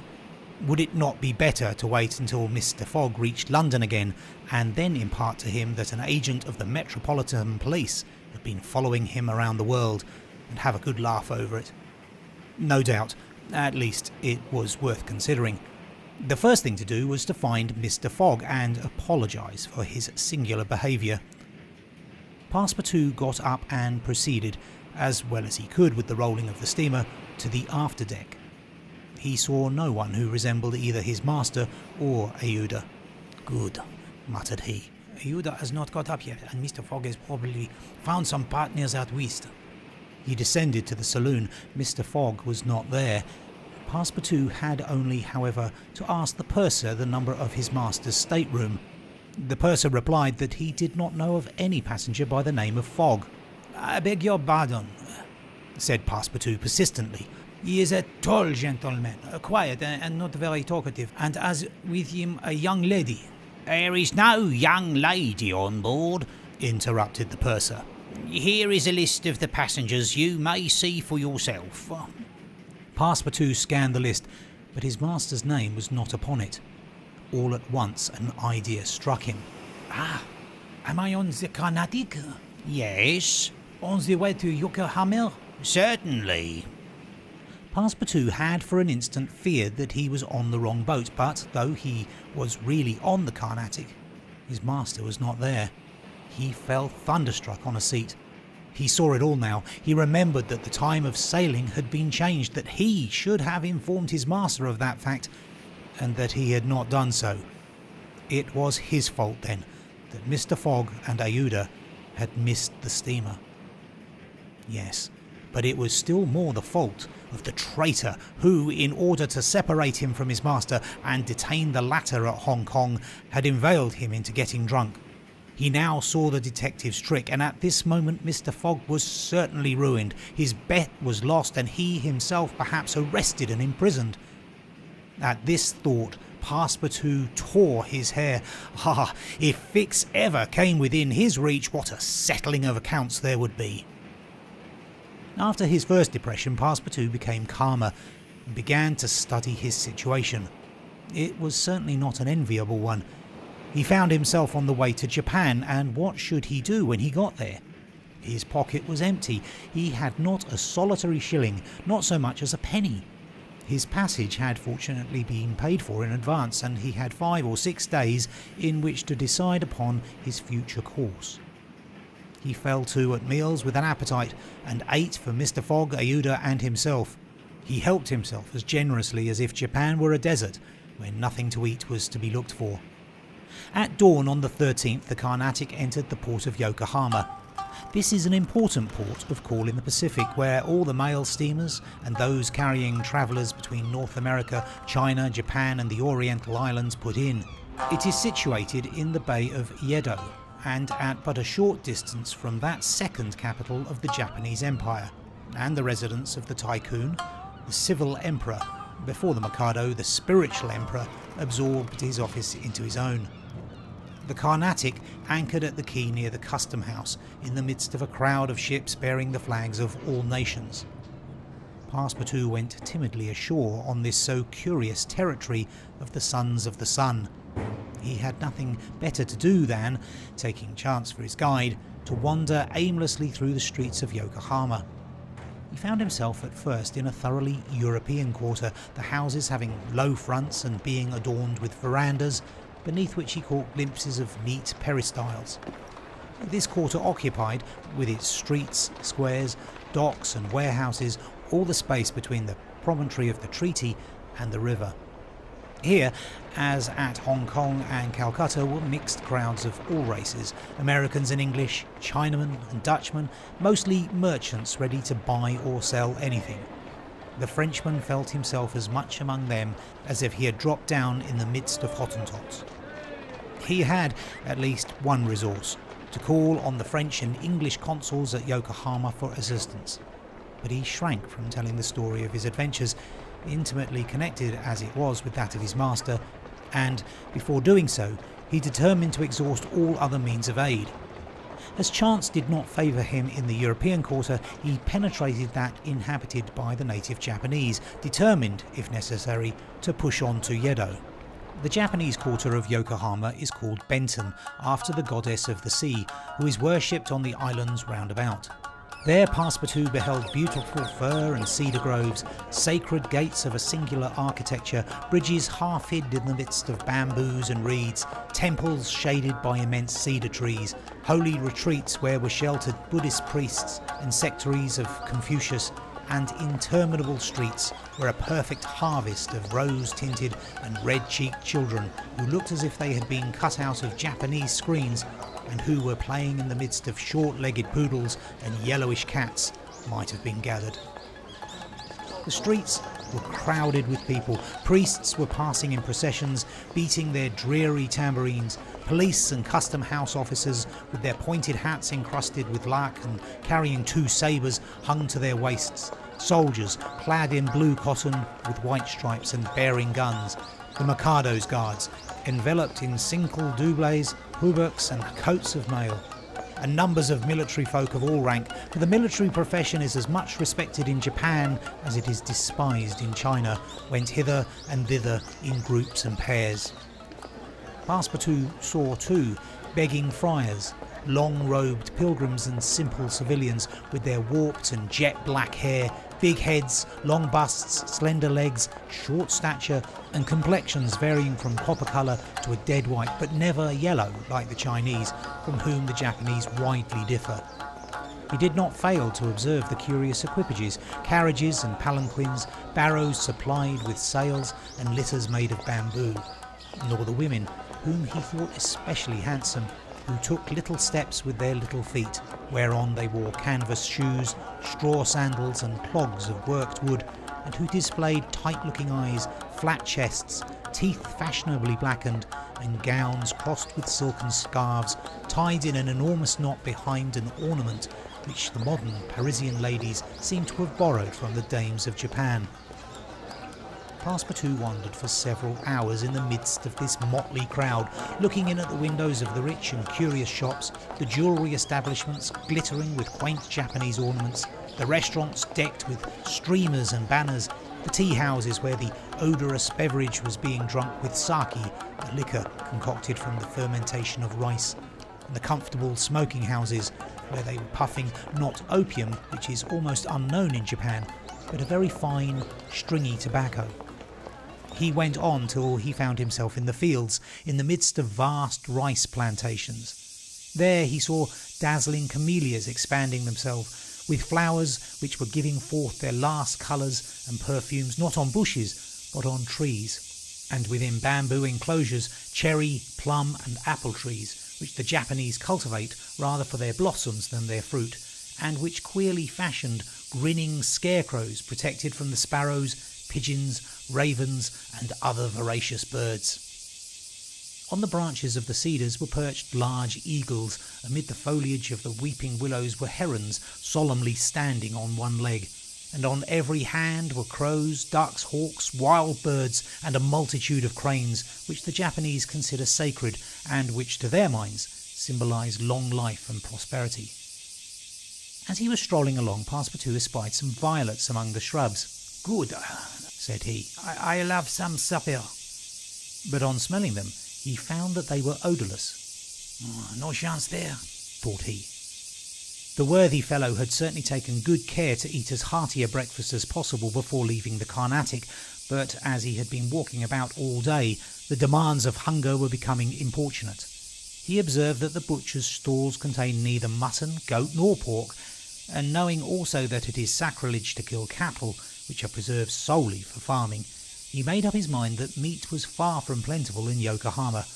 Nor was he mistaken, and in default of butcher's meat, he could have wished for a quarter of wild boar or deer, a partridge or some quails, some game or fish, which, with rice, the Japanese eat almost exclusively.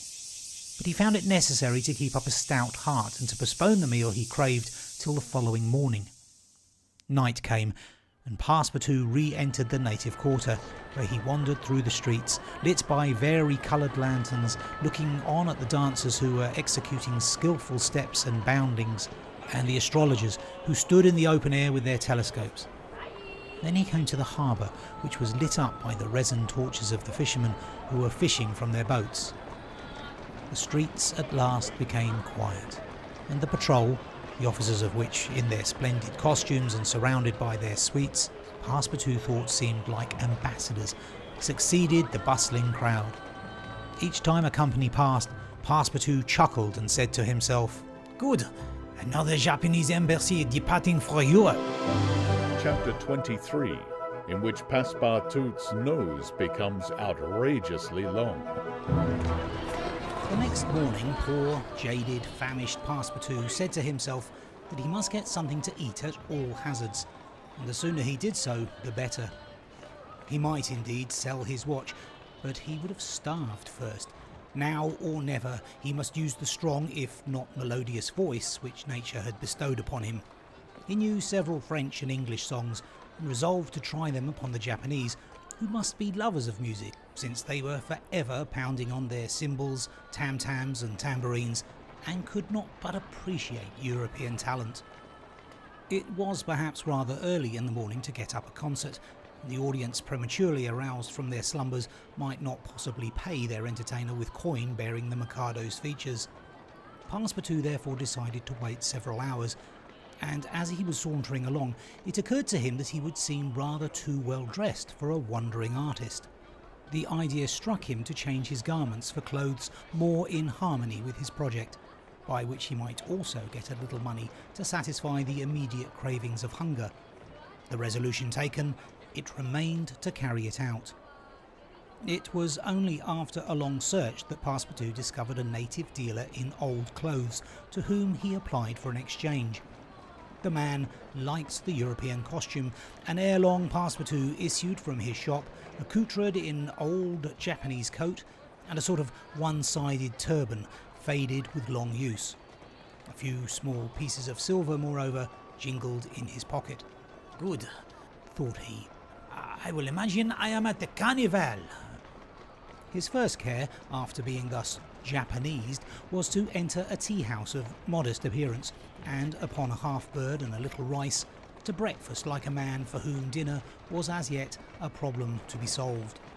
Now, thought he, when he had eaten heartily, I mustn't lose my head. I can't sell this costume again for one still more Japanese. I must consider how to leave this country of the sun, of which I shall not retain the most delightful of memories, as quickly as possible. It occurred to him to visit the steamers which were about to leave for America. He would offer himself as a cook or servant in payment of his passage and meals. Once at San Francisco, he would find some means of going on. The difficulty was how to traverse the 4,700 miles of the Pacific which lay between Japan and the New World. Passepartout was not the man to let an idea go begging, and directed his steps towards the docks. But as he approached them, his project, which at first had seemed so simple, began to grow more and more formidable to his mind. What need would they have of a cook or a servant on an American steamer? And what confidence would they put in him, dressed as he was? What references could he give? As he was reflecting in this wise, his eyes fell upon an immense placard which a sort of clown was carrying through the streets. This placard, which was in English, read as follows: Acrobatic Japanese Troupe, Honourable William Battlecar, Proprietor, last representations prior to their departure to the United States of the Long Noses, under the direct patronage of the god Tingu. Great attraction. The United States, said Passepartout. That's just what I want. He followed the clown and soon found himself once more in the Japanese quarter. A quarter of an hour later he stopped before a large cabin, adorned with several clusters of streamers, the exterior walls of which were designed to represent, in violent colours and without perspective, a company of jugglers. This was the Honourable William Battlecar's establishment.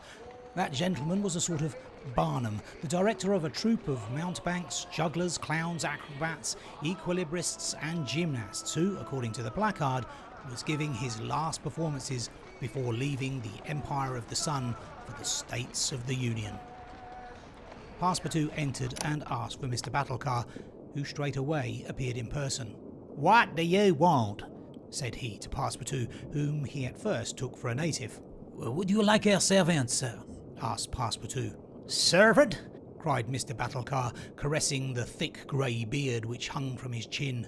I already have two who are obedient and faithful, have never left me and served me for their nourishment, and here they are, added he, holding out his two robust arms, furrowed with veins as large as the strings of a bass viol.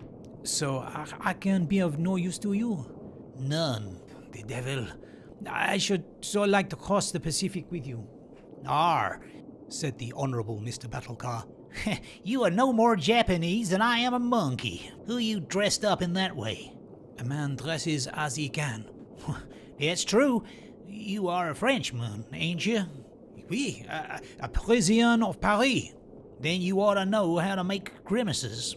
Why? Replied Passepartout, a little vexed that his nationality should cause this question. We Frenchmen know how to make grimaces, it is true, but not any better than the Americans do. True? Well, if I can't take you as a servant, I can as a clown. You see, my friend, in France they exhibit foreign clowns, and in foreign parts, French clowns. You're pretty strong, eh? Especially after a good meal. And you can sing? Yes, returned Passepartout, who had formerly been wont to sing in the streets. But can you sing standing on your head with a top spinning on your left foot and a saber balanced on your right? I think so. replied Passepartout, recalling the exercises of his younger days. Well, that's enough. Said the Honourable William Battlecar. The engagement was concluded there and then. Passepartout had at last found something to do. He was engaged to act in the celebrated Japanese troupe. It was not a very dignified position, but within a week he would be on his way to San Francisco. The performance, so noisily announced by the Honourable Mr. Battlecar, was to commence at 3 o'clock, and soon the deafening instruments of a Japanese orchestra resounded at the door. Passepartout, though he had not been able to study or rehearse a part, was designated to lend the aid of his sturdy shoulders in the great exhibition of the human pyramid, executed by the long noses of the god Tinju. This great attraction was to close the performance. Before 3 o'clock, the large shed was invaded by the spectators, comprising Europeans and natives, Chinese and Japanese, men, women and children, who precipitated themselves upon the narrow benches and into the boxes opposite the stage. The musicians took up a position inside and were vigorously performing on their gongs, tam-tams, flutes, bones, tambourines and immense drums. The performance was much like all acrobatic displays, but it must be confessed that the Japanese are the first equilibrists in the world. One, with a fan and some bits of paper, performed the graceful trick of the butterflies and the flowers. Another traced in the air, with the odorous smoke of his pipe, a series of blue words which composed a compliment to the audience, while a third juggled with some lighted candles which he extinguished successfully as they passed his lips, and relit again without interrupting for an instant his juggling. Another reproduced the most singular combinations with a spinning top. In his hands the revolving tops seemed to be animated with a life of their own in their interminable whirling. They ran over pipe stems, their edges of sabres, wires and even the hairs stretched across the stage. They turned around on the edges of large glasses, crossed bamboo ladders, dispersed into all the corners, and produced strange musical effects by the combination of their various pitches of tone. The jugglers tossed them in the air, threw them like shuttlecocks with wooden battledores, and yet they kept on spinning. They put them in their pockets and took them out, still whirling as before. It is useless to describe the astonishing performances of the acrobats and gymnasts. The turning on ladders, poles, balls, barrels, etc. was executed with wonderful precision. But the principal attraction was the exhibition of the Long Noses, a show to which Europe is as yet a stranger. The Long Noses form a peculiar company under the direct patronage of the god Tinju. Attired after the fashion of the Middle Ages, they bore upon their shoulders a splendid pair of wings. But what especially distinguished them was the long noses which were fastened to their faces, and the uses which they made of them. These noses were made of bamboo and were 5, 6 and even 10 feet long, some straight, others curved, some ribboned and some having imitation warts upon them. It was upon these appendages, fixed tightly on their real noses, that they performed their gymnastic exercises. A dozen of these sectaries of Tinju lay flat upon their backs, while others, dressed to represent lightning rods, came and frolicked on their noses, jumping from one to another and performing the most skillful leapings and somersaults. As a last scene, a human pyramid had been announced, in which 50 long noses were to represent the car of Juggernaut. But instead of forming a pyramid by mounting each other's shoulders, the artists were to group themselves on top of the noses. It happened that the performer who had hitherto formed the base of the car had quitted the troupe, and as to fill this part, only strength and adroitness were necessary. Passepartout had been chosen to take his place. The poor fellow really felt sad when, melancholy reminiscence of his youth, he donned his costume, adorned with vari-coloured wings, and fastened to his natural feature a false nose 6 feet long. But he cheered up when he thought that this nose was winning him something to eat. He went upon the stage and took his place beside the rest who were to compose the base of the car of Juggernaut. They all stretched themselves on the floor, their noses pointing to the ceiling. A second group of artists disposed themselves on these long appendages, then a third above these, then a fourth, until a human monument reaching to the very cornices of the theatre soon arose on top of the noses. This elicited loud applause, in the midst of which the orchestra was just striking up a deafening air, when the pyramid tottered, the balance was lost, one of the lower noses vanished from the pyramid, and the human monument was shattered like a castle built of cards. It was Passepartout's fault. Abandoning his position, clearing the footlights without the aid of his wings and clambering up to the right-hand gallery, he fell at the feet of one of the spectators, crying, "Ah, my master! My master!" "You, here?" "Myself." "Very well. Then let us go to the steamer, young man." Mr. Fogg, Aouda and Passepartout passed through the lobby of the theatre to the outside, where they encountered the Honourable Mr. Battlecar, furious with rage. He demanded damages for the breakage of the pyramid, and Phileas Fogg appeased him by giving him a handful of banknotes. At 6:30, the very hour of departure, Mr. Fogg and Aouda, followed by Passepartout, who in his hurry had retained his wings and nose 6 feet long, stepped upon the American steamer. Chapter 24, during which Mr. Fogg and party cross the Pacific Ocean. What happened when the pilot boat came in sight of Shanghai will be easily guessed. The signals made by the Tankadere had been seen by the captain of the Yokohama steamer, who, espying the flag at half-mast, had directed his course towards the little craft. Phileas Fogg, after paying the stipulated price of his passage to John Busby, and rewarding that worthy with the additional sum of £550, ascended the steamer with Aouda and Fix, and they started at once for Nagasaki and Yokohama. They reached their destination on the morning of the 14th of November.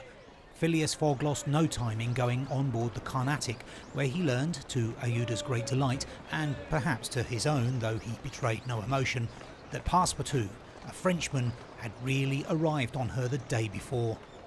The San Francisco steamer was announced to leave that very evening, and it became necessary to find Passepartout, if possible, without delay.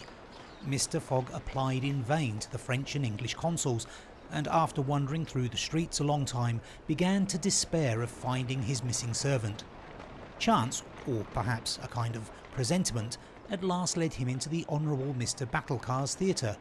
He certainly would not have recognised Passepartout in the eccentric mountebank's costume, but the latter, lying on his back, perceived his master in the gallery. He could not help starting, which so changed the position of his nose as to bring the pyramid pell-mell upon the stage.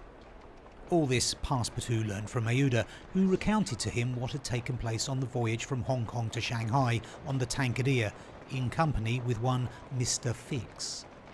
Passepartout did not change countenance on hearing this name. He thought that the time had not yet arrived to divulge to his master what had taken place between the detective and himself, and in the account he gave of his absence, he simply excused himself for having been overtaken by drunkenness in smoking opium at a tavern in Hong Kong. Mr. Fogg heard this narrative coldly, without a word, and then furnished his man with funds necessary to obtain clothing more in harmony with his position. Within an hour, the Frenchman had cut off his nose and parted with his wings, and retained nothing about him which recalled the secretary of the god Tinju. The steamer, which was about to depart from Yokohama to San Francisco, belonged to the Pacific Mail Steamship Company and was named the General Grant. She was a large paddle-wheel steamer of 2,500 tons, well equipped and very fast. The massive walking beam rose and fell above the deck. At one end a piston rod worked up and down, and at the other was a connecting rod, which, in changing the rectilinear motion to a circular one, was directly connected with the shaft of the paddles.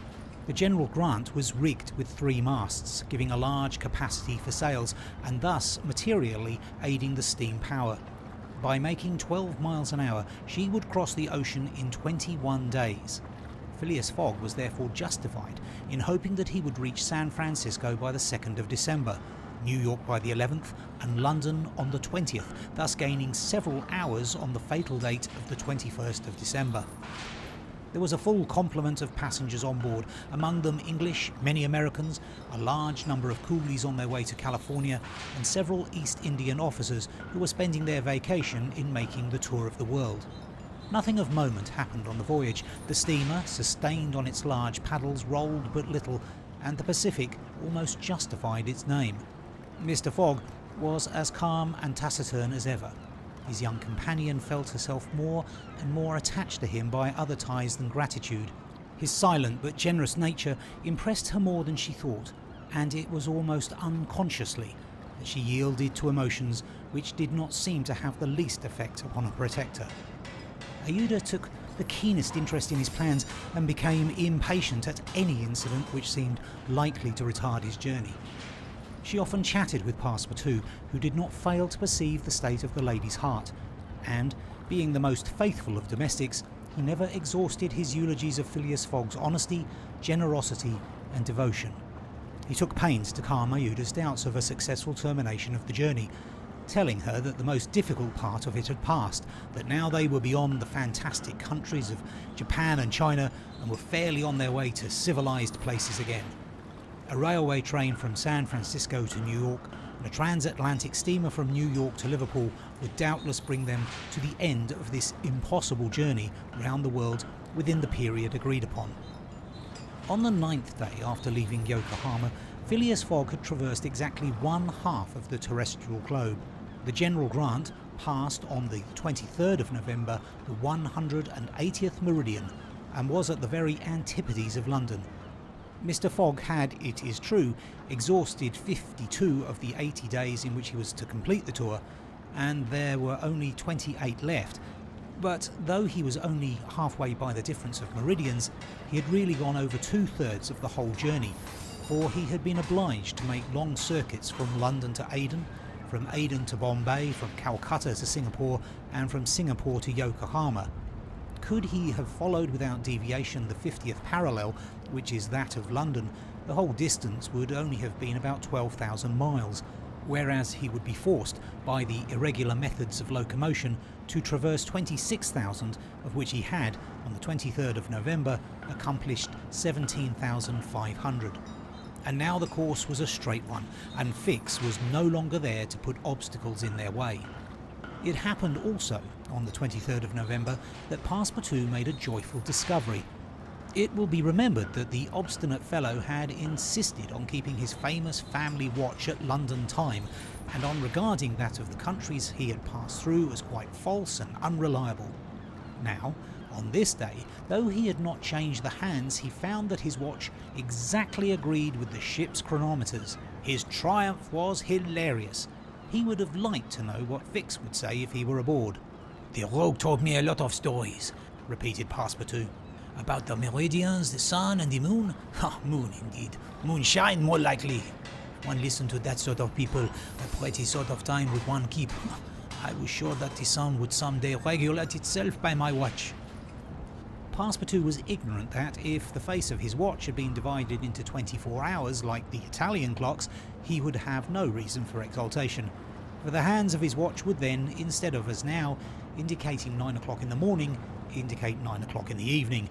That is, the 21st hour after midnight, precisely the difference between London time and that of the 180th meridian. But if Fix had not been able to explain this purely physical effect, Passepartout would not have admitted, even if he had comprehended it. Moreover, if the detective had been on board at that moment, Passepartout would have joined issue with him on quite a different subject, and in an entirely different manner. Where was Fix at the moment? He was actually on board the General Grant. On reaching Yokohama, the detective, leaving Mr. Fogg, whom he expected to meet again during the day, had repaired at once to the English consulate, where at last he found the warrant of arrest. It had followed him from Bombay and had come by the Carnatic, on which steamer he himself was supposed to be. Fix's disappointment may be imagined when he reflected that the warrant was now useless. Mr. Fogg had left English ground, and it was now necessary to procure his extradition. "Well," thought Fix after a moment of anger, "my warrant is not good here, but it will be in England. The rogue evidently intends to return to his own country, thinking he has thrown the police off his track. Good. I'll follow him across the Atlantic. As for the money, heaven grant that there may be some left. The fellow has already spent in travelling and rewards, trials, bail, elephants and all sorts of charges more than £5,000. Yeah, after all, the bank is rich. His course decided on, he went on board the General Grant and was there when Mr. Fogg and Aouda arrived. To his utter amazement, he recognised Passepartout despite his theatrical disguise. He quickly concealed himself in his cabin to avoid an awkward explanation and hoped, thanks to the number of passengers, to remain unperceived by Mr. Fogg's servant. On that very day, however, he met Passepartout face to face on the forward deck. The latter, without a word, made a rush for him, grasped him by the throat, and much to the amusement of a group of Americans who immediately began to bet on him, administered to the detective a perfect volley of blows, which proved the great superiority of French over English pugilistic skill. When Passepartout had finished, he found himself relieved and comforted. Fix got up in a somewhat rumpled condition, and, looking at his adversary, coldly said, "Have you done? For this time? Yes. Then let me have a word with you. But in your master's interests." Passepartout seemed to be vanquished by Fix's coolness, for he quietly followed him, and they sat down aside from the rest of the passengers. "You have given me a thrashing," said Fix. "Good, I expected it. Now listen to me. Up to this time I have been Mr. Fogg's adversary. I am now in his game." "Aha!" cried Passepartout. "You are convinced he is an honest man?" "No," replied Fix coldly. "I think him a rascal. Shh, don't budge, and let me speak. As long as Mr. Fogg was on English ground, it was for my interest to detain him there until my warrant of arrest arrived. I did everything I could to keep him back. I sent the Bombay priests after him. I got you intoxicated at Hong Kong. I separated you from him, and I made him miss the Yokohama steamer." Passepartout listened with closed fists. "Now," resumed Fix, "Mr. Fogg seems to be going back to England. I will follow him there, but hereafter I'll do as much to keep obstacles out of his way as I have done up to this time to put them in his path. I've changed my game, you see, and simply because it was for my interest to change it. Your interest is the same as mine, for it is only in England that you will ascertain whether you are in the service of a criminal or an honest man." Passepartout listened very attentively to Fix and was convinced that he spoke with entire good faith. "Are we friends?" asked the detective. "Friends? No," replied Passepartout. "But allies, perhaps. It is the sign of treason, however. I'll twist your neck for you." "Agree," said the detective quietly. 11 days later, on the 3rd of December, the General Grant entered the Bay of the Golden Gate and reached San Francisco. Mr. Fogg had neither gained nor lost a single day.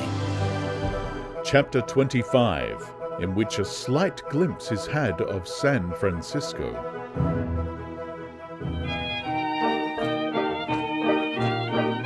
It was 7 in the morning when Mr. Fogg, Aouda and Passepartout set foot upon the American continent, if this name can be given to the floating quay upon which they disembarked. These quays, rising and falling with the tide, thus facilitate the loading and unloading of vessels. Alongside them were clippers of all sizes, steamers of all nationalities, and the steamboats, with several decks rising one above the other, which ply on the Sacramento and its tributaries. There were also heaped up the products of a commerce which extends to Mexico, Chile, Peru, Brazil, Europe, Asia, and all the Pacific Islands. Passepartout, in his joy on reaching at last the American continent, thought he would manifest it by executing a perilous vault in fine style. But, tumbling upon some worm-eaten planks, he fell through them. Put out of countenance by the manner in which he thus set foot upon the new world, he uttered a loud cry which so frightened the innumerable cormorants and pelicans that had always perched upon these movable quays that they flew noisily away. Mr. Fogg, on reaching shore, proceeded to find out what hour the first train left for New York, and learned that this was at 6 o'clock p.m. He had therefore an entire day to spend in the Californian capital. Taking a carriage at a charge of $3, he and Aouda entered it, while Passepartout mounted the box beside the driver, and they set out for the International Hotel. From his exalted position, Passepartout observed with much curiosity the wide streets, The low, evenly ranged houses, the Anglo-Saxon Gothic churches, the great docks, the palatial wooden and brick warehouses, the numerous conveyances, omnibuses, horse cars, and upon the sidewalks not only Americans and Europeans, but Chinese and Indians. Passepartout was surprised at all he saw. San Francisco was no longer the legendary city of 1849, a city of banditti, assassins and incendiaries who had flocked hither in crowds in pursuit of plunder, a paradise of outlaws where they gambled with gold dust, a revolver in one hand and a Bowie knife in the other. It was now a great commercial emporium. The lofty tower of its city hall overlooked the whole panorama of the streets and avenues, which cut each other at right angles, and in the midst of which appeared pleasant, verdant squares, while beyond appeared the Chinese Quarter, seemingly imported from the Celestial Empire in a toy box. Sombreros and red shirts and plumed Indians were rarely to be seen, but there were silk hats and black coats everywhere, worn by a multitude of nervously active, gentlemanly-looking men. Some of the streets, especially Montgomery Street, which is to San Francisco what Regent Street is to London, the Boulevard des Italiens to Paris, and Broadway to New York, were lined with splendid and spacious stores which exposed in their windows the products of the entire world. When Passepartout reached the International Hotel, it did not seem to him as if he had left England at all. The ground floor of the hotel was occupied by a large bar, a sort of restaurant freely open to all passers-by who might partake of dried beef, oyster soup, biscuits and cheese without taking out their purses. Payment was only made for the ale, porter or sherry which was drunk. This seemed very American to Passepartout.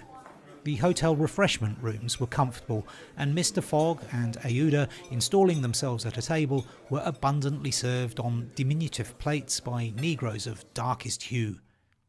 After breakfast, Mr. Fogg, accompanied by Aouda, started for the English consulate to have his passport visaed. As he was going out, he met Passepartout, who asked him if he would not be well, before taking the train, to purchase some dozens of Enfield rifles and Colt's revolvers. He had been listening to stories of attacks upon the trains by the Sioux and Pawnee. Mr. Fogg thought it a useless precaution, but told him to do as he thought best, and went on to the consulate. He had not proceeded 200 steps, however, when, by the greatest chance in the world, he met Fix. The detective seemed wholly taken by surprise. What? Had Mr. Fogg and himself crossed the Pacific together and not met on the steamer? At least Fix felt honoured to behold once more the gentleman to whom he owed so much, and as his business recalled him to Europe, he should be delighted to continue the journey in such pleasant company. Mr. Fogg replied that the honour would be his, and the detective, who was determined not to lose sight of him, begged permission to accompany them in their walk about San Francisco, a request which Mr. Fogg readily granted. They soon found themselves in Montgomery Street, where a great crowd was collected. The sidewalks, street, horse car rails, the shop doors, the windows of the houses, and even the roofs were full of people. Men were going about carrying large posters, and flags and streamers were floating in the wind, while loud cries were heard on every hand. "Hurrah for Camerfield! Hurrah for Mandy Boy!" It was a political meeting, at least so Fix conjectured, who said to Mr. Fogg, "Perhaps we had better not mingle with the crowd. There may be danger in it." Yes, and blows, even if they are political, are still blows, returned Mr. Fogg. Fix smiled at this remark, and in order to be able to see without being jostled about, the party took up a position on the top of a flight of steps situated at the upper end of Montgomery Street. Opposite them, on the other side of the street, between a coal wharf and a petroleum warehouse, a large platform had been erected in the open air, towards which the current of the crowd seemed to be directed. For what purpose was this meeting? What was the occasion of this excited assemblage? Phileas Fogg could not imagine. Was it to nominate some high official, a governor or member of Congress?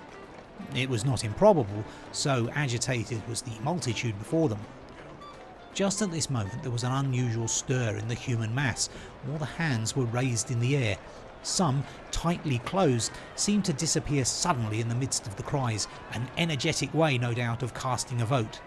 The crowd swayed back, the banners and flags wavered, disappeared an instant, then reappeared in tatters. The undulations of the human surge reached the steps, while all the heads floundered on the surface like a sea agitated by a squall. Many of the black hats disappeared, and the greater part of the crowd seemed to have diminished in height. "It is evidently a meeting," said Fix, "and its object must be an exciting one. I should not wonder if it were about the Alabama, despite the fact that question is settled." "Perhaps," replied Mr. Fogg simply. "At least there are two champions in presence of each other, the Honourable Mr. Cammerfield and the Honourable Mr. Mandyboy." Ayuda, leaning upon Mr. Fogg's arm, observed the tumultuous scene with surprise, while Fix asked the man near him what the cause of it all was. Before the man could reply, a fresh agitation arose. Hurrahs and excited shouts were heard. The staffs of the banners began to be used as offensive weapons, and fists flew about in every direction. Thumps were exchanged from the tops of the carriages and omnibuses, which had been blocked up in the crowd. Boots and shoes went whirling through the air, and Mr. Fogg thought he even heard the crack of revolvers mingling in the din. The rout approached the stairway and flowed over the lower step. One of the parties had evidently been repulsed, but the mere lookers-on could not tell whether Mandyboy or Cammerfield had gained the upper hand. "It would be prudent for us to retire," said Fix, who was anxious that Mr. Fogg should not receive any injury, at least until they got back to London. "If there is any question about England in all this and we were recognised, I fear it would go hard with us." "An English subject," began Mr. Fogg. He did not finish his sentence, for a terrific hubbub now arose on the terrace behind the flights of steps where they stood, and there were frantic shouts of "Hurrah for Mandyboy! Hip hip hurrah!" It was a band of voters coming to the rescue of their allies and taking the Cammerfield forces in flank.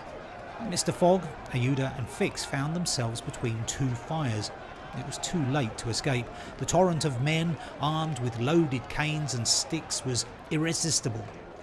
Phileas Fogg and Fix were roughly hustled in their attempts to protect their fair companion. The former, as cool as ever, tried to defend himself with the weapons which nature has placed at the end of every Englishman's arm, but in vain. A big brawny fellow with a red beard, flushed face and broad shoulders, who seemed to be the chief of the band, raised his clenched fist to strike Mr. Fogg, whom he would have given a crushing blow had not Fix rushed in and received it in his stead.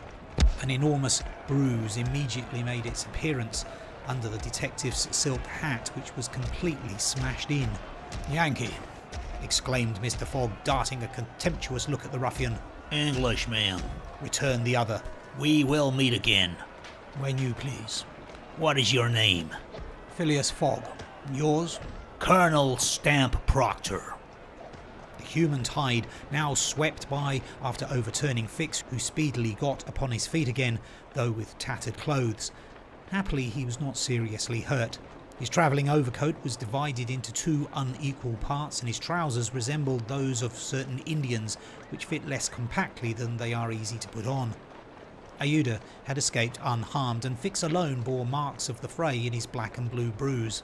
"Thanks," said Mr. Fogg to the detective as soon as they were out of the crowd. "No thanks are necessary," replied Fix. "but let us go." "Where?" "To a tailor's." Such a visit was indeed opportune. The clothing of both Mr. Fogg and Fix was in rags, as if they had themselves been actively engaged in the contest between Cammerfield and Mandyboy. An hour after, they were once more suitably attired, and with Ayuda returned to the International Hotel. Passepartout was waiting for his master, armed with half a dozen six-barreled revolvers. When he perceived Fix, he knit his brows, but Ayuda, having, in a few words, told him of their adventure, his countenance resumed its placid expression. Fix evidently was no longer an enemy, but an ally. He was faithfully keeping his word. Dinner over, the coach, which was to convey the passengers and their luggage to the station, drew up to the door. As he was getting in, Mr. Fogg said to Fix, "You have not seen this Colonel Proctor again?" "I will come back to America to find him," said Phileas Fogg calmly. "It would not be right for an Englishman to permit himself to be treated in that way without retaliating." The detective smiled, but did not reply. It was clear that Mr. Fogg was one of those Englishmen who, while they do not tolerate duelling at home, fight abroad when their honour is attacked. At 6:15, the travellers reached the station and found the train ready to depart. As he was about to enter it, Mr. Fogg called a porter and said to him, My friend, was there not some trouble today in San Francisco? It was a political meeting, sir, replied the porter. But I thought there was a great deal of disturbance in the streets. It was only a meeting assembled for an election. The election of a general-in-chief, no doubt, asked Mr. Fogg. No, sir, of a justice of the peace. Phileas Fogg got into the train, which started off at full speed. Chapter 26, in which Phileas Fogg and party travel by the Pacific Railroad. From ocean to ocean, so say the Americans, and these 4 words compose the general designation of the Great Trunk Line, which crosses the entire width of the United States. The Pacific Railroad is, however, really divided into 2 distinct lines. The Central Pacific between San Francisco and Ogden, and the Union Pacific between Ogden and Omaha. 5 main lines connect Omaha with New York. New York and San Francisco are thus united by an uninterrupted metal ribbon, which measures no less than 3,786 miles. Between Omaha and the Pacific, the railway crosses a territory which is still infested by Indians and wild beasts, and a large tract which the Mormons, after they were driven from Illinois in 1845, began to colonize. The journey from New York to San Francisco consumed, formerly, under the most favourable conditions, at least 6 months. It is now accomplished in 7 days. It was in 1862 that, in spite of the Southern members of Congress, who wished a more southerly route, it was decided to lay the road between the 41st and 42nd parallels. President Lincoln himself fixed the end of the line at Omaha in Nebraska. The work was at once commenced and pursued with true American energy, nor did the rapidity with which it went on injuriously affect its good execution. The road grew, on the prairies, 1.5 miles a day. A locomotive running on the rails laid down the evening before brought the rails to be laid on the morrow, and advanced upon them as fast as they were put in position. The Pacific Railroad is joined by several branches in Iowa, Kansas, Colorado, and Oregon.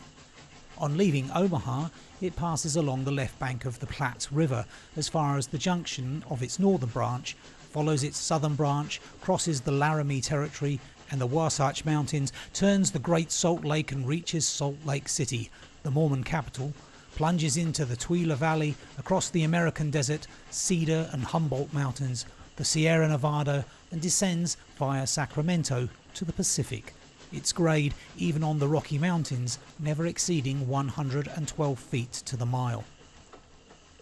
Such was the road to be traversed in 7 days, which would enable Phileas Fogg, at least so he hoped, to take the Atlantic steamer at New York on the 11th for Liverpool. The car which he occupied was a sort of long omnibus on 8 wheels, and with no compartments in the interior. It was supplied with 2 rows of seats, perpendicular to the direction of the train on either side of an aisle, which conducted to the front and rear platforms. These platforms were found throughout the train, and the passengers were able to pass from one end of the train to the other. It was supplied with saloon cars, balcony cars, restaurants and smoking cars. Theatre cars alone were wanting, and they will have these someday. Book and news dealers, sellers of edibles, drinkables and cigars, who seemed to have plenty of customers, were continually circulating in the aisles. The train left Oakland station at 6 o'clock.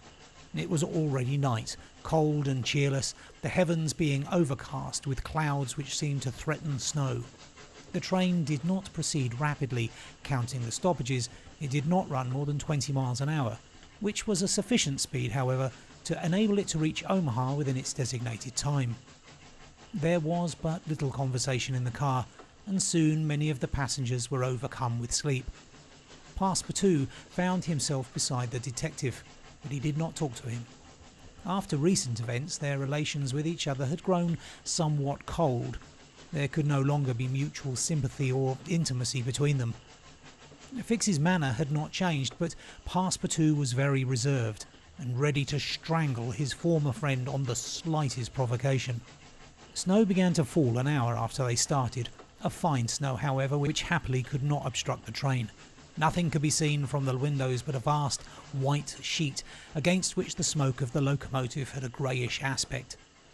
At 8 o'clock a steward entered the car and announced that the time for going to bed had arrived, and in a few minutes the car was transformed into a dormitory. The backs of the seats were thrown back, bedsteads carefully packed were rolled out by an ingenious system, berths were suddenly improvised, and each traveller had soon at his disposition a comfortable bed, protected from curious eyes by thick curtains. The sheets were clean and the pillows soft. It only remained to go to bed and sleep, which everybody did, while the train sped on across the state of California. The country between San Francisco and Sacramento is not very hilly. The Central Pacific, taking Sacramento for its starting point, extends eastward to meet the road from Omaha. The line from San Francisco to Sacramento runs in a northeasterly direction along the American River, which empties into San Pablo Bay. The 120 miles between these cities were accomplished in 6 hours, and towards midnight, while fast asleep, the travellers passed through Sacramento, so that they saw nothing of that important place, the seat of the state government with its fine quays, its broad streets, its noble hotels, squares and churches. The train, on leaving Sacramento and passing the junction, Rocklin, Auburn and Colfax, entered the range of the Sierra Nevada. Cisco was reached at 7 in the morning, and an hour later the dormitory was transformed into an ordinary car, and the travellers could observe the picturesque beauties of the mountain region through which they were steaming. The railway track wound in and out among the passes, now approaching the mountain sides, now suspended over precipices, avoiding abrupt angles by bold curves, plunging into narrow defiles which seemed to have no outlet. The locomotive, its great funnel emitting a weird light with its sharp bell and its cowcatcher extended like a spur, mingled its shrieks and bellowings with the noise of torrents and cascades, and twined its smoke among the branches of the gigantic pines. There were few or no bridges or tunnels on the route. The railway turned around the sides of the mountains and did not attempt to violate nature by taking the shortest cut from one point to another. The train entered the state of Nevada through the Carson Valley about 9 o'clock, going always northeasterly, and at midday reached Reno, where there was a delay of 20 minutes for breakfast. From this point the road, running along the Humboldt River, passed northward for several miles by its banks. Then it turned eastward and kept by the river until it reached the Humboldt Range, nearly at the extreme eastern limit of Nevada. Having breakfasted, Mr. Fogg and his companions resumed their places in the car and observed the varied landscape which unfolded itself as they passed along the vast prairies, the mountains lining the horizon, and the creeks with their frothy, foaming streams. Sometimes a great herd of buffaloes, massing together in the distance, seemed like a movable dam. These innumerable multitudes of ruminating beasts often form an insurmountable obstacle to the passage of the trains. Thousands of them have been seen passing over the track for hours together in compact ranks. The locomotive is then forced to stop and wait till the road is once more clear. This happened indeed to the train in which Mr. Fogg was travelling. About 12 o'clock, a troop of 10 or 12,000 head of buffalo encumbered the track. The locomotive, slackening its speed, tried to clear the way with its cowcatcher, but the mass of animals was too great. The buffaloes marched along with a tranquil gait, uttering now and then deafening bellowings. There was no use of interrupting them, for, having taken a particular direction, nothing can moderate and change their course. It is a torrent of living flesh, which no dam could contain. The travellers gazed on this curious spectacle from the platforms, but Phileas Fogg, who had the most reason of all to be in a hurry, remained in his seat and waited philosophically until it should please the buffaloes to get out of the way. Passepartout was furious at the delay they occasioned, and longed to discharge his arsenal of revolvers upon them. "What a country!" cried he. "Mere cattle stop the trains and go by in a procession just as if they were not impeding travel. Parbleu! I should like to know if Mr. Fogg foresaw this mishap in his program. And here's an engineer who doesn't dare to run the locomotive into this herd of beasts." The engineer did not try to overcome the obstacle, and he was wise. He would have crushed the first buffaloes, no doubt, with the cowcatcher, but the locomotive, however powerful, would soon have been checked. The train would inevitably have been thrown off the track and would then have been helpless. The best course was to wait patiently and regain the lost time by greater speed when the obstacle was removed. The procession of buffaloes lasted 3 full hours, and it was night before the track was clear. The last ranks of the herd were now passing over the rails, while the first had already disappeared below the southern horizon. It was 8 o'clock when the train passed through the defiles of the Humboldt Range, and 9:30 when it penetrated Utah, the region of the Great Salt Lake, the singular colony of the Mormons. Chapter 27, in which Passepartout undergoes at a speed of 20 miles an hour a course of Mormon history. During the night of the 5th of December, the train ran southeasterly for about 50 miles, then rose an equal distance in a northeasterly direction towards the Great Salt Lake. Passepartout, about 9 o'clock, went out upon the platform to take the air.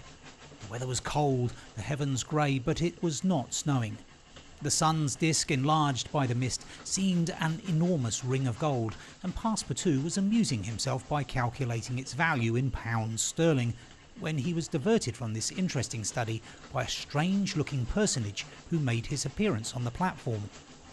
This personage, who had taken the train at Elko, was tall and dark, with black moustache, black stockings, a black silk hat, a black waistcoat, black trousers, a white cravat, and dogskin gloves. He might have been taken for a clergyman. He went from one end of the train to the other, and affixed to the door of each car a notice written in manuscript.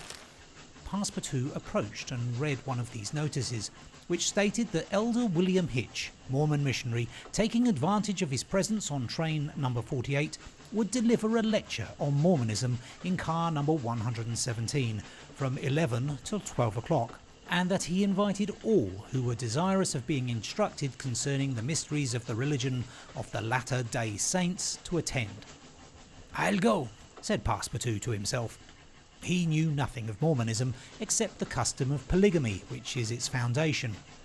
The news quickly spread through the train, which contained about 100 passengers, 30 of whom, at most, attracted by the notice, ensconced themselves in car number 117. Passepartout took one of the front seats.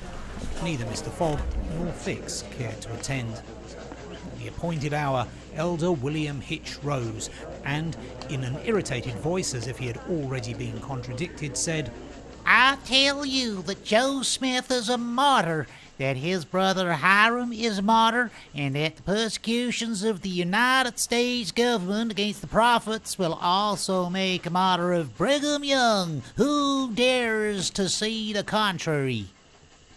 No one ventured to gainsay the missionary, whose excited tone contrasted curiously with his naturally calm visage. No doubt his anger arose from the hardships to which the Mormons were actually subjected. The government had just succeeded, with some difficulty, in reducing these independent fanatics to its rule. It had made itself master of Utah and subjected that territory to the laws of the Union, after imprisoning Brigham Young on a charge of rebellion and polygamy. The disciples of the prophet had since redoubled their efforts and resisted, by words at least, the authority of Congress. Elder Hitch, as is seen, was trying to make proselytes on the very railway trains. Then, emphasizing his words with his loud voice and frequent gestures, he related the history of the Mormons from biblical times. How that, in Israel, a Mormon prophet of the tribe of Joseph published the annals of the new religion and bequeathed them to his son Mormon. How many centuries later, a translation of this precious book, which was written in Egyptian, was made by Joseph Smith, Jr., a Vermont farmer who revealed himself as a mystical prophet in 1825, and how, in short, the celestial messenger appeared to him in an illuminated forest and gave him the annals of the Lord. Several of the audience, not being much interested in the missionary's narrative, here left the car, but Elder Hitch, continuing his lecture, related how Smith Jr., with his father, 2 brothers and a few disciples, founded the Church of the Latter-day Saints, which adopted not only in America, but in England, Norway and Sweden, and Germany, counts many artisans, as well as men engaged in the liberal professions among its members. How a colony was established in Ohio, a temple erected there at a cost of $200,000, and a town built at Kirkland. How Smith became an enterprising banker and received from a simple mummy showman a papyrus scroll written by Abraham and several famous Egyptians. The elder's story became somewhat wearisome, and his audience grew gradually less until it was reduced to 20 passengers. But this did not disconcert the enthusiast, who proceeded with the story of Joseph Smith's bankruptcy in 1837 and how his ruined creditors gave him a coat of tar and feathers. His reappearance some years afterwards, more honourable and honoured than ever, at Independence, Missouri, the chief of a flourishing colony of 3,000 disciples, and his pursuit thence by outraged Gentiles and retirement into the far west. 10 hearers only were now left, among them honest Passepartout, who was listening with all his ears. Thus he learned that, after long persecutions, Smith reappeared in Illinois, and in 1839 founded a community at Nauvoo, on the Mississippi, numbering 25,000 souls, of which he became mayor, chief justice, and general-in-chief. That he announced himself in 1843 as a candidate for the presidency of the United States, and that finally, being drawn into an ambuscade at Carthage, he was thrown into prison and assassinated by a band of men disguised in masks. Passepartout was now the only person left in the car, and the elder, looking him full in the face, reminded him that 2 years after the assassination of Joseph Smith, the inspired prophet Brigham Young, his successor, left Nauvoo for the banks of the Great Salt Lake, where, in the midst of that fertile region, directly on the route of the emigrants who crossed Utah on their way to California, the new colony, thanks to the polygamy practiced by the Mormons, had flourished beyond expectations. And this, added Elder William Hitch, this is why the jealousy of Congress has been aroused against us. Why have the soldiers of the Union invaded the soil of Utah? Why has Brigham Young, our chief, been imprisoned in contempt of all justice? Shall we yield to force? Never!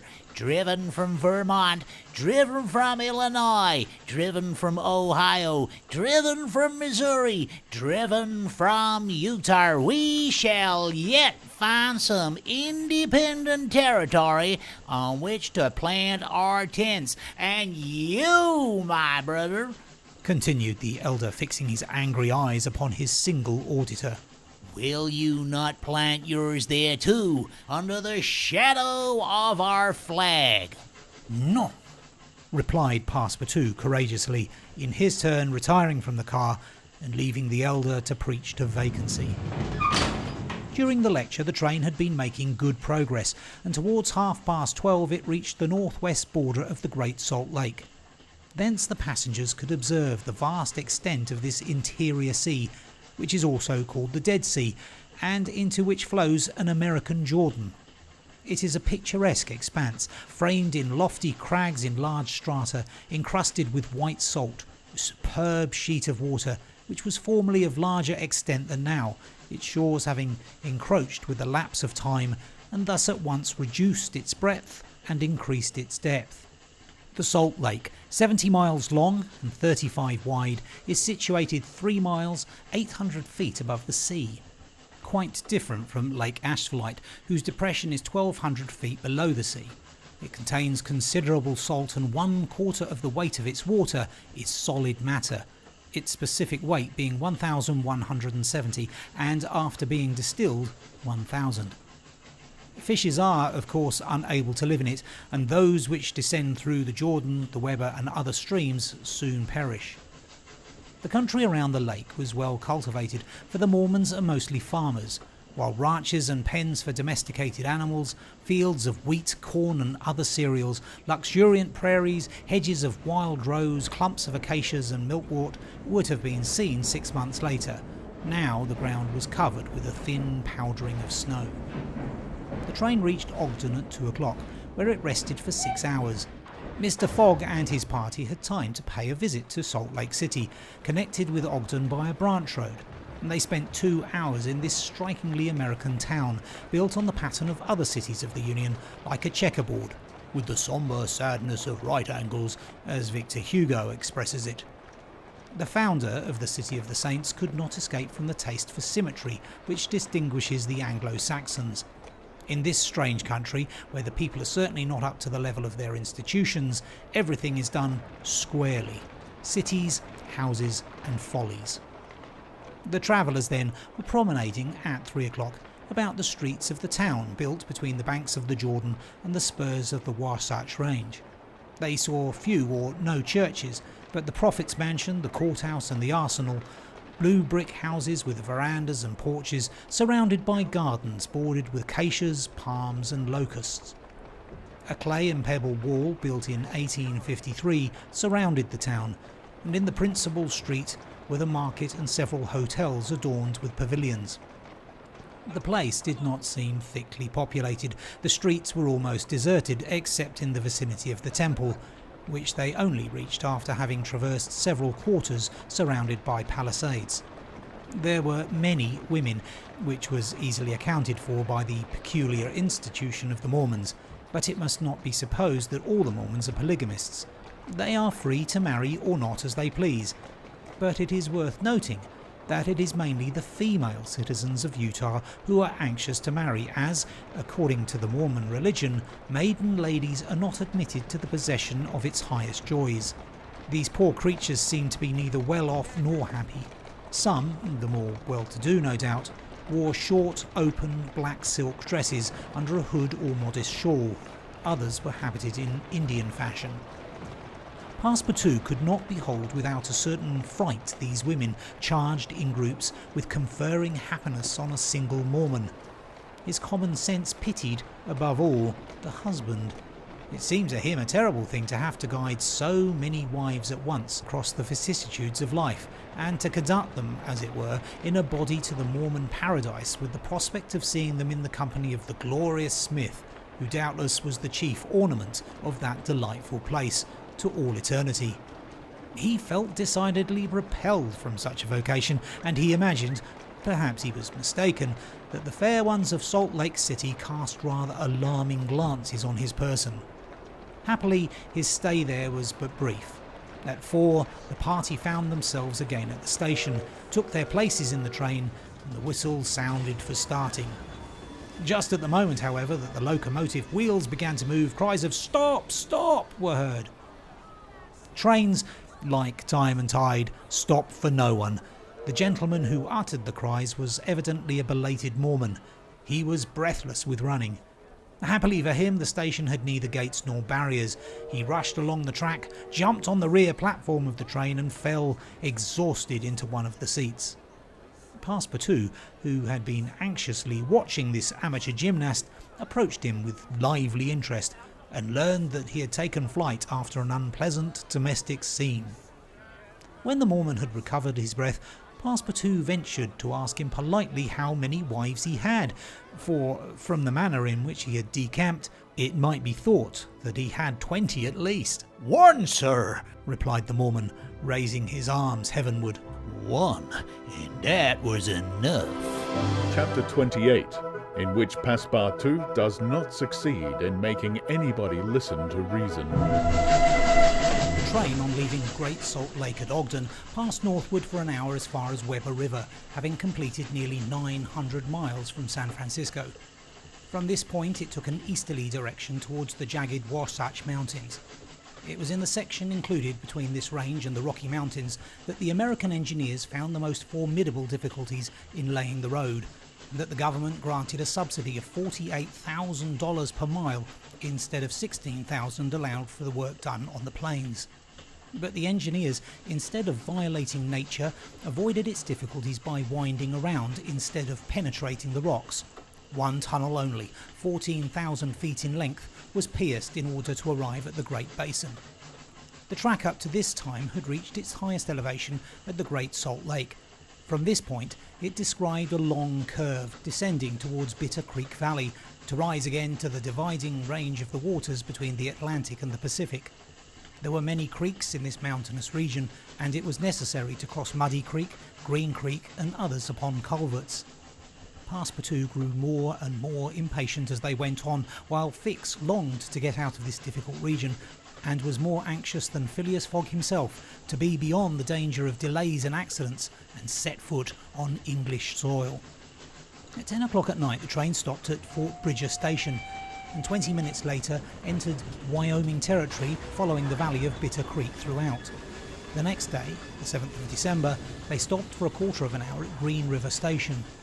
Snow had fallen abundantly during the night, but being mixed with rain it had half melted and did not interrupt their progress. The bad weather, however, annoyed Passepartout, for the accumulation of snow by blocking the wheels of the cars would certainly have been fatal to Mr. Fogg's tour. What an idea, he said to himself. Why did my master make this journey in winter? Couldn't he have waited for the good season to increase his chances? While the worthy Frenchman was absorbed in the state of the sky and the depression of the temperature, Aouda was experiencing fears from a totally different cause. Several passengers had got off at Green River and were walking up and down the platforms, and among these Aouda recognised Colonel Stamp Proctor, the same who had so grossly insulted Phileas Fogg at the San Francisco meeting. Not wishing to be recognised, the young woman drew back from the window, feeling much alarm at her discovery.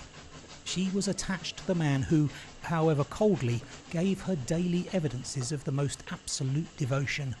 She did not comprehend, perhaps, the depth of the sentiment with which her protector inspired her, which she called gratitude, but which, though she was unconscious of it, was really more than that. Her heart sank within her when she recognised the man whom Mr. Fogg desired, sooner or later, to call to account for his conduct. Chance alone, it was clear, had brought Colonel Proctor on this train, and there he was, and it was necessary at all hazards that Phileas Fogg should not perceive his adversary. Aouda seized a moment when Mr. Fogg was asleep to tell Fix and Passepartout whom she had seen. "That Proctor on this train?" cried Fix. "Well, reassure yourself, madam. Before he settles with Mr. Fogg, he's got to deal with me. Seems to me that I was the more insulted of the two. And besides," added Passepartout, "I'll take charge of him, Colonel as he is." Mr. Fix, resumed Aouda, Mr. Fogg will allow no one to avenge him. He said that he would come back to America to find this man. Should he perceive Colonel Proctor, we could not prevent a collision which might have terrible results. He must not see him. "You are right, madam," replied Fix. "A meeting between them might ruin all.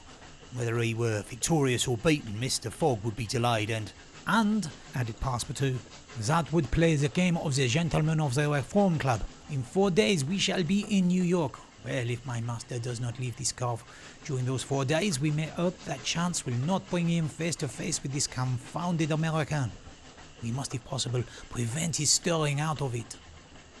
The conversation dropped. Mr. Fogg had just woken up and was looking out of the window. Soon after, Passepartout, without being heard by his master or Aouda, whispered to the detective. "Would you really fight for him?" "I would do anything," replied Fix in a tone which betrayed determined will. "To get him back living to Europe." Passepartout felt something like a shudder shoot through his frame, but his confidence in his master remained unbroken. Was there any means of detaining Mr. Fogg in the car to avoid a meeting between him and the Colonel? It ought not to be a difficult task, since that gentleman was naturally sedentary and little curious. The detective, at least, seemed to have found a way, for after a few moments he said to Mr. Fogg, "These are long and slow hours, sir, that we are passing on the railway." "Yes," replied Mr. Fogg, "but they pass."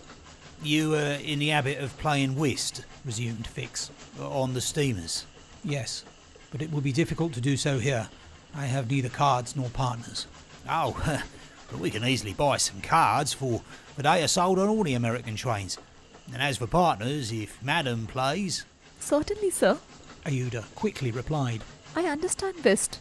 It is part of an English education."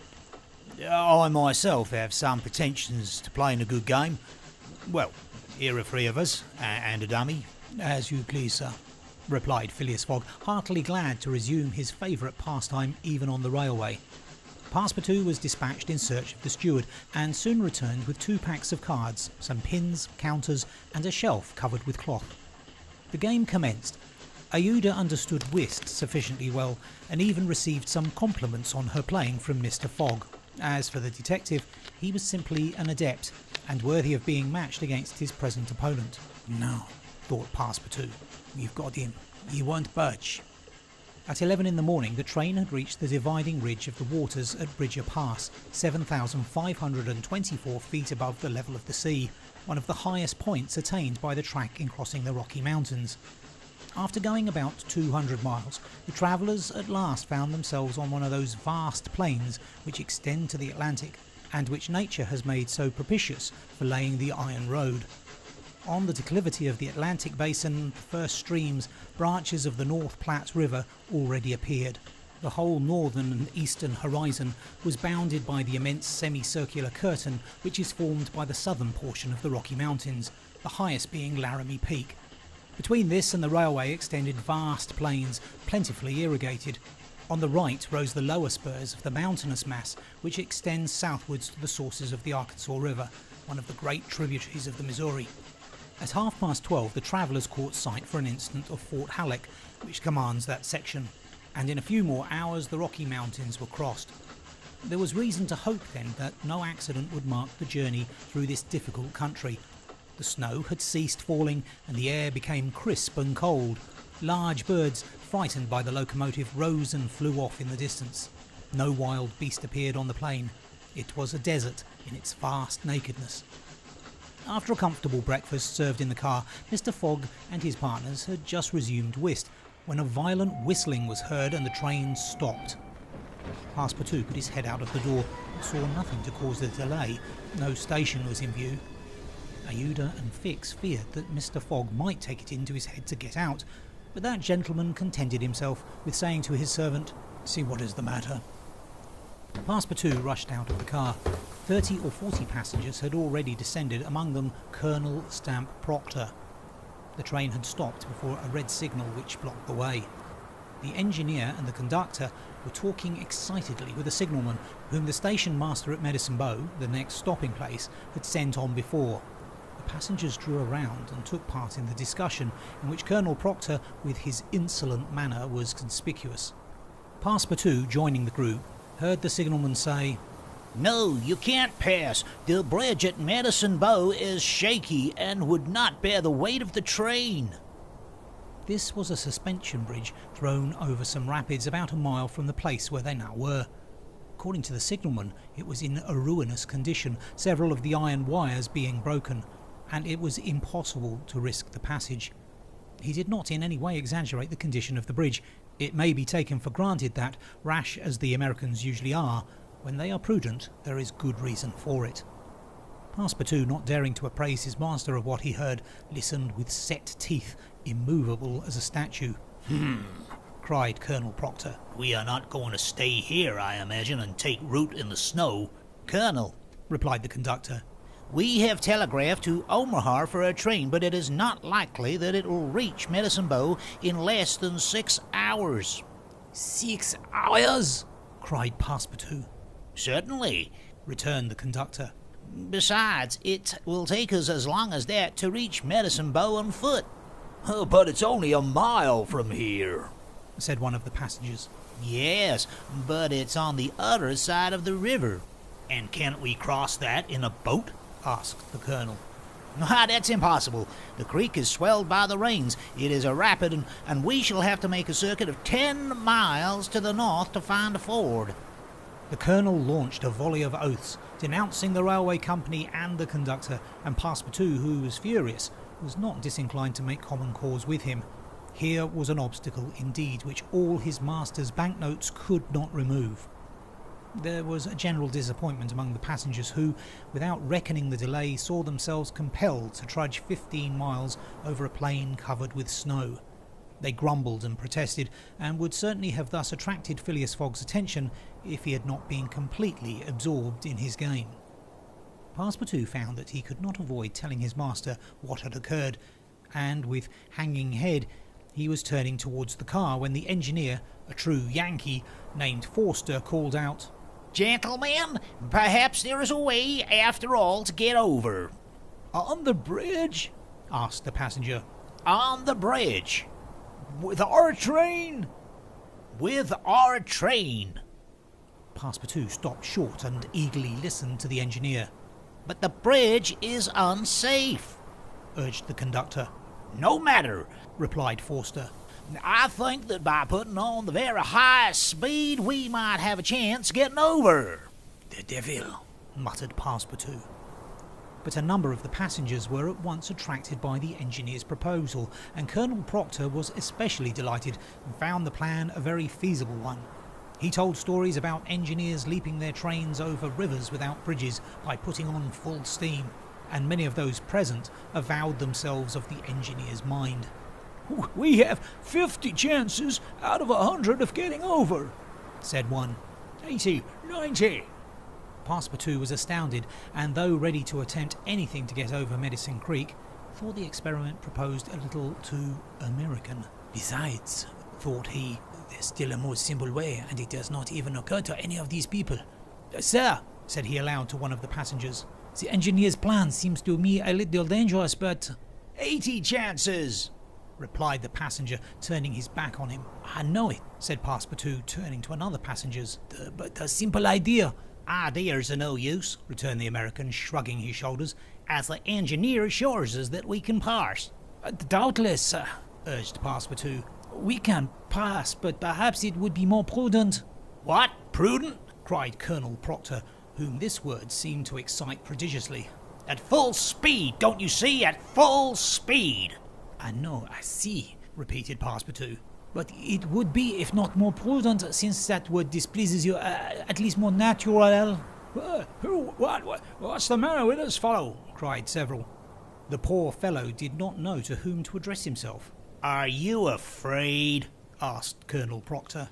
I'm afraid. Very well, I shall show these people that a Frenchman can be as American as they. All aboard! cried the conductor. Yes, all aboard, repeated Passepartout, and immediately. But they can't prevent me from thinking that it would be more natural for us to cross the bridge on foot and let the train come after. But no one heard this sage reflection, nor would anyone have acknowledged its justice. The passengers resumed their places in the cars. Passepartout took his seat without telling what had passed. The whist players were quite absorbed in their game. The locomotive whistled vigorously. The engineer, reversing the steam, backed the train for nearly a mile, retiring like a jumper in order to take a longer leap. Then, with another whistle, he began to move forward. The train increased its speed, and soon its rapidity became frightful. A prolonged screech issued from the locomotive. The piston worked up and down 20 strokes to the second. They perceived that the whole train, rushing on at the rate of 100 miles an hour, hardly bore upon the rails at all. And they passed over. It was like a flash. No one saw the bridge. The train leapt, so to speak, from one bank to the other, and the engineer could not stop it until it had gone 5 miles beyond the station. But scarcely had the train passed the river when the bridge, completely ruined, fell with a crash into the rapids of Medicine Bow. Chapter 29, in which certain incidents are narrated which are only to be met with on American railroads. The train pursued its course that evening without interruption, passing Fort Saunders, crossing Cheyenne Pass and reaching Evans Pass. The road here attained the highest elevation of the journey, 8,092 feet above the level of the sea. The travellers had now only to descend the Atlantic by limitless plains, levelled by nature. A branch of the Grand Trunk led off southward to Denver, the capital of Colorado. The country round about is rich in gold and silver, and more than 50,000 inhabitants are already settled there. 1,382 miles had been passed over from San Francisco in 3 days and 3 nights. 4 days and nights more would probably bring them to New York. Phileas Fogg was not as yet behindhand. During the night, Camp Walbuck was passed on the left. Lodgepole Creek ran parallel with the road, marking the boundary between the territories of Wyoming and Colorado. They entered Nebraska at 11, passed near Sedgwick, and touched at Julesburg on the southern branch of the Platte River. It was here that the Union Pacific Railroad was inaugurated on the 23rd of October, 1867, by the chief engineer, General Dodge. 2 powerful locomotives carrying 9 cars of invited guests, amongst whom was Thomas C. Durant, Vice President of the road, stopped at this point. Cheers were given. The Sioux and Pawnees performed an imitation Indian battle. Fireworks were let off, and the first number of the Railway Pioneer was printed by a press brought on the train. Thus was celebrated the inauguration of this great railroad, a mighty instrument of progress and civilization thrown across the desert and destined to link together cities and towns which do not yet exist. The whistle of the locomotive, more powerful than Amphion's lyre, was about to bid them rise from the American soil. Fort McPherson was left behind at 8 in the morning, and 357 miles had yet to be traversed before reaching Omaha. The road followed the capricious windings of the southern branch of the Platte River on its left bank. At 9 the train stopped at the important town of North Platte, built between the 2 arms of the river, which rejoin each other around it and form a single artery, a large tributary whose waters empty into the Missouri a little above Omaha. The 101st meridian was passed. Mr. Fogg and his partners had resumed their game. No one, not even the dummy, complained of the length of the trip. Fix had begun by winning several guineas, which he seemed likely to lose, but he showed himself a not less eager whist player than Mr. Fogg. During the morning, chance distinctly favoured that gentleman. Trumps and honours were showered upon his hands. Once, having resolved on a bold stroke, he was on the point of playing a spade when a voice behind him said, "I should play a diamond." Mr. Fogg, Aouda and Fix raised their heads and beheld Colonel Proctor. Stamp Proctor and Phileas Fogg recognised each other at once. "Ha! It's you, is it, Englishman?" cried the Colonel. "It's you who are going to play a spade." "And who plays it?" replied Phileas Fogg coolly, throwing down the 10 of spades.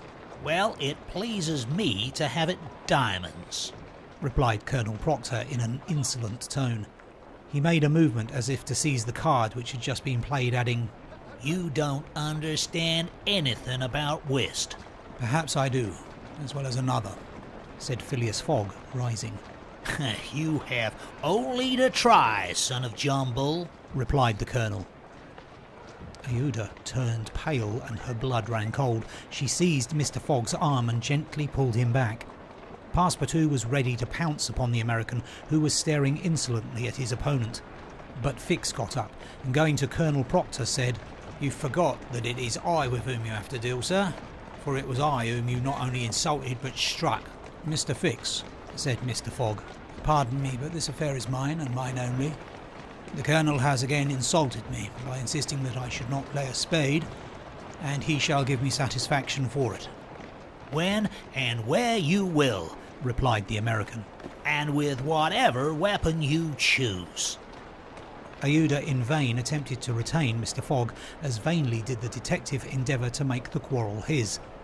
Passepartout wished to throw the Colonel out of the window, but a sign from his master checked him. Phileas Fogg left the car, and the American followed him upon the platform. "Sir," said Mr. Fogg to his adversary, "I am in a great hurry to get back to Europe, and any delay whatever would be greatly to my disadvantage." "Well, what's that to me?" replied Colonel Proctor. "Sir," said Mr. Fogg very politely, "after our meeting at San Francisco, I determined to return to America and find you as soon as I had completed the business which called me to England." "Really?" "Will you appoint a meeting for 6 months hence?" "Why not 10 years hence?" "I say 6 months," returned Phileas Fogg, "and I shall be at the place of meeting promptly." "All this is an evasion," cried Stamp Proctor. "Now or never." "Very good. You are going to New York?" "No." "To Chicago?" "No." "To Omaha?" "Well, what difference is it to you? Do you know Plum Creek?" "No," replied Mr. Fogg. "It's the next station. The train will be there in an hour, and will stop there 10 minutes. In 10 minutes, several revolver shots could be exchanged." "Very well," said Mr. Fogg. "I will stop at Plum Creek." "And I guess you'll stay there, too." added the American insolently. Who knows? Replied Mr. Fogg, returning to the car as coolly as usual. He began to reassure Aouda, telling her that blusterers were never to be feared, and begged Fix to be his second at the approaching duel, a request which the detective could not refuse. Mr. Fogg resumed the interrupted game with perfect calmness. At 11 o'clock, the locomotive's whistle announced that they were approaching Plum Creek Station. Mr. Fogg rose and, followed by Fix, went out upon the platform. Passepartout accompanied him, carrying a pair of revolvers. Aouda remained in the car, as pale as death. The door of the next car opened, and Colonel Proctor appeared on the platform, attended by a Yankee of his own stamp as his second. But just as the combatants were about to step off from the train, the conductor hurried up and shouted, "You can't get off, gentlemen." Why not? asked the Colonel. "We are 20 minutes late, and we shall not stop." But I am going to fight a duel with this gentleman. "I am sorry, said the conductor. but we shall be off at once. There's the bell ringing now." The train started. "I'm really very sorry, gentlemen. Said the conductor. Under any other circumstances, I should have been happy to oblige you. But after all, as you have not had time to fight here, why not fight as we go along?" That would be convenient, perhaps, for this gentleman, said the Colonel in a jeering tone. "It would be perfectly so," replied Phileas Fogg. "Well, we really are in America," thought Passepartout. "and the conductor is a gentleman of the first order." So muttering, he followed his master.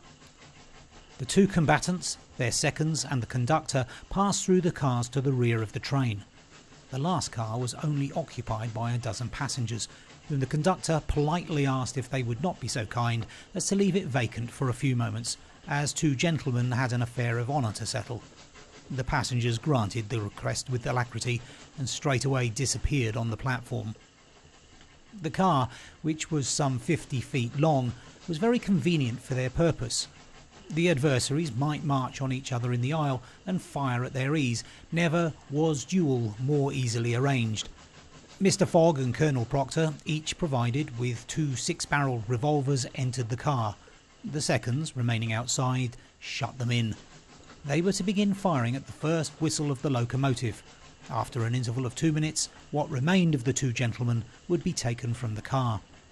Nothing could be more simple. Indeed, it was all so simple that Fix and Passepartout felt their hearts beating as if they would crack. They were listening for the whistle agreed upon when suddenly savage cries resounded in the air, accompanied by reports which certainly did not issue from the car where the duellists were. The reports continued in front and the whole length of the train. Cries of terror proceeded from the interior of the cars. Colonel Proctor and Mr. Fogg, revolvers in hand, hastily quitted their prison and rushed forward where the noise was most clamorous. They then perceived that the train was attacked by a band of Sioux. This was not the first attempt of these daring Indians, for more than once they had waylaid trains on the road. 100 of them had, according to their habit, jumped upon the steps without stopping the train with the ease of a clown mounting a horse at full gallop. The Sioux were armed with guns, from which came the reports, to which the passengers, who were almost all armed, responded by revolver shots. The Indians had first mounted the engine and half stunned the engineer and stoker with blows from their muskets. A Sioux chief, wishing to stop the train but not knowing how to work the regulator, had opened wide instead of closing the steam valve, and the locomotive was plunging forward with terrific velocity. The Sioux had at the same time invaded the cars, skipping like enraged monkeys over the roof, thrusting open the doors and fighting hand to hand with the passengers. Penetrating the baggage car, they pillaged it, throwing the trunks out of the train. The cries and shots were constant. The travellers defended themselves bravely. Some of the cars were barricaded and sustained a siege like moving Fords, carried along at the speed of 100 miles an hour. Aouda behaved courageously from the first. She defended herself like a true heroine with a revolver, which she shot through the broken windows whenever a savage made his appearance. 20 Sioux had fallen mortally wounded to the ground, and the wheels crushed those who fell upon the rails as if they had been worms. Several passengers, shot or stunned, lay on the seats. It was necessary to put an end to the struggle, which had lasted for 10 minutes and which would result in the triumph of the Sioux if the train was not stopped. Fort Kearny Station, where there was a garrison, was only 2 miles distant, but that once passed, the Sioux would be masters of the train between Fort Kearny and the station beyond. The conductor was fighting beside Mr. Fogg when he was shot and fell. At the same moment he cried, Unless the train is stopped in 5 minutes, we are lost. "It shall be stopped," said Phileas Fogg, preparing to rush from the car. "Stem, monsieur," cried Passepartout. "I will go." Mr. Fogg had not the time to stop the brave fellow, who, opening a door unperceived by the Indians, succeeded in slipping under the car, and while the struggle continued and the balls whizzed across each other over his head, he made use of his old acrobatic experience, and with amazing agility worked his way under the cars, holding onto the chains, aiding himself by the brakes and edges of the sashes, creeping from one car to another with marvellous skill, and thus gaining the forward end of the train. There, suspended by one hand between the baggage car and the tender, with the other he loosened the safety chains, but owing to the traction he would never have succeeded in unscrewing the yoking bar had not a violent concussion jolted this bar out. The train, now detached from the engine, remained a little behind whilst the locomotive rushed forward with increased speed. Carried on by the force already acquired, the train still moved for several minutes, and the brakes were worked, and at last they stopped less than 100 feet from Kearny Station. The soldiers of the fort, attracted by the shots, hurried up. The Sioux had not expected them and decamped in a body before the train entirely stopped. But when the passengers counted each other on the station platform, several were found missing, among others the courageous Frenchman whose devotion had just saved them. Chapter 30, in which Phileas Fogg simply does his duty. 3 passengers, including Passepartout, had disappeared. Had they been killed in the struggle? Were they taken prisoners by the Sioux? It was impossible to tell. There were many wounded, but none mortally. Colonel Proctor was one of the most seriously hurt. He had fought bravely, and a ball had entered his groin. He was carried into the station with the other wounded passengers to receive such attention as could be of avail. Aouda was safe, and Phileas Fogg, who had been in the thickest of the fight, had not received a scratch. Fix was slightly wounded in the arm, but Passepartout was not to be found, and tears coursed down Aouda's cheeks. All the passengers had got out of the train, the wheels of which were stained with blood. From the tyres and spokes hung ragged pieces of flesh. As far as the eye could reach on the white plain behind, red trails were visible. The last Sioux were disappearing in the south along the banks of the Republican River. Mr. Fogg, with folded arms, remained motionless. He had a serious decision to make. Aouda, standing near him, looked at him without speaking, and he understood her look. If his servant was a prisoner, ought he not to risk everything to rescue him from the Indians? "I will find him, living or dead," said he quietly to Aouda. Mr. Fogg, cried she, clasping his hands and covering them with tears. "Living," added Mr. Fogg, "if we do not lose a moment." Phileas Fogg, by this resolution, inevitably sacrificed himself. He pronounced his own doom. The delay of a single day would make him lose the steamer at New York, and his bet would be certainly lost. But as he thought, "It is my duty," he did not hesitate. The commanding officer of Fort Kearny was there. 100 of his soldiers had placed themselves in a position to defend the station should the Sioux attack it. "Sir," said Mr. Fogg to the captain, 3 passengers have disappeared." "Dead?" asked the captain. "Dead or prisoners. That is the uncertainty which must be solved. Do you propose to pursue the Sioux?" "That's a serious thing to do, sir," returned the captain. "These Indians may retreat upon the Arkansas, and I cannot leave the fort unprotected." "The lives of 3 men are in question, sir," said Phileas Fogg. "Doubtless. Can I risk the lives of 50 men to save 3? "I don't know whether you can, sir, but you ought to do so." "Nobody here," returned the other, "has a right to teach me my duty." "Very well," said Mr. Fogg coldly. I will go alone." "You, sir?" cried Fix, coming up. "You go alone in pursuit of the Indians? Would you have me leave this poor fellow to perish, him to whom everyone present owes his life? I shall go."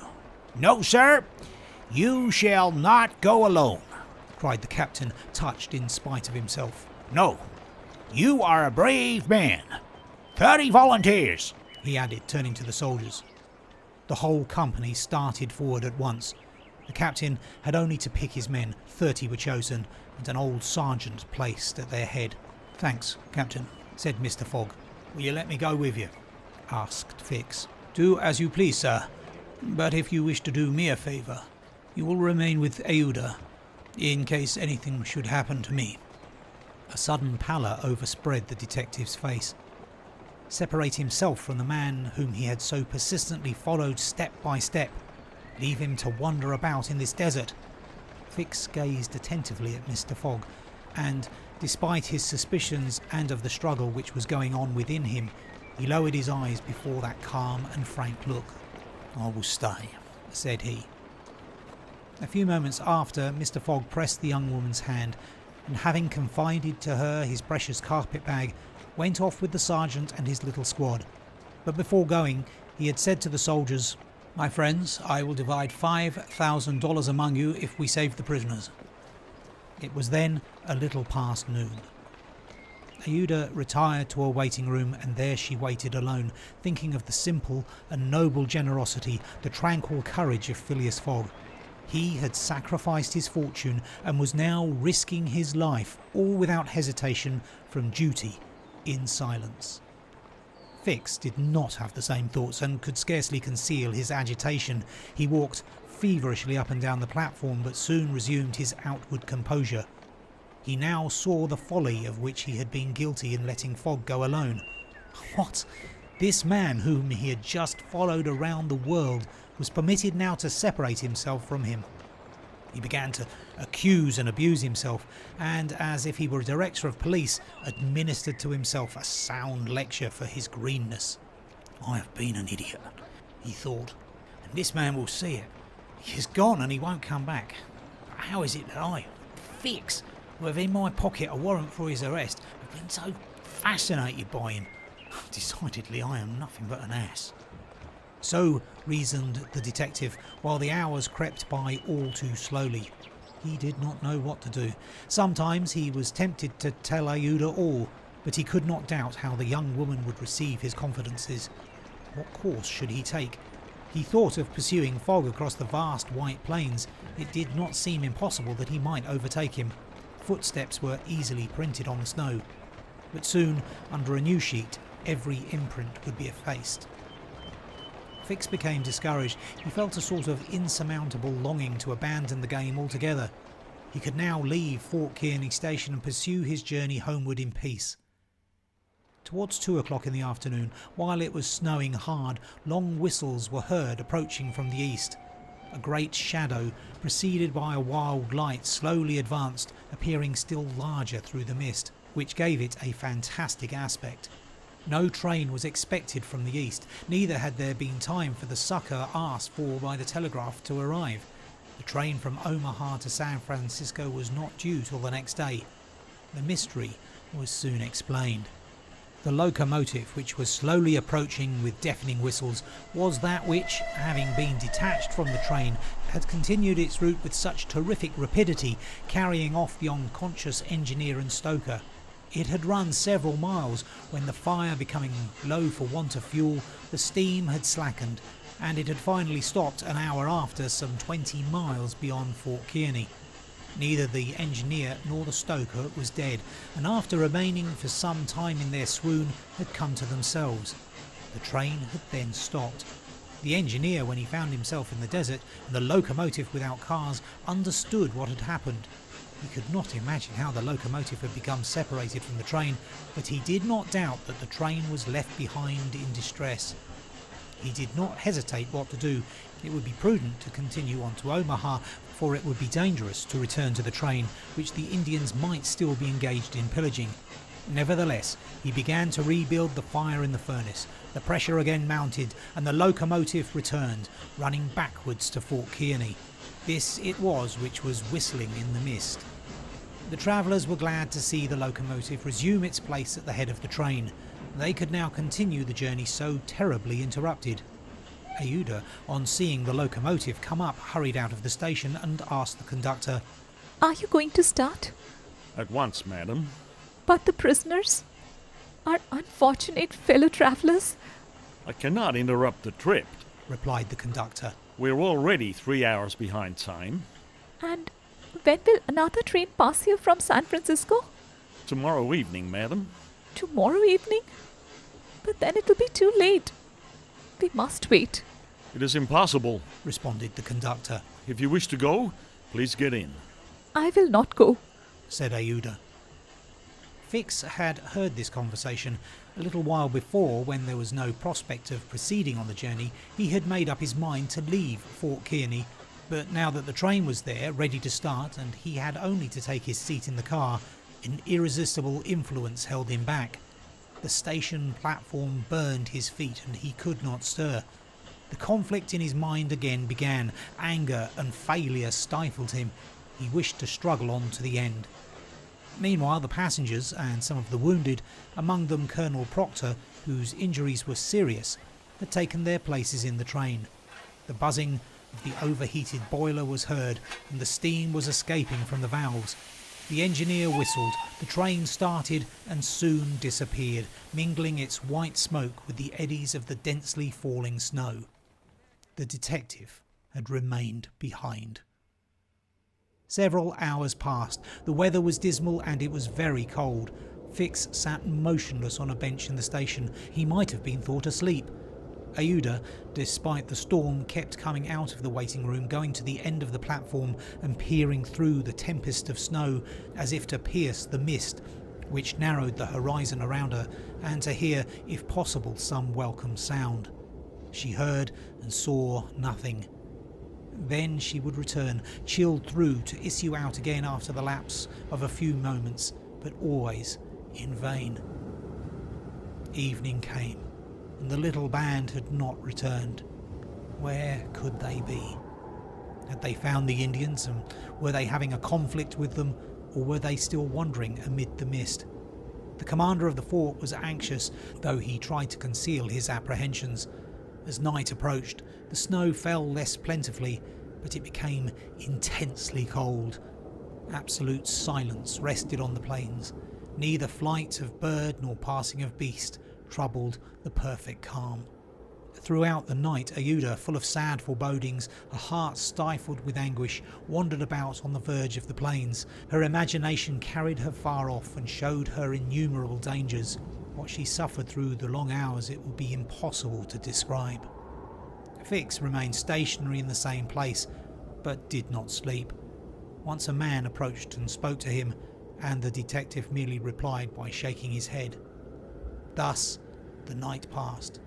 At dawn, the half-extinguished disk of the sun rose above a misty horizon, but it was now possible to recognise objects 2 miles off.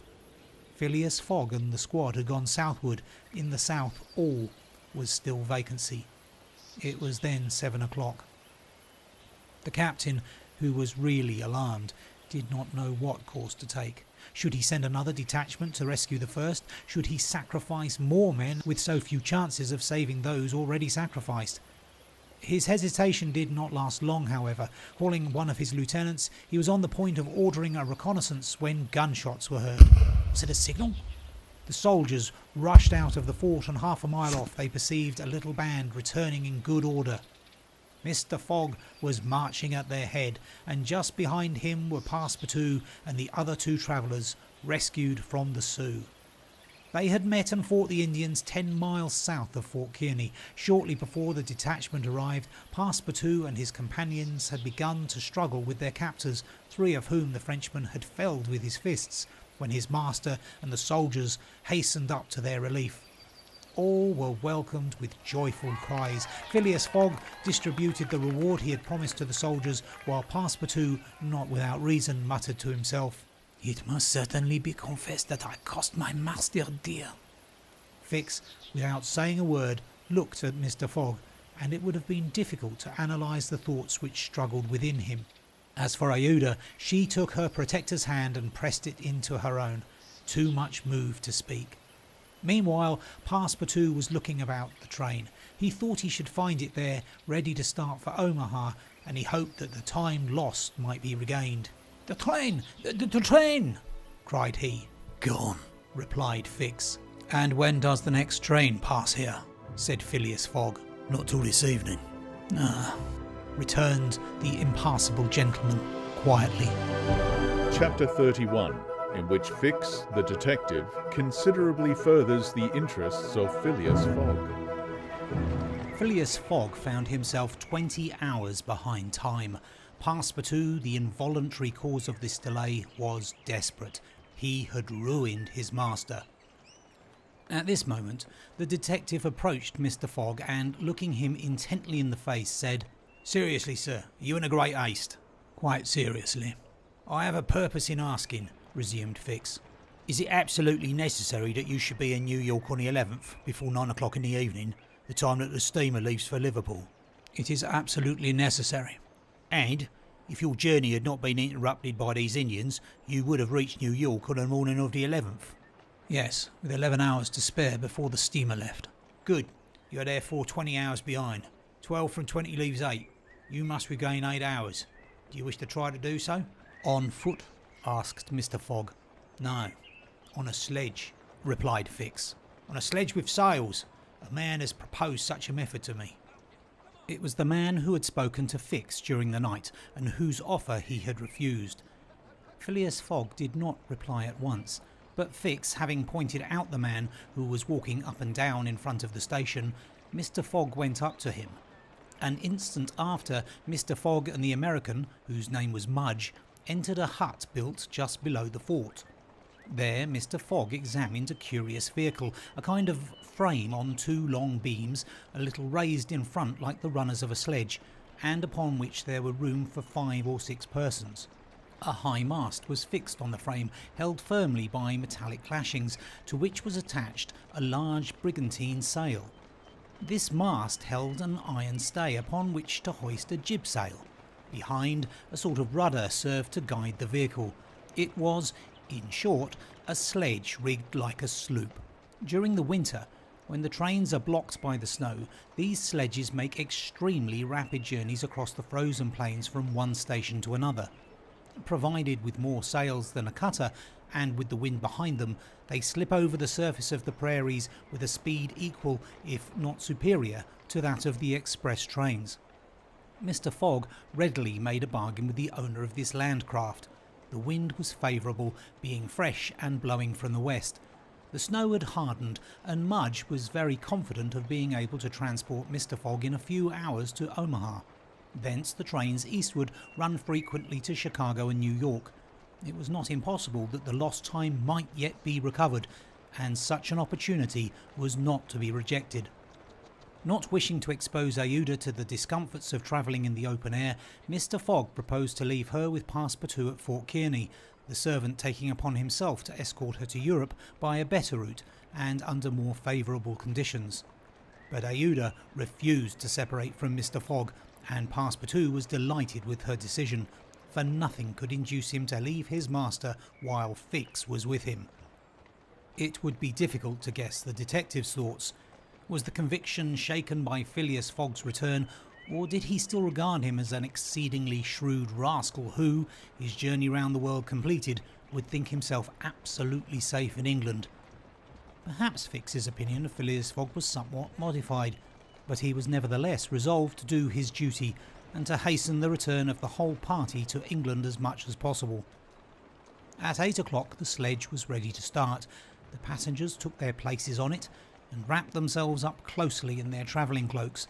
The 2 great sails were hoisted, and under the pressure of the wind the sledge slid over the hardened snow with a velocity of 40 miles an hour. The distance between Fort Kearny and Omaha, as the birds fly, is at most 200 miles. If the wind held good, the distance might be traversed in 5 hours. If no accident happened, the sledge might reach Omaha by 1 o'clock. What a journey! The travellers, huddled close together, could not speak for the cold, intensified by the rapidity at which they were going. The sledge sped on as lightly as a boat over the waves. When the breeze came skimming the earth, the sledge seemed to be lifted off the ground by its sails. Mudge, who was at the rudder, kept in a straight line, and by a turn of his hand checked the lurches which the vehicle had a tendency to make. All the sails were up, and the jib was so arranged as not to screen the brigantine. A topmast was hoisted, and another jib, held out to the wind, added its force to the other sails. Although the speed could not be exactly estimated, the sledge could not be going at less than 40 miles an hour. "If nothing breaks," said Mudge, "we shall get there." Mr. Fogg had made it for Mudge's interest to reach Omaha within the time agreed on, by the offer of a handsome reward.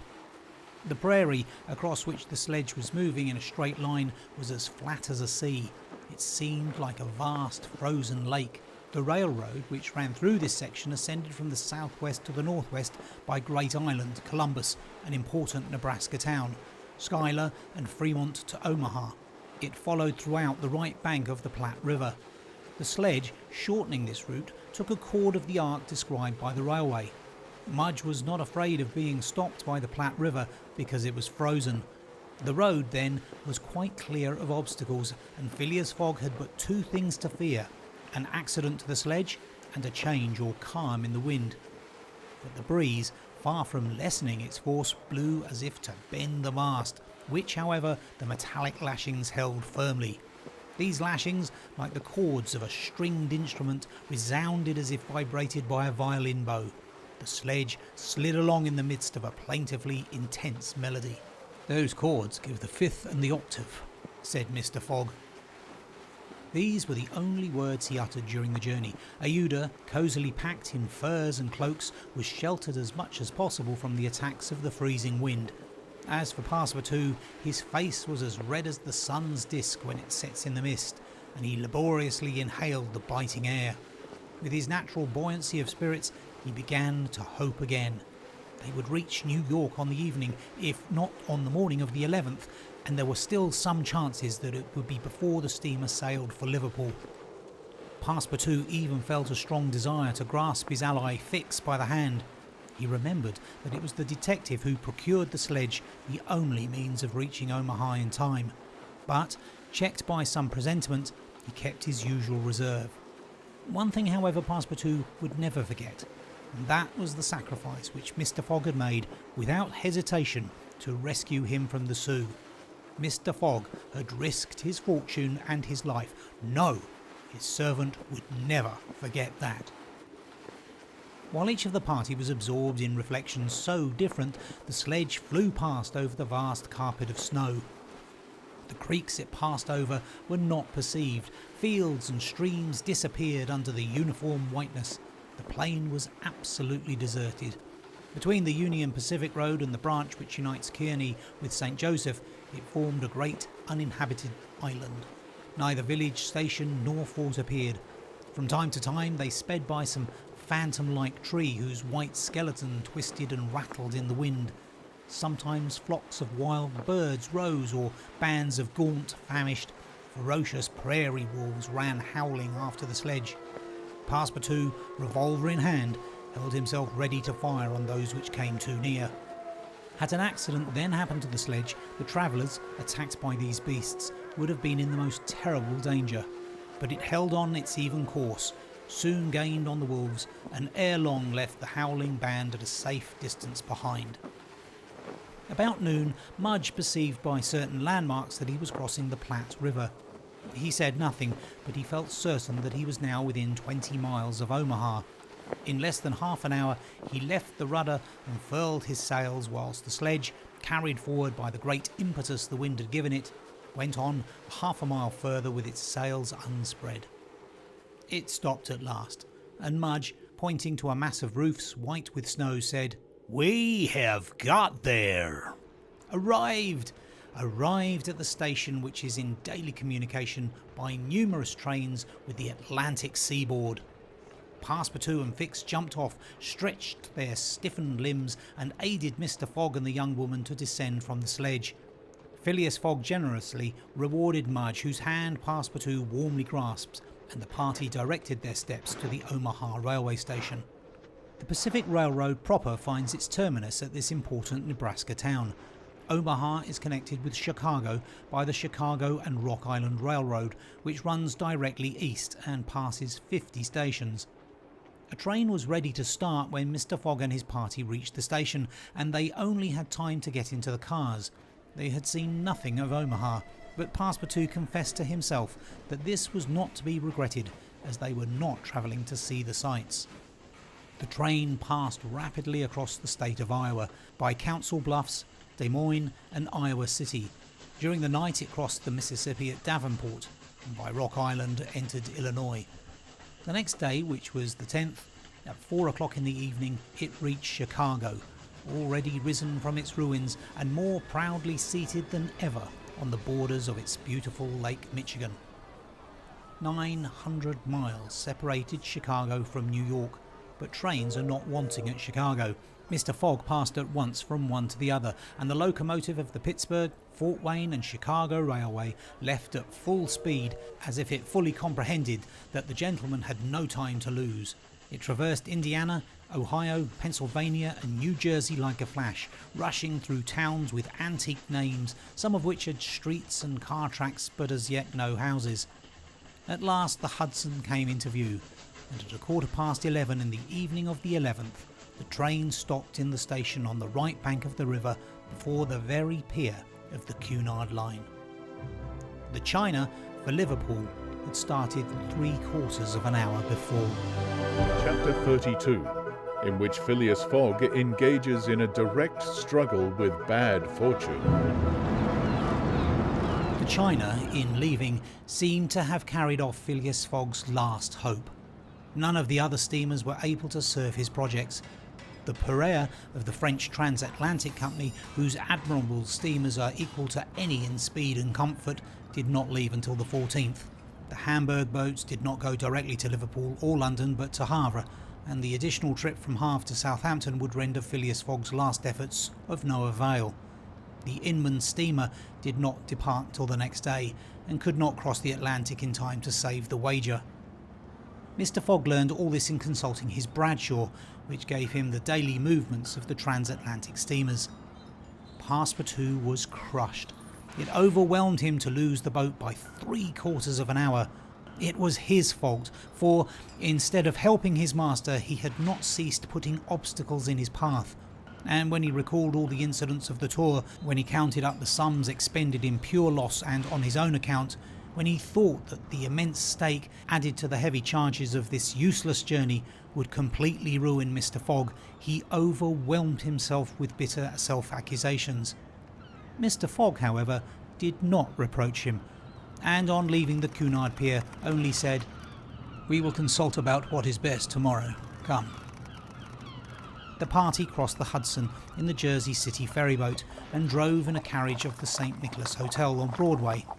Rooms were engaged, and the night passed briefly to Phileas Fogg, who slept profoundly, but very long to Aouda and the others, whose agitation did not permit them to rest. The next day was the 12th of December. From 7 in the morning of the 12th to 9:15 in the evening of the 21st, there were 9 days, 13 hours and 45 minutes. If Phileas Fogg had left in the China, one of the fastest steamers on the Atlantic, he would have reached Liverpool and then London within the period agreed upon. Mr. Fogg left the hotel alone, after giving Passepartout instructions to await his return, and inform Aouda to be ready at an instant's notice. He proceeded to the banks of the Hudson, and looked about among the vessels moored or anchored in the river for any that were about to depart. Several had departure signals, and were preparing to put to sea at morning tide, for in this immense and admirable port there is not one day in 100 that vessels do not set out for every quarter of the globe. But they were mostly sailing vessels, of which, of course, Phileas Fogg could make no use. He seemed about to give up all hope when he espied, anchored at the battery, a cable's length off at most, a trading vessel, with a screw well shaped, whose funnel, puffing a cloud of smoke, indicated that she was getting ready for departure. Phileas Fogg hailed a boat, got into it, and soon found himself on board the Henrietta, iron-hulled, wood-built above. He ascended to the deck and asked for the captain, who forthwith presented himself. He was a man of 50, a sort of sea-wolf, with big eyes, a complexion of oxidised copper, red hair and thick neck, and a growling voice. "The captain?" asked Mr. Fogg. I am the captain. "I am Phileas Fogg of London." And I am Andrew Speedy of Cardiff. "You are going to put to sea. In an hour. You are bound for... Bordeaux? And your cargo? No freight. Going in ballast. Have you any passengers?" No passengers. Never have passengers. Too much in the way. "Is your vessel a swift one?" Between 11 and 12 knots. The Henrietta. Oh, well known. "Will you carry me and 3 other persons to Liverpool?" To Liverpool? Why not to China? "I said Liverpool." No. "No." No, I am setting out for Bordeaux, and shall go to Bordeaux. "Money is no object?" None. The captain spoke in a tone which did not admit of a reply. "But the owners of the Henrietta," resumed Phileas Fogg. The owners are myself, replied the captain. The vessel belongs to me. "I will freight it for you." No. "I will buy it of you." No. Phileas Fogg did not betray the least disappointment, but the situation was a grave one. It was not at New York as at Hong Kong, nor with the captain of the Henrietta as with the captain of the Tankadier. Up to this point, money had smoothed away every obstacle. Now money failed. Still, some means must be found to cross the Atlantic on a boat, unless by balloon, which would have been venturesome, besides not being capable of being put into practice. It seemed that Phileas Fogg had an idea, for he said to the captain, "Well, will you carry me to Bordeaux?"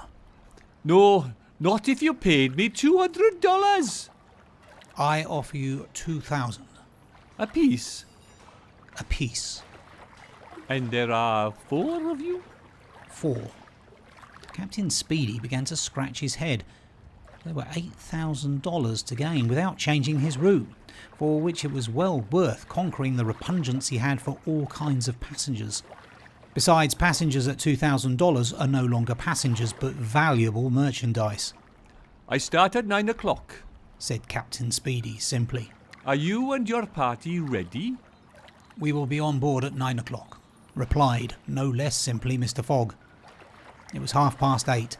To disembark from the Henrietta, jump into a hack, hurry to the St. Nicholas and return with Aouda, Passepartout and even the inseparable Fix was the work of a brief time, and was performed by Mr. Fogg with the coolness which never abandoned him. They were on board when the Henrietta made ready to weigh anchor. When Passepartout heard what this last voyage was going to cost, he uttered a prolonged "Oh," which extended throughout his vocal gamut. As for Fix, he said to himself that the Bank of England would certainly not come out of this affair well indemnified. When they reached England, even if Mr. Fogg did not throw some handfuls of bank bills into the sea, more than £7,000 would have been spent. Chapter 33, in which Phileas Fogg shows himself equal to the occasion. An hour after, the Henrietta passed the lighthouse which marks the entrance of the Hudson, turned the point of Sandy Hook and put to sea. During the day she skirted Long Island, past Fire Island and directed her course rapidly eastward. At noon the next day a man mounted the bridge to ascertain the vessel's position.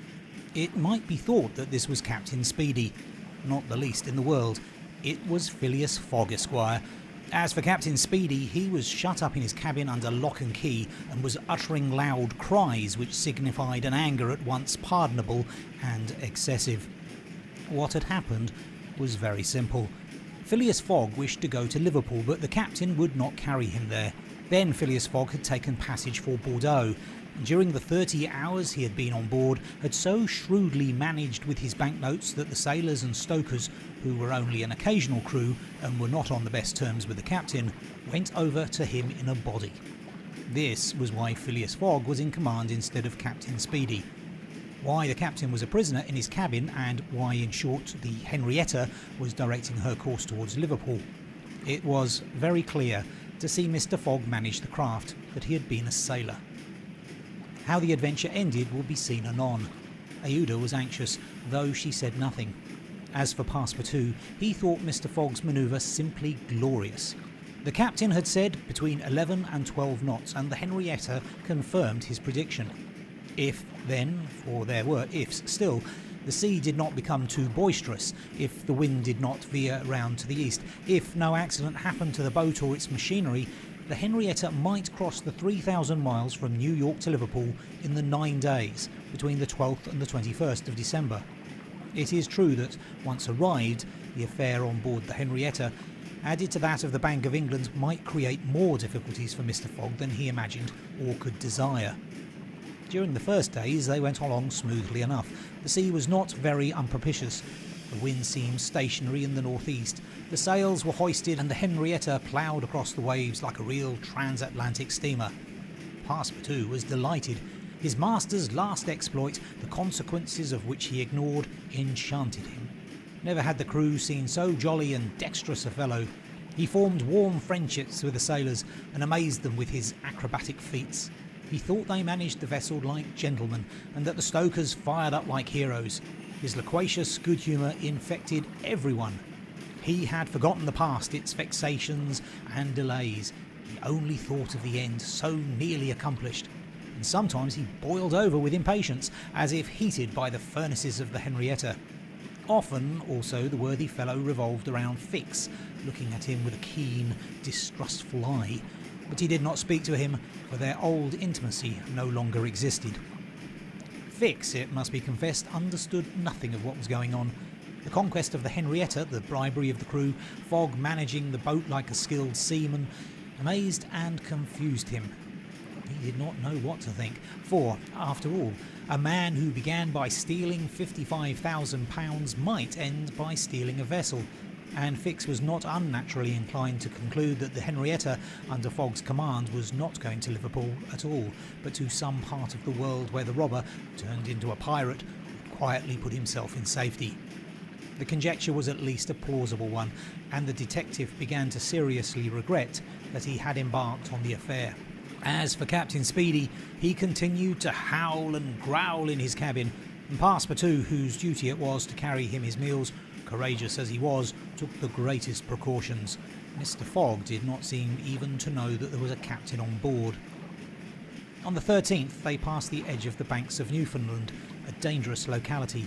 During the winter especially there are frequent fogs and heavy gales of wind.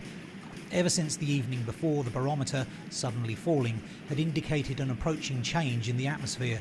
And during the night the temperature varied, the cold became sharper, and the wind veered to the southeast. This was a misfortune. Mr. Fogg, in order not to deviate from his course, furled his sails and increased the force of the steam, but the vessel's speed slackened owing to the state of the sea, the long waves of which broke against the stern. She pitched violently, and this retarded her progress. The breeze, little by little, swelled into a tempest, and it was feared that the Henrietta might not be able to maintain herself upright on the waves. Passepartout's visage darkened with the skies, and for 2 days the poor fellow experienced constant fright.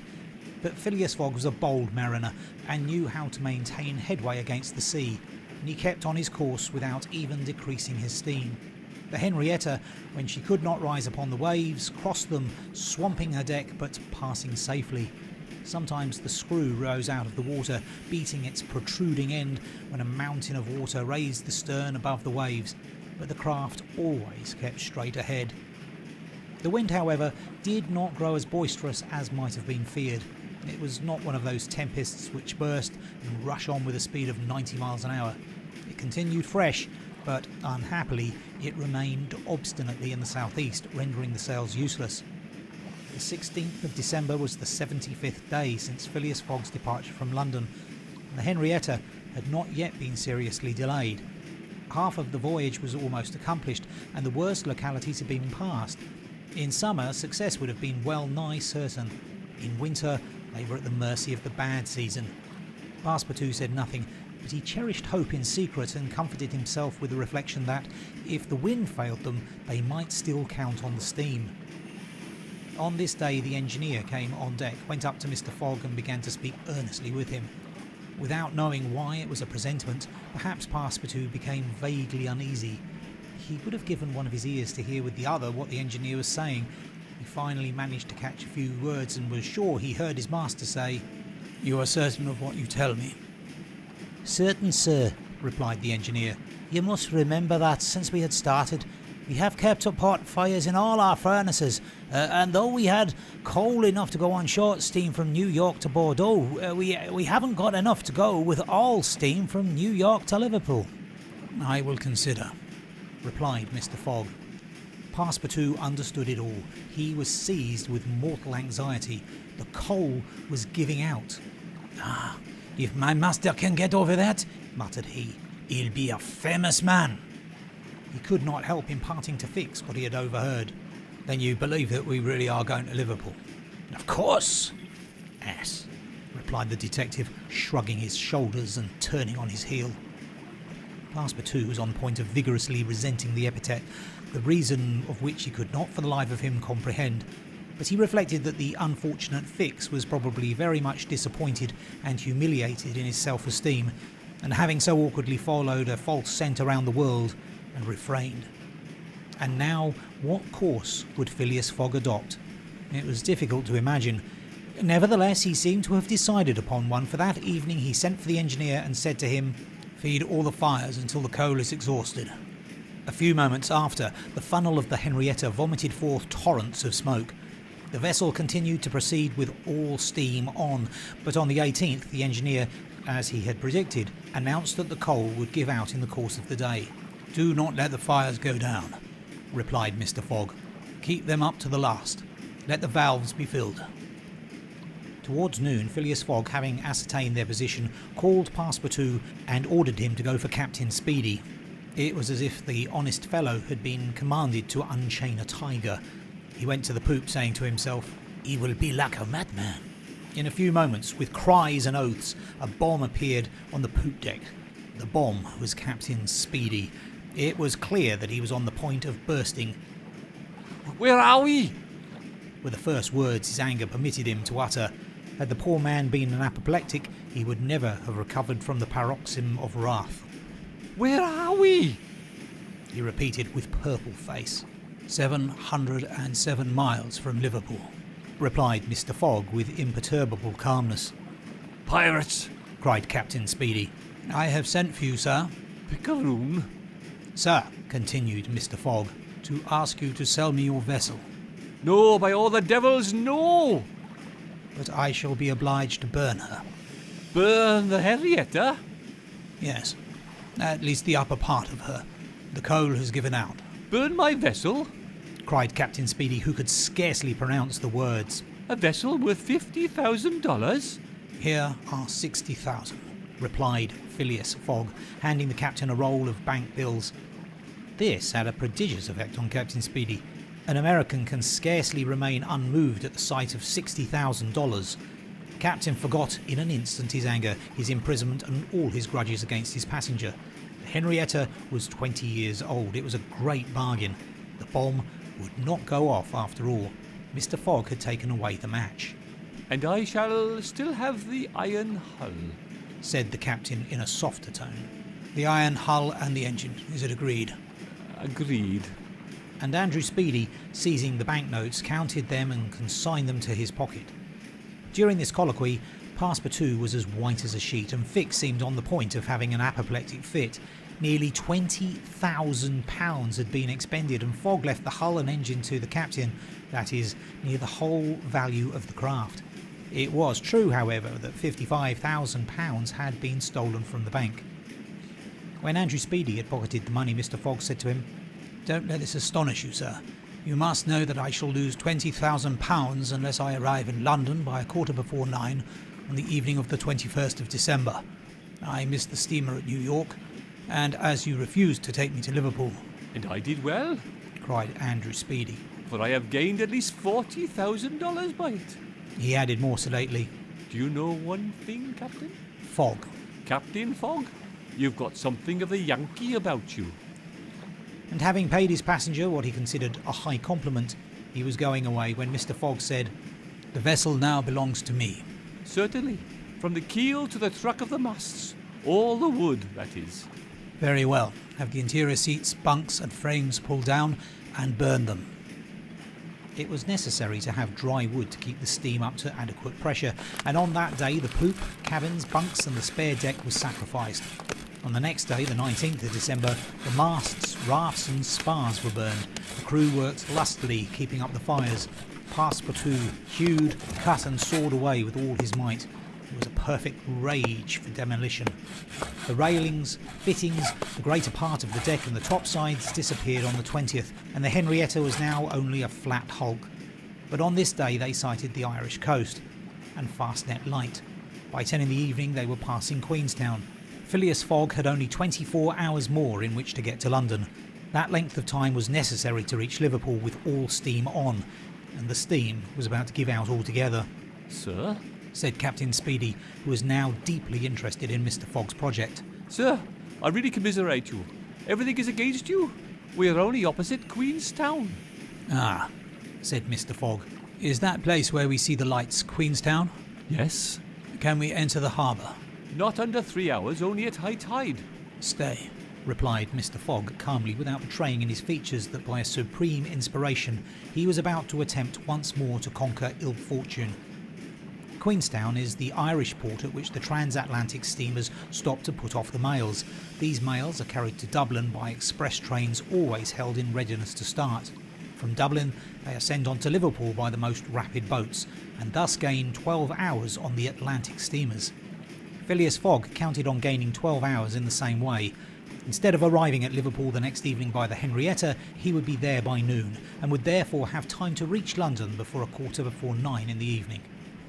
The Henrietta entered Queenstown Harbour at 1 o'clock in the morning, it then being high tide, and Phileas Fogg, after being grasped heartily by the hand of Captain Speedy, left that gentleman on the levelled hulk of his craft, which was still worth half what he had sold it for.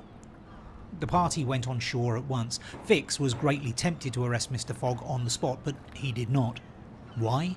What struggle was going on within him? Had he changed his mind about his man? Did he understand that he had made a grave mistake? He did not, however, abandon Mr. Fogg. They all got upon the train, which was just ready to start at 1:30. At dawn of the day they were in Dublin, and they lost no time in embarking on a steamer which, disdaining to rise upon the waves, invariably cut through them. Phileas Fogg at last disembarked on the Liverpool quay at 20 minutes before 12, the 21st of December. He was only 6 hours distant from London. But at this moment, Fix came up, put his hand upon Mr. Fogg's shoulder, and showing his warrant card said, "You are really Phileas Fogg?" "I am." "I arrest you in the Queen's name." Chapter 34, in which Phileas Fogg at last reaches London. Phileas Fogg was in prison. He had been shut up in the custom house, and he was to be transferred to London the next day. Passepartout, when he saw his master arrested, would have fallen upon Fix had he not been held back by some policeman. Aouda was thunderstruck at the suddenness of an event which she could not understand. Passepartout explained to her how it was that the honest and courageous Fogg was arrested as a robber. The young woman's heart revolted against so heinous a charge, and when she saw that she could attempt to do nothing to save her protector, she wept bitterly. As for Fix, he had arrested Mr. Fogg because it was his duty, whether Mr. Fogg were guilty or not. The thought then struck Passepartout that he was the cause of this new misfortune. Had he not concealed Fix's errand from his master? When Fix revealed his true character and purpose, why had he not told Mr. Fogg? If the latter had been warned, he could no doubt have given Fix proof of his innocence and satisfied him of his mistake. At least, Fix would not have continued his journey at the expense and on the heels of his master, only to arrest him the moment he set foot on English soil. Passepartout wept till he was blind and felt like blowing his brains out. Aouda and he remained, despite the cold, under the portico of the custom house. Neither wished to leave the place. Both were anxious to see Mr. Fogg again. That gentleman was really ruined, and that at the moment when he was about to attain his end. This arrest was fatal. Having arrived at Liverpool at 20 minutes before 12 on the 21st of December, he had till 9:15 that evening to reach the Reform Club, that is 9 hours and a quarter. The journey from Liverpool to London was 6 hours. If anyone, at this moment, had entered the custom house, he would have found Mr. Fogg seated, motionless, calm, and without apparent anger, upon a wooden bench. He was not, it is true, resigned, but this last blow failed to force him into an outward betrayal of any emotion. Was he being devoured by one of those secret rages, all the more terrible because contained, and which only burst forth with an irresistible force at the last moment? No one could tell. There he sat, calmly waiting. For what? Did he still cherish hope? Did he still believe, now that the door of this prison was closed upon him, that he would succeed? However that may have been, Mr. Fogg carefully put his watch upon the table and observed its advancing hands. Not a word escaped his lips, but his look was singularly set and stern. The situation, in any event, was a terrible one, and might be thus stated. If Phileas Fogg was honest, he was ruined. If he was a knave, he was caught. Did escape occur to him? Did he examine to see if there were any practicable outlet from his prison? Did he think of escaping from it? Possibly. For once he walked slowly around the room, but the door was locked and the window heavily barred with iron rods. He sat down again and drew his journal from his pocket. On the line where these words were written, 21st of December, Saturday, Liverpool, he added, 80th day, 11:40 a.m. Custom House clock struck 1. Mr. Fogg observed that his watch was 2 hours too fast. 2 hours! Admitting that he was at this moment taking an express train, he could reach London and the Reform Club by 9:15 p.m. His forehead slightly wrinkled.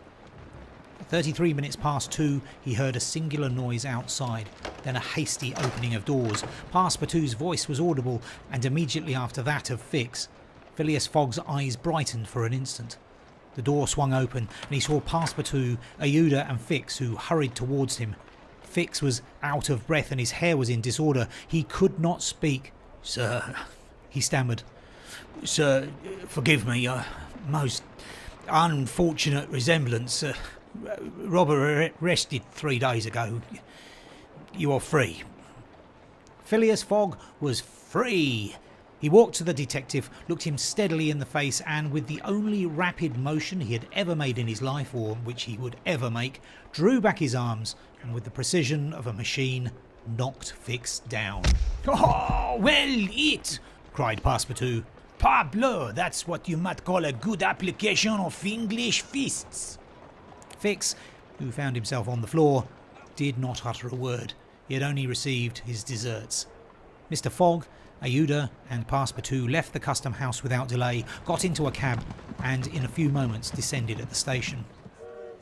Phileas Fogg asked if there was an express train about to leave for London. It was 40 minutes past 2. The express train had left 35 minutes before.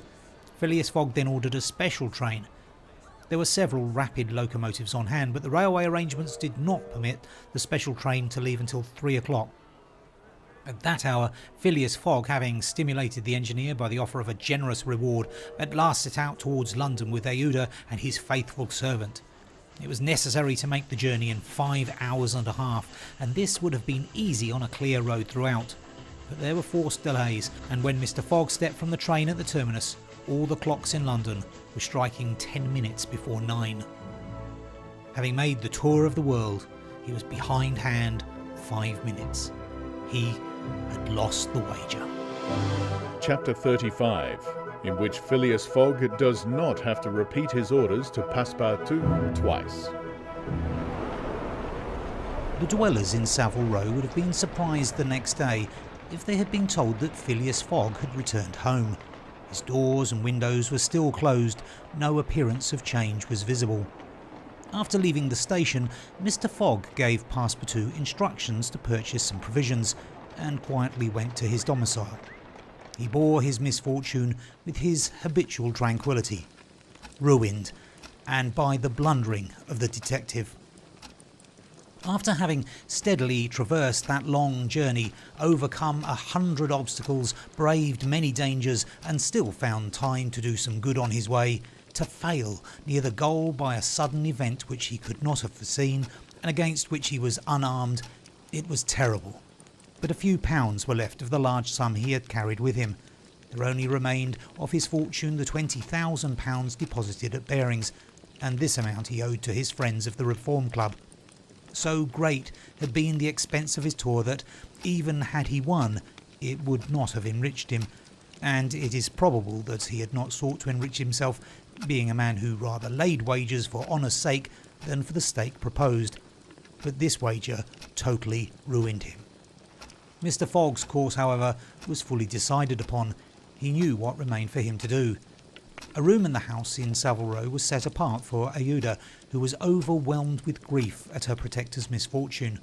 From the words which Mr. Fogg dropped, she saw that he was meditating some serious project.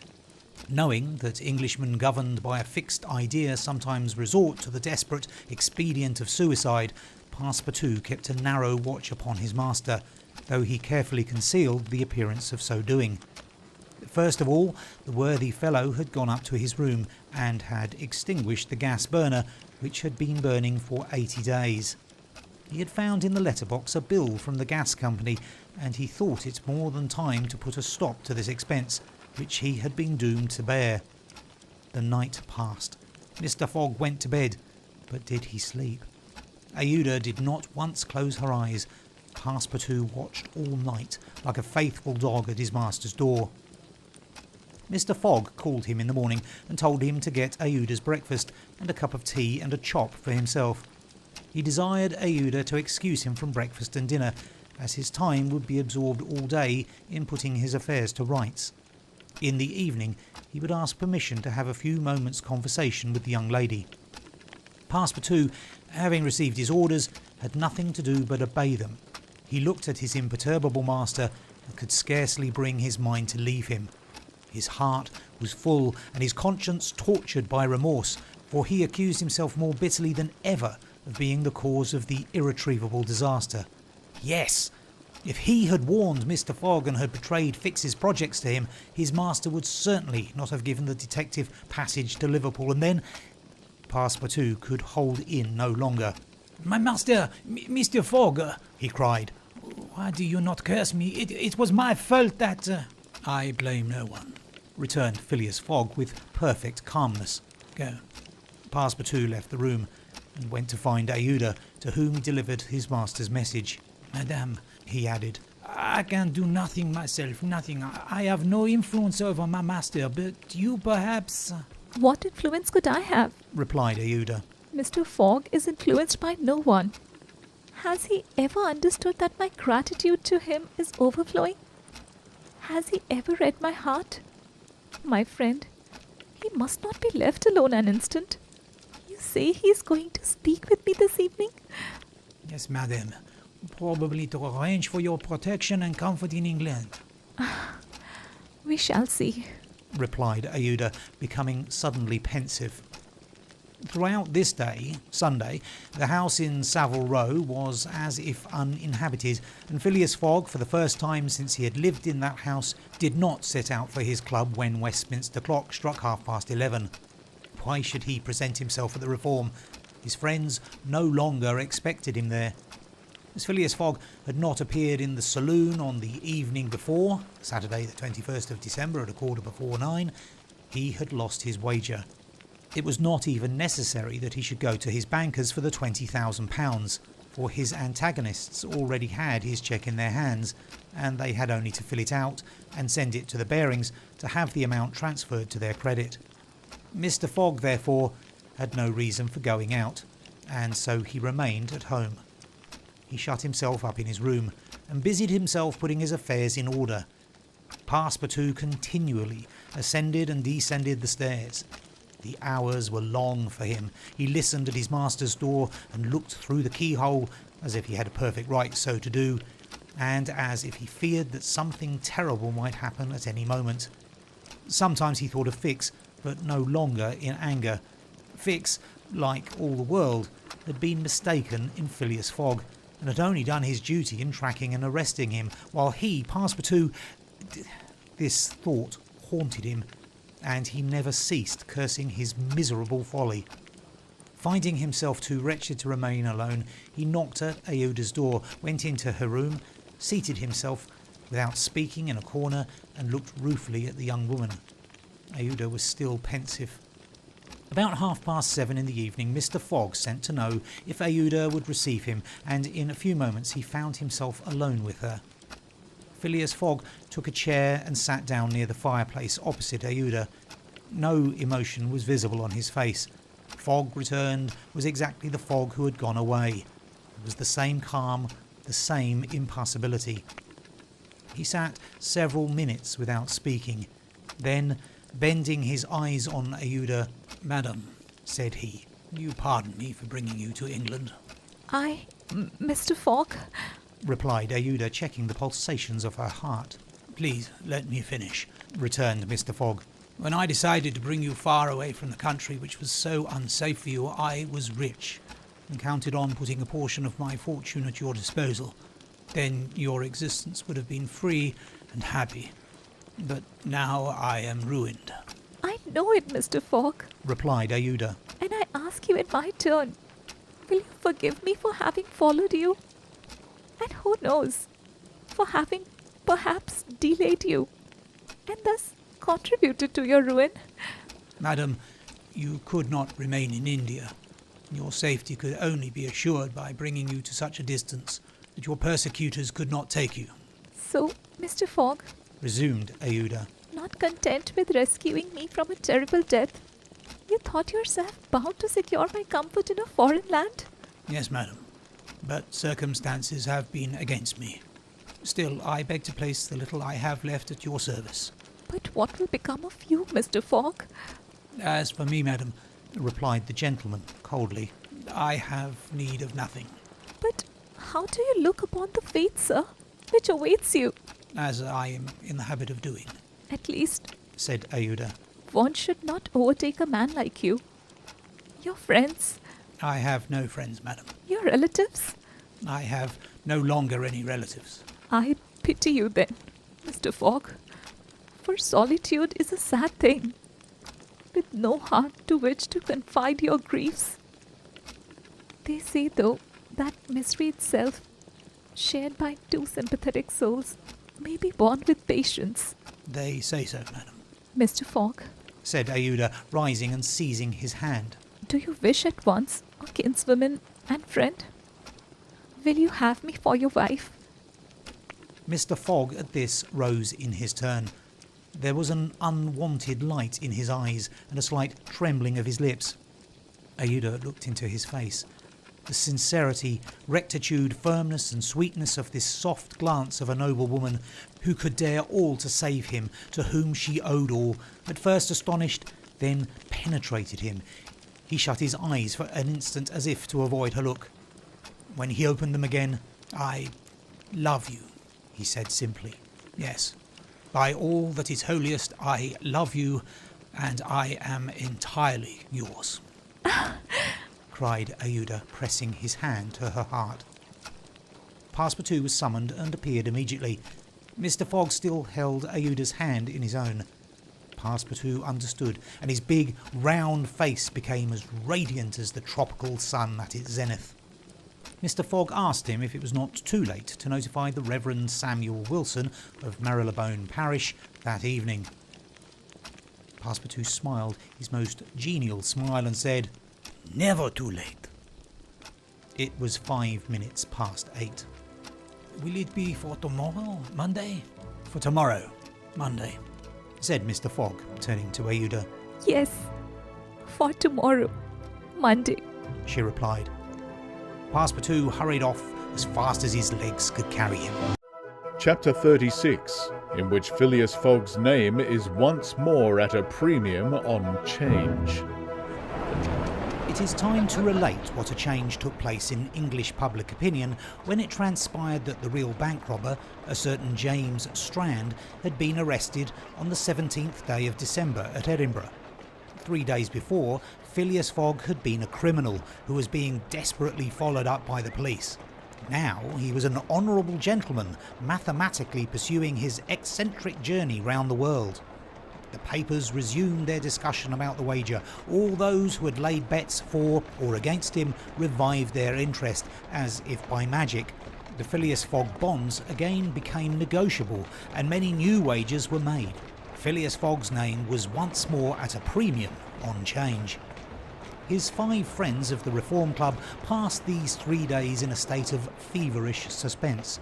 Would Phileas Fogg, whom they had forgotten, reappear before their eyes? Where was he at this moment?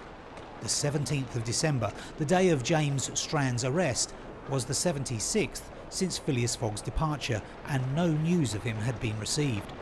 Was he dead? Had he abandoned the effort, or was he continuing his journey along the route agreed upon? And would he appear on Saturday, the 21st of December, at 9:15 in the evening on the threshold of the Reform Club saloon?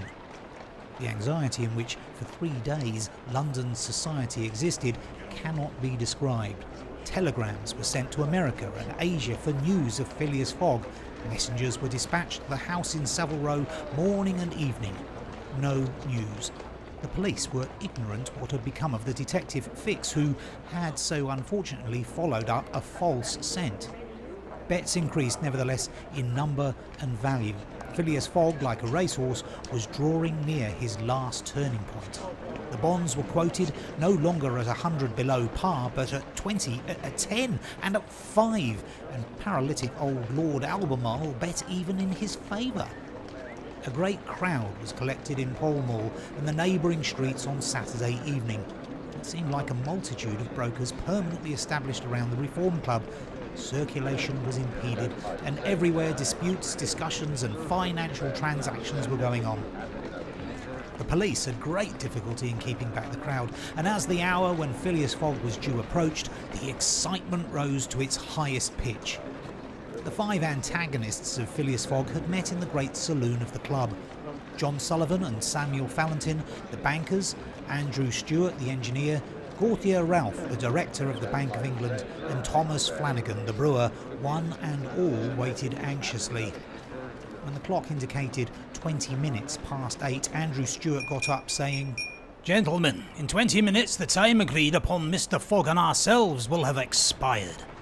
What time did the last train arrive from Liverpool? asked Thomas Flanagan. At 23 minutes past 7. Replied Gauthier Ralph. And the next has not arrived till 10 minutes after 12. "Well, gentlemen," resumed Andrew Stewart, "Phileas Fogg had come in the 7:23 train. He would have got here by this time.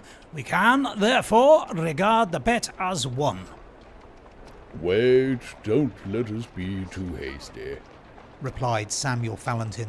You know that Mr. Fogg is very eccentric. His punctuality is well known. He never arrives too soon or too late, and I should not be surprised if he appeared before us at the last minute. "Why," said Andrew Stewart nervously, "if I should see him, I should not believe it was he." The fact is, resumed Thomas Flanagan, Mr. Fogg's project was absurdly foolish. Whatever his punctuality, he could not prevent the delays which were certain to occur, and a delay of only 2 or 3 days would be fatal to his tour. Observe, too, added John Sullivan, that we have received no intelligence from him, though there are telegraphic lines all along his route. "He has lost, gentlemen," said Andrew Stewart. "He has 100 times lost. You know, besides that, the China, the only steamer he could have taken from New York to get here in time, arrived yesterday. I have seen a list of the passengers, and the name of Phileas Fogg is not among them. Even if we admit that the fortune has favoured him, he can scarcely have reached America. I think he will be at least 20 days behindhand, and that Lord Albemarle will lose a cool 5,000. It is clear, replied Gauthier Ralph, and we have nothing to do but to present Mr. Fogg's cheque at Bearings tomorrow. At this moment the hands of the clock pointed to 20 minutes to 9. 5 minutes more, said Andrew Stewart.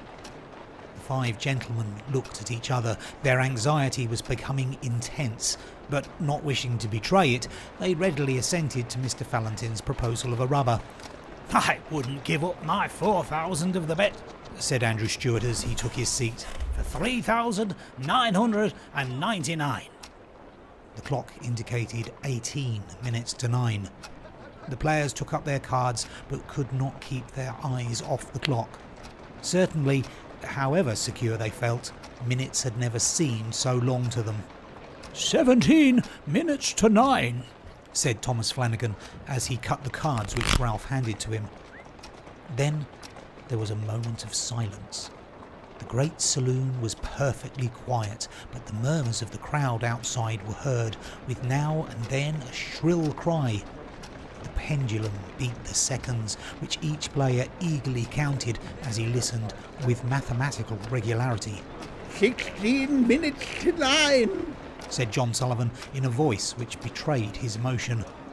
1 minute more, and the wager would be won. Andrew Stewart and his partners suspended their game. They left their cards and counted the seconds. At the 40th second, nothing. At the 50th, still nothing. At the 55th, a loud cry was heard in the street, followed by applause, hurrahs and some fierce growls. The players rose from their seats. At the 57th second, the door of the saloon opened, and the pendulum had not beat the 60th second when Phileas Fogg appeared, followed by an excited crowd who had forced their way through the club doors, and in his calm voice said, "Here I am, gentlemen." Chapter 37, in which it is shown that Phileas Fogg gained nothing by his tour around the world, unless it were happiness. Yes, Phileas Fogg in person. The reader will remember that at 5 minutes past 8 in the evening, about 25 hours after the arrival of the travellers in London, Passepartout had been sent by his master to engage the services of the Reverend Samuel Wilson in a certain marriage ceremony which was to take place the next day. Passepartout went on his errand enchanted. He soon reached the clergyman's house but found him not at home. Passepartout waited a good 20 minutes, and when he left the reverend gentleman, it was 35 minutes past 8. But in what a state he was, with his hair in disorder and without his hat. He ran along the streets as never man was seen to run before, overturning passers-by, rushing over the sidewalk like a waterspout.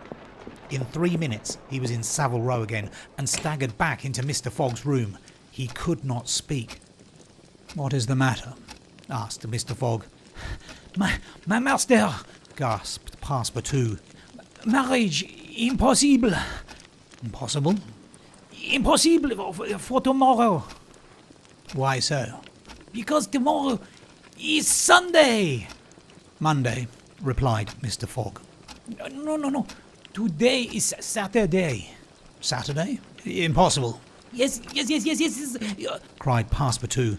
You have made a mistake of 1 day. We arrived 24 hours ahead of time, but there are only 10 minutes left. Passepartout had seized his master by the collar and was dragging him along with irresistible force. Phileas Fogg, thus kidnapped, without having time to think, left his house, jumped into a cab, promised £100 to the cabman, and having run over 2 dogs and overturned 5 carriages, reached the Reform Club. The clock indicated 9:15 when he appeared in the great saloon. Phileas Fogg had accomplished the journey round the world in 80 days. Phileas Fogg had won his wager of £20,000. How was it that a man so exact and fastidious could have made this error of a day? How came he to think that when he arrived in London on Saturday the 21st of December, when it was really Friday the 20th, the 79th day only from his departure? The cause of the error is very simple. Phileas Fogg had, without suspecting it, gained 1 day on his journey, and this merely because he had travelled constantly eastward. He would, on the contrary, have lost a day had he gone in the opposite direction, that is, westward. In journeying eastward, he had gone towards the sun, and the days therefore diminished for him as many times 4 minutes as he crossed degrees in this direction. There are 360 degrees on the circumference of the earth, and these 360 degrees multiplied by 4 minutes gives precisely 24 hours. That is the day unconsciously gained. In other words, while Phileas Fogg, going eastward, saw the sun pass the meridian 80 times, his friends in London only saw it pass the meridian 79 times. This is why they awaited him at the Reform Club on Saturday, and not Sunday as Mr. Fogg thought. And Passepartout's famous family watch, which had always kept London time, would have betrayed this fact if it had marked the days as well as the hours and the minutes.